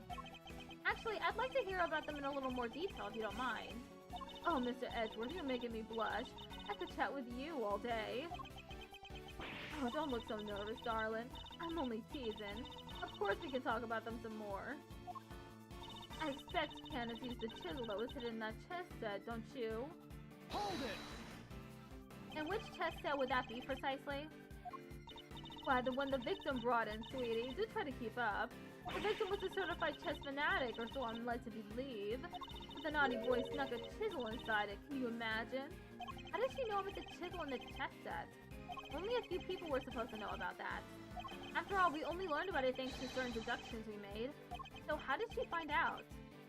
Of course, in the hands of a killer like Candace, even a chisel could serve as a deadly weapon. It would have been easy work for that vile assassin. Hold it! You seem to have very strong feelings about Mr. Candace. Well, of course I do. I told you what he said to me, and what an absolute menace he was to interrogate. He could slither out of anything, the snake. He sounds as tough as a rock. And that infuriating, self-satisfied look on his face when they took him back to his cell. Ah! My blood boils just thinking about it. I certainly don't blame her on that count. And then he had his dog dispose of the body. That simply has to be what happened. Hold it! Surely you're not suggesting that the dog threw the body down the well. I told you already, darling. Candace has more dogs than that beastly creature. Remember, he has pets on the outside, too.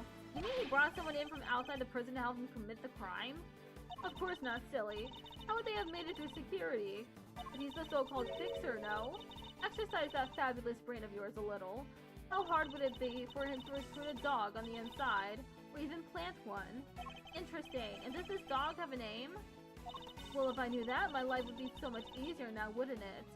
Anyway, it was just a little thought. You can ponder it in your own sweet time, darling. It's a slippery one. I'm not going to be able to catch it with this line of questioning, it seems. Warden Lagarde's testimony is a little more than a house of cards. I just need to push her on the right statement to bring it all tumbling down.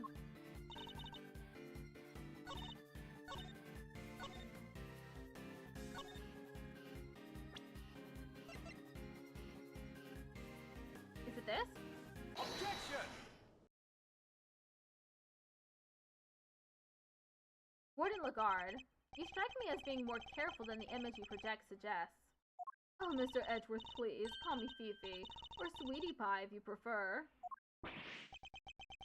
However, I think you may have been a little less careful than you realized in this instance. Hehe, aren't you just the most adorable little creature? Don't be embarrassed, we're all family here. No! Come on, Mr. Edgeworth, don't let her get inside your head. You said earlier that you didn't know much about Knight. In which case, I find it rather strange that you know about the chisel. Well, of course I do, darling. Do you think we don't check prisoners when they come in? Objection! You're not talking your way out of this, Warden. That is entirely irrelevant, and you know it. Knight didn't bring the chest set into the prison himself. It was brought by Mr. Saint when he came to visit. Knight wouldn't have had it with him when he arrived. Well, what? I mean, of course, that when Mr. Saint came in, we... Objection! You checked him? I find that hard to believe. Because if you did, that makes your story all the stranger. If you found the chisel, why did you not confiscate it there and then? Jessica Val, did you tell anyone about the hidden compartment in the chest set? I did not. If no one leaked our findings, then how exactly did you learn about the chisel, Warden Lagarde?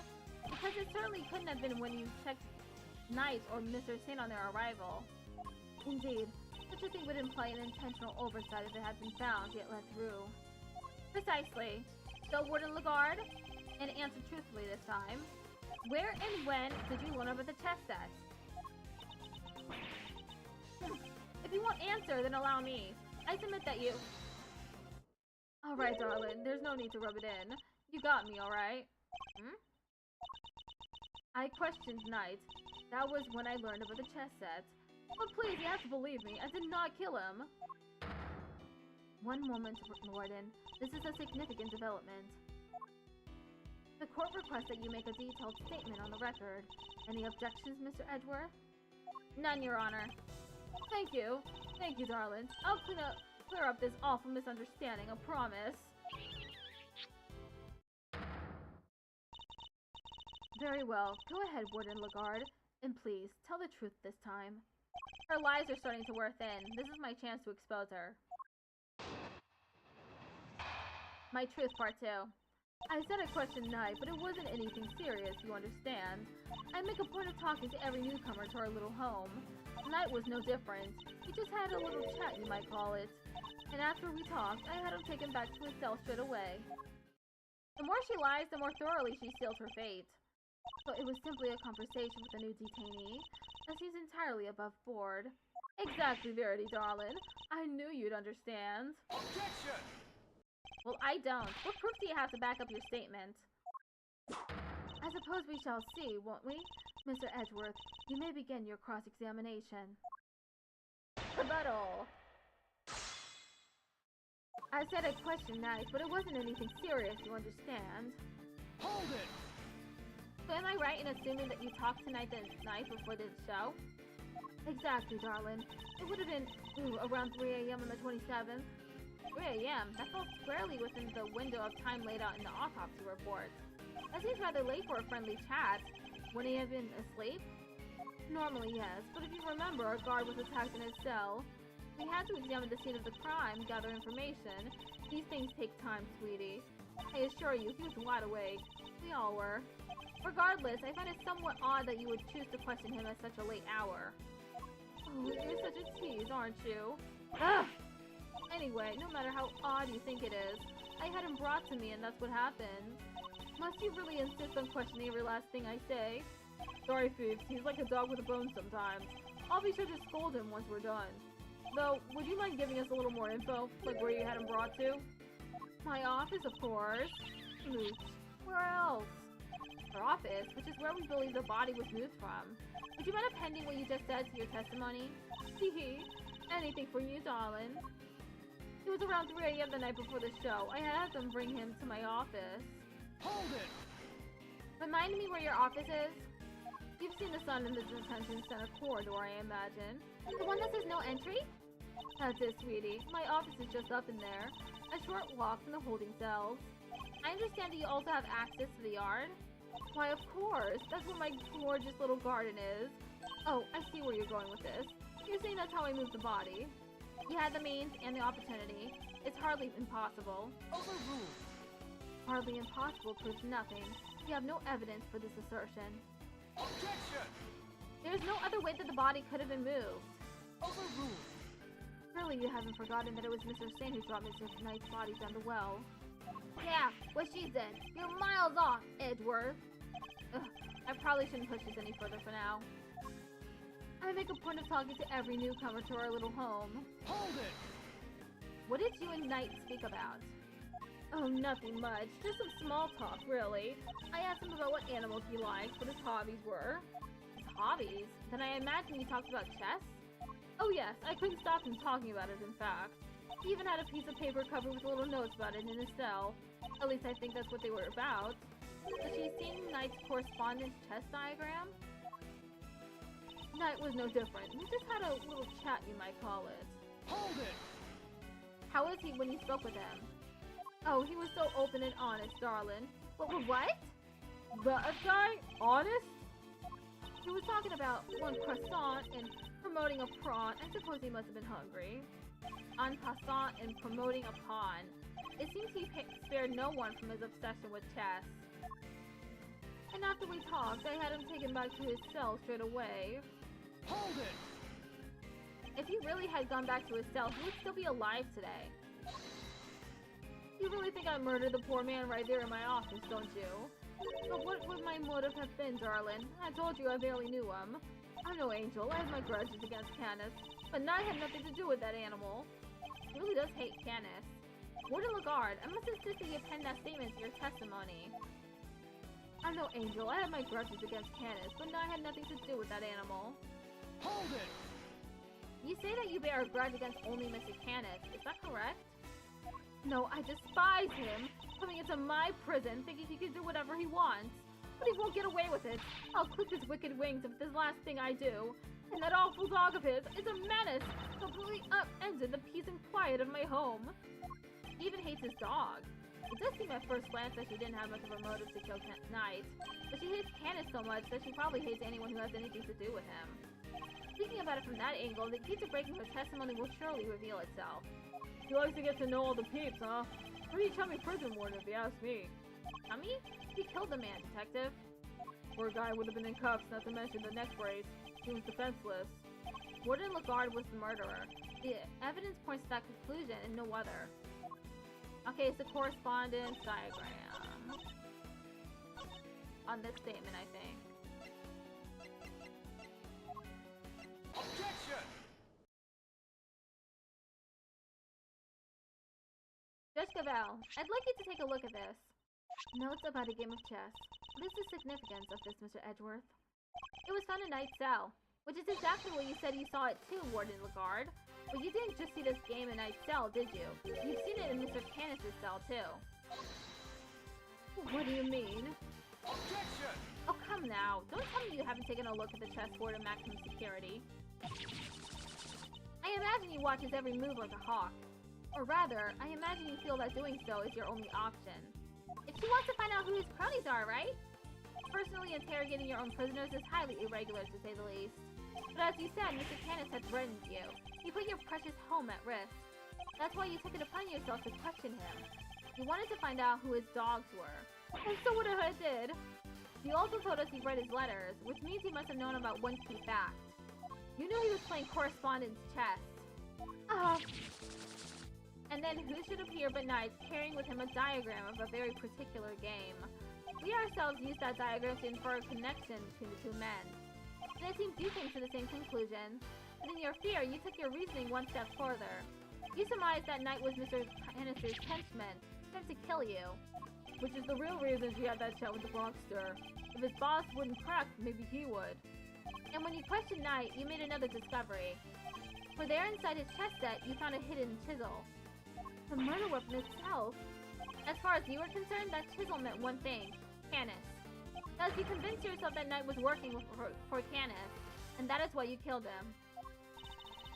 I see you have no more excuses. Judge Cavell, your verdict, please. Much as it grieves me, there would appear to be little room for doubt. I hereby give my verdict. Bronco Knight was murdered by... In the name of the goddess of justice, who is it this time? Warden? It's just a joke. It's all a big, stupid joke. You people just don't get it, do you? I think we've proven that it's you who didn't understand things correctly. Me? Please, darling. I understand it all perfectly well, thank you very much. And I understand that there's a glaring contradiction in your theory, Mr. Edgeworth. You're just grasping at straws now. I have no time for this. Your Honor, the verdict. You rang? Does anybody remember a certain autopsy report? Of course. We received the finalized version only this morning. That's right, Edgeworth. How does a tiny chisel make a 4-inch wound? No! Forgive me, oh goddess. I came perilously close to making a terrible mistake. Looks like your theory is the one that doesn't hold water, Edgeworth. What now, What do we do? It'll be fine. Miss Edgeworth always comes through. Right, sir? Looks to me like the milestone's out of commission. You're an attorney too, aren't you? Why don't you do something? Turn things on their head with a desperate bluff. Or not the first mind-blowing thing that comes to you. Look, detective, I'm as much of a man of action as the next guy. But without evidence, we're up a creek without a paddle here. This might be the end of the road. We can't give up now. We have to do something. I'm certain that Warden Lagarde is the killer. It's the only explanation that fits the facts of the case. But if the chisel wasn't the murder weapon, what other bladed weapon is there in this facility? It seems we still do not have all the answers, nor the evidence to provide those answers. Alas, we must wait until the trial to see this matter resolved, I'm afraid. Objection!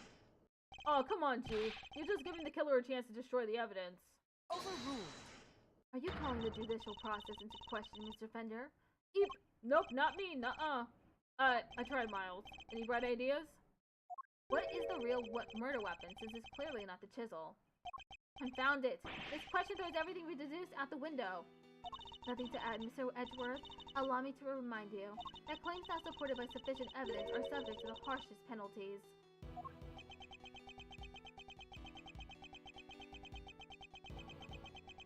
It's hopeless. I can't think of anything. I need more time. Loath as I am to admit it, You can't give up now! Remember what Mr. Fender said! Simeon's counting on us. Without us, Remember how upset he was? He was devastated. Nobody's in more pain than him over Mr. Knight's death. There's no way he did it, but if we can't save him, who will? And what's more, he believes in us. He's sitting in that cell waiting for us to bring him some good news. And I, for one, won't walk away until we have some. Hey.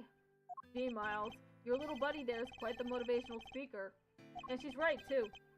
When you find yourself on the ropes, think of your clients. Picture them pleading with you to help them. Doesn't that make you want to fight back as hard as you can until the very end? Think of your old man, good old Gregory. No matter how bad things looked, he'd always find a way to turn it around and save his client. And you're just like him, right? If there's any way to force a turnabout here, you're the one who'll find it. Simeon's counting on you.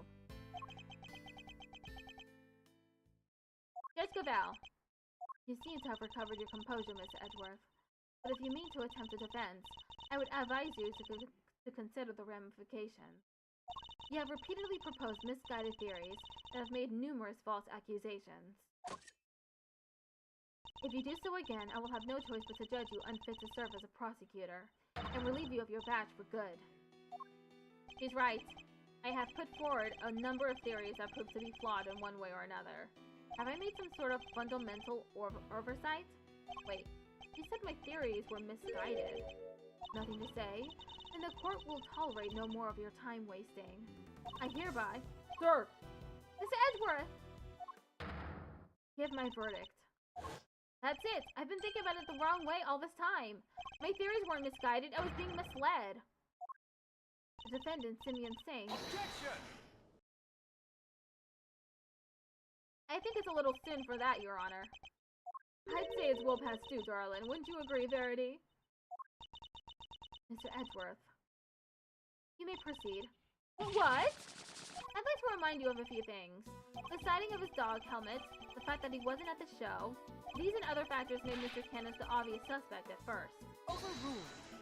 This again, Mr. Edgeworth. You seem almost proud of your blunder. Hold it! But what if the real killer wanted us to suspect Mr. Canis? What if it was all carefully arranged? And what if the same was true of the chisel, our purported murder weapon? Knight had been stabbed multiple times in the same place with a bladed instrument. What if he was stabbed with the chisel after the real murder weapon had been removed? Just to leave traces of blood on it for us to find. That was how the killer misled us into thinking the chisel was the murder weapon. But why mislead us in this way? Why indeed? Why make us think the chisel is the murder weapon rather than whatever was really used?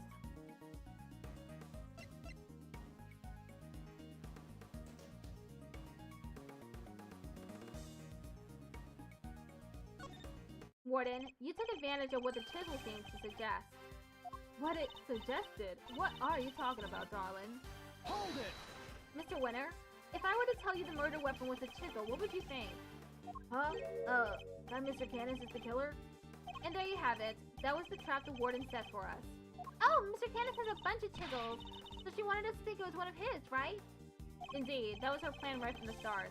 To frame VOD Canis. Your reasoning would appear to be sound. Warden Lagarde certainly seems to harbor a deep and abiding hatred for Mr. Canis. However, I think you know what I am going to say next. That alone is not sufficient proof that Warden Lagarde is the killer. I knew that wouldn't be enough. There's only one thing that will prove it.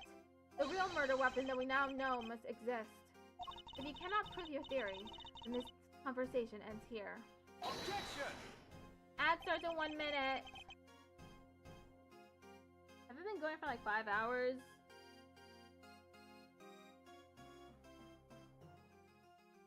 $4 hours. If If we could just find the real murder weapon. Objection! How many times do we have to go over this? We searched the prison from top to bottom. Eustace is quite correct. No other possible murder weapon has been found, so I'm afraid you're at a bit of an impasse. Objection! I can still prove my case yet, Your Honor, because it's still here inside this prison. This would have made sure of that. The security gate. I am glad you at least remember what it is, and do you remember what it does? Of course I do! I'm not an idiot! The security gate detects metal, which means you can't bring anything metal into the prison or take it out! Oh! Precisely. If there is another murder weapon, it cannot have been taken off the premises. Okay, be right back. We're real close to the end!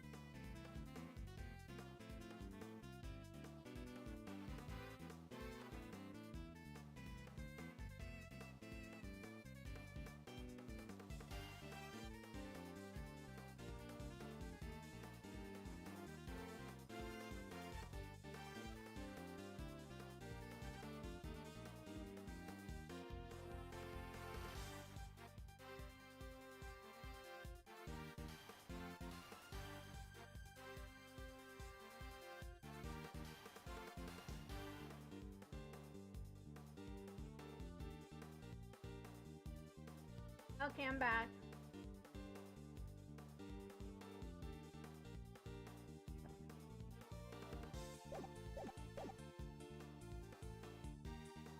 The Norcan has been brought into the prison in the first place.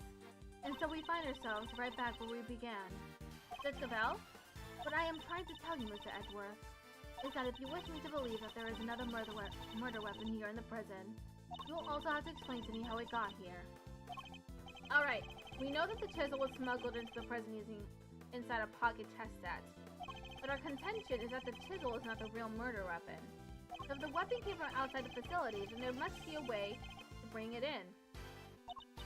Yes, the question of the hour is this. Can you show me this alternate route? How did the weapon Morden Lagarde used to get into the prison? You borrowed evidence from the police to help with your investigation, is that correct? Why, yes, sweetie. Everything related to Candace is with me now. Heaven knows how many times I've called this secretive scoundrel to my office to talk to me. Of course, that's how. The fact that this is here with us shows how a bladed object could have been brought into the facility as well.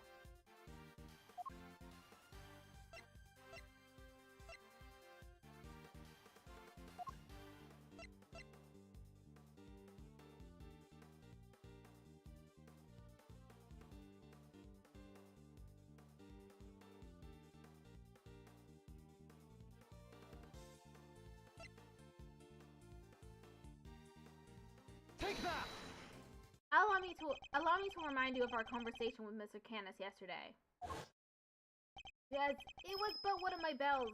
One of only two in existence. Just two? Two and only two. One for my knife and one for my beloved helmet. Exquisitely crafted, utterly unique. My ears are my guide, after all. And I must be able to use my tools precisely. Of course, as you said, the knife has long since been taken from me. So you see, there is a way for objects to be brought into the prison unscrutinized. As part of the evidence Warden Lagarde borrowed from the police. What? Mr. Canis's knife was part of the evidence in the case against him, and that evidence was here in the prison. Not only that, but the knife had a certain bell attached to it. The bell that was attached to the chisel. Correct. The killer took the bell from the knife and attached it to the chisel. But that can't be right. The chisel only had Mr. Knight's fingerprints on it. Easy enough to explain that the killer wore gloves. He made it look as if the chisel was the murder weapon and then attached the bell to it. In so doing, she made sure that all the evidence pointed to Mr. Canis. And who had access to the evidence from which the bell was taken? Why, only the person to whom it had been entrusted. Who was it, sir? Who's been messing with the evidence? I believe that would be you. Isn't that correct, Warden Lagarde? But bells aren't exactly rare, you know. Anyone could have set that up. Objection! Unluckily for you, that isn't quite true. These particular bells are unique, because there are only two of them in existence. What? By attaching that bell to the chisel, you as good as declared yourself the killer. But you don't have any proof that the knife was ever even here to begin with. Hold it! I don't. Not yet, anyway. But, Mr. Winner, I'd like you to order another search of the prison right away. Huh? But if you do find something, that's going to make things awkward for me. This isn't about what's convenient for you. We have to find the truth.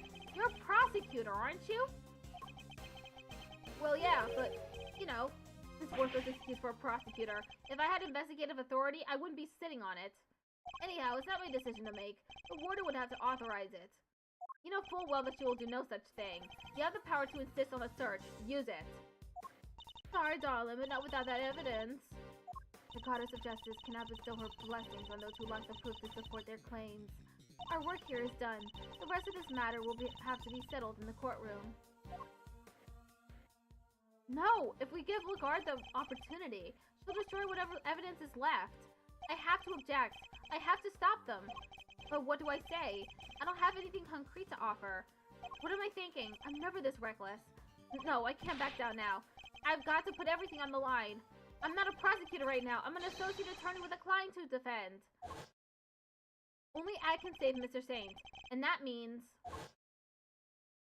even if my chances are 1,000,000 to 1, it's still worth a shot. It's now or never. Should I object? I suppose this must be how a certain serial bluffer always feels. Ah, think about Phoenix, huh? Regardless, I cannot walk away. Objection! Wait, Your Honor. This had better be good, Mr. Edgeworth. I've got it. Got what exactly? The real murder weapon, of course. I know what Mr. Canis's knife is. Do you really, Mr. Edgeworth? I do. Not at all. If I did not know better, I would say that you were bluffing. Ha! You ruined me, Your Honor. I don't know the meaning of the word. Ugh, this is terrible for my heart. There's no way you could— It is not here, I tell you! Well, would you be so kind as to enlighten us? Where's the real murder weapon? Think, Miles, think. Somewhere not even the police would search. A blind spot in the zoo. A hiding place that the warden could be absolutely sure of. A hiding place? No. If you insist, come on, Helmet, open up. It's in the alligator! It's in the alligator, Edgeworth! Did she use the same trick? No, that's ridiculous, isn't it? But the more I think about it, how many foolproof ways to evade detection could there be? Mr. Edgeworth, how long do you intend to keep us waiting? There's the faintest possibility I'm right, but if I'm wrong, we stand to lose everything. Your Honor, this is where the real murder weapon is hidden. Take that! Here, in the yard? Indeed. I don't believe I understand. Would you care to explain a little more? Where exactly is the real murder weapon hidden? It's in the alligator! Take that! Of course. That's what it must have been. Huh? What's the matter, Detective? It's the metal detector, sir. It's reacting to the alligator. What? How? The metal detector was reacting to something inside her after all. Your Honor, I'd like to remind you of this piece of evidence. The chisel? Didn't we just figure out that it's in the murder weapon? You might recall that Mr. Canis hid his chisel in the dog's mouth. Would you believe that the real murder weapon was hidden in much the same way? That's right. The murder weapon is hidden inside the alligator in that pond over there. What? No way! We detected the presence of a metallic object during our earlier investigation. Driscoll, we need to know what's inside that alligator. Understood. Then we will need to summon a veterinarian. I'm sure I could get the little sweetie to open up for us. I'd be happy to give it a try. Please, by all means.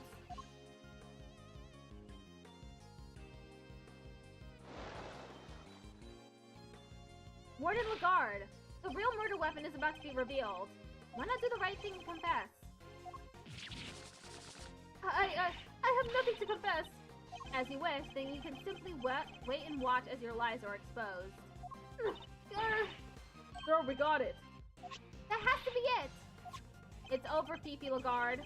The real murder weapon was Bodhi de Harma Canis's knife, making you the only person who could have killed Bronco Knight. I'm not the criminal here. This is all Canis is doing. I did the right thing. Knight was a threat. He was Canis's lapdog. Curse that despicable man, Canis. Why did he have to come and ruin my perfect little home? We could have been happy forever if it wasn't for him.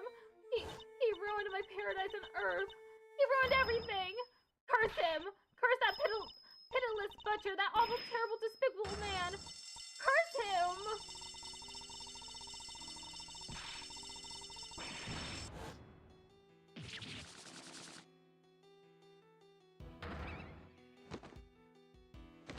What?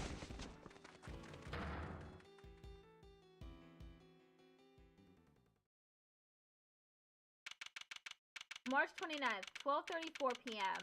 Detention Center. Corridor. Prosecutor, the winner, sir. The test results have just come back. The winner? I guess we've all been under a lot of stress. Traces of Bronco Knight's blood were found on Mr. Canis's knife. It's just like you said, sir. Congratulations on a stunning victory. Thank you, officer. Excellent work. You can continue complimenting me if you like. Yes, sir. The winner wins again. I think I'm welling up a little. With rage? Excellent work, Eustace. Just a few loose ends to tie up and we're done. Huh? What are you talking about? I just solved the case, didn't I? We have yet to confirm whether or not Knight really was working for Mr. Canis. It will be vital to know if Warden Lagarde was simply jumping to conclusions on that front. Hello, Nix. How you doing? The stream is going to end soon, unfortunately. I'm at the end of this case. But I will be back on Thursday for stenography practice, and then Friday is more of this. And then Saturday is Hollow Knight, Silk Song. Huh? There's Clueless, and then there's you. Well, then I guess we better get back to our investigation. Alright, officer, you're with me. Sorry I was late, though. Oh, you're fine. I'm just letting you know. You're about to see the winner win a whole lot more. Prepare to witness first-rate investigative talent in action. Yes, sir. I'm right with you, sir. Can't wait to watch you at work. It's winning time! He has a catchphrase, I see. I expect this case will cause quite a stir. The attempted murder of a president is news enough, and now his would-be assassin has been murdered. The Knight never sought to kill the president in the first place. The truth is not always as important as it might seem, Mr. Edgeworth, in the eyes of both society and the law. How can you even say that? You do not have to believe me. However, as a prosecutor, Mr. Edgeworth is obliged to accept that this is the reality of the world he operates in. Being a prosecutor is about more than proving people guilty. That's what I believe. We are all free to believe as we choose, but the law is not to be toyed with for our own personal goals. If you refuse to accept this, then you must prepare to suffer the consequences. What does that even mean? Wait, you're not gonna take his... I'm afraid I must be going now. Farewell, Mr. Edgeworth.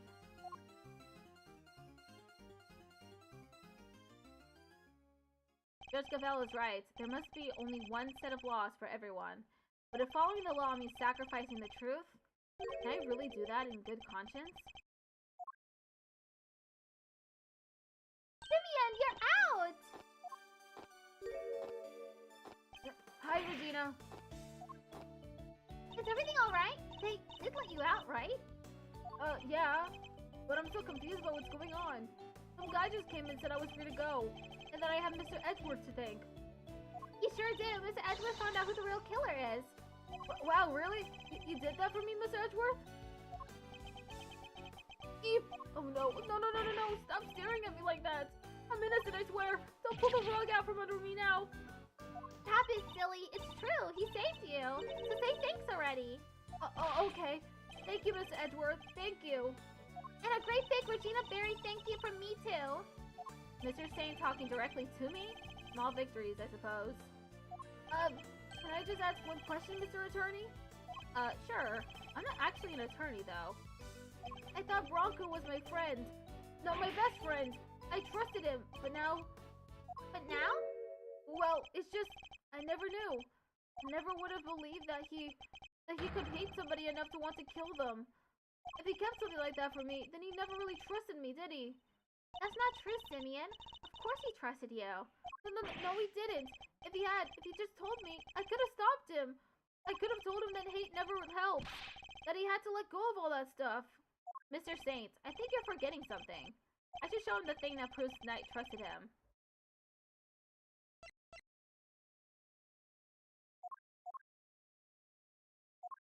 Take that! It's the chest that I brought for him. Knight had hidden a chisel inside. I imagine he meant to use it to escape. What? You mean he was using me? No, he believed in you. He knew he could count on you to bring it, and that you would never be so untrusting as to look inside. I imagine that by not telling you, he was hoping he could keep you from getting caught up in his mess. Oh, Bronco, why didn't you tell me? At least you understand now, right, Simeon? I'm sure he does. He may not show it, but Simeon's no dummy. A good night's sleep and he'll be completely over this whole thing by tomorrow. That's not as complimentary as you think it is. Sniffle. I'll try. I have to, for Bronco. I have to show him I can become the best animal trainer out there. That's the spirit.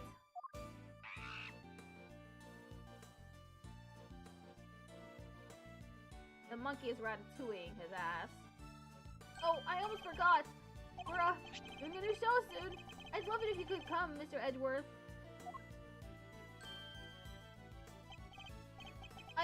I'll be joining Regina on stage for this one. That's right! The Very Big Circus is the biggest, most fabulous event in town. You'll have oodles of fun. Sounds great, doesn't it, Miss Edgeworth? Come on, we have to go. Well, I'll think about it. Alright, Simeon. We've got some training to do. I think it's time you and Regent got acquainted. What? Regent, the tiger? No way I can't. No. Oh, you'll be fine, silly. You'll never meet a nicer kitty cat. I can't. Please, Regina, anything but that, please. Nice voice acting? Thank you. I do put effort into it. Another satisfied customer. Well, that was really something, Smiles. Talk about pulling it out of the bag. I couldn't have done it without you, Fender. Without your timely intervention, she would have gotten away. Besides, I have you to thank for even being able to investigate the case in the first place. Oh, stop it. Pat me on the back any harder and you're gonna make me blush. Or topple over. I suppose it would be asking too much for you to take this seriously. Seriously? Miles, my friend, I'm always serious. Anyway, how does it feel to save an innocent client? That's what it means to be an attorney, after all. To be an attorney. Gotta say, I had a blast. It reminded me of the good old days. Like Gregory was standing there right beside me. It's been like a zillion years since I felt this warm and fuzzy on the job. That's good? Bittersweet? I'm not sure. Say, Miles, you ever thought about going into the defense game full-time? Excuse me? You know, pick up where Gregory left off. Get out there and actually help people. Hey, pal, don't get any big ideas. Mr. Edgeworth ain't about to switch sides. Why not? Coming over to the light side's all the rage. Everybody's doing it these days. Come on, Mr. Fender. You know it's not about that. Chill, team, chill. Don't get it twisted. I was just asking a perfectly innocent question. No, you weren't. The heck you were! Looks like you've got a mean defense team there yourself, Miles. Fender, I am a prosecutor. Yep, and I am an attorney. You could be one too. I'm serious. Well, I've said my piece. If you change your mind, you know who to call. I'll be waiting. Come on, Edgeworth, you should do it. Become a defense attorney. So much better than being a prosecutor. Follow in my father's footsteps? Can I really do such a thing? I'm going to become a defense attorney, just like my dad. An attorney like my father. Me?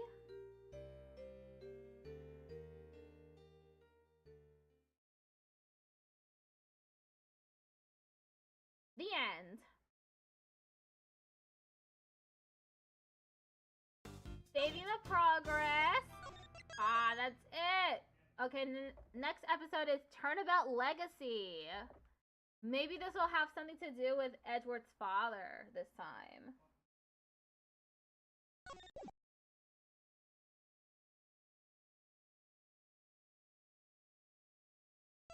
Oh, it looks like it. I mean, it looks like it has the silhouette of its father. What is that behind him? A pirate ship?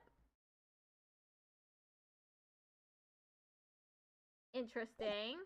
Okay. Okay, this was really cool. It's a fun game.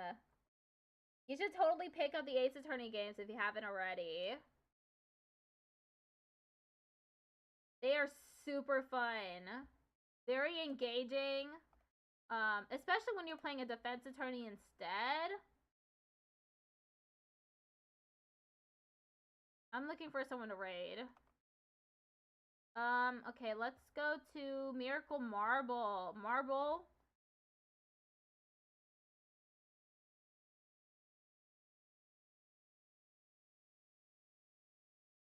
Is currently playing, what is that? What game is that? Clover Pit.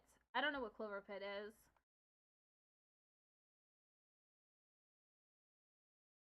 Hey, rating now. Goodbye, everybody. See y'all on Thursday for steno practice, and then Friday for more Ace Attorney Investigations collection.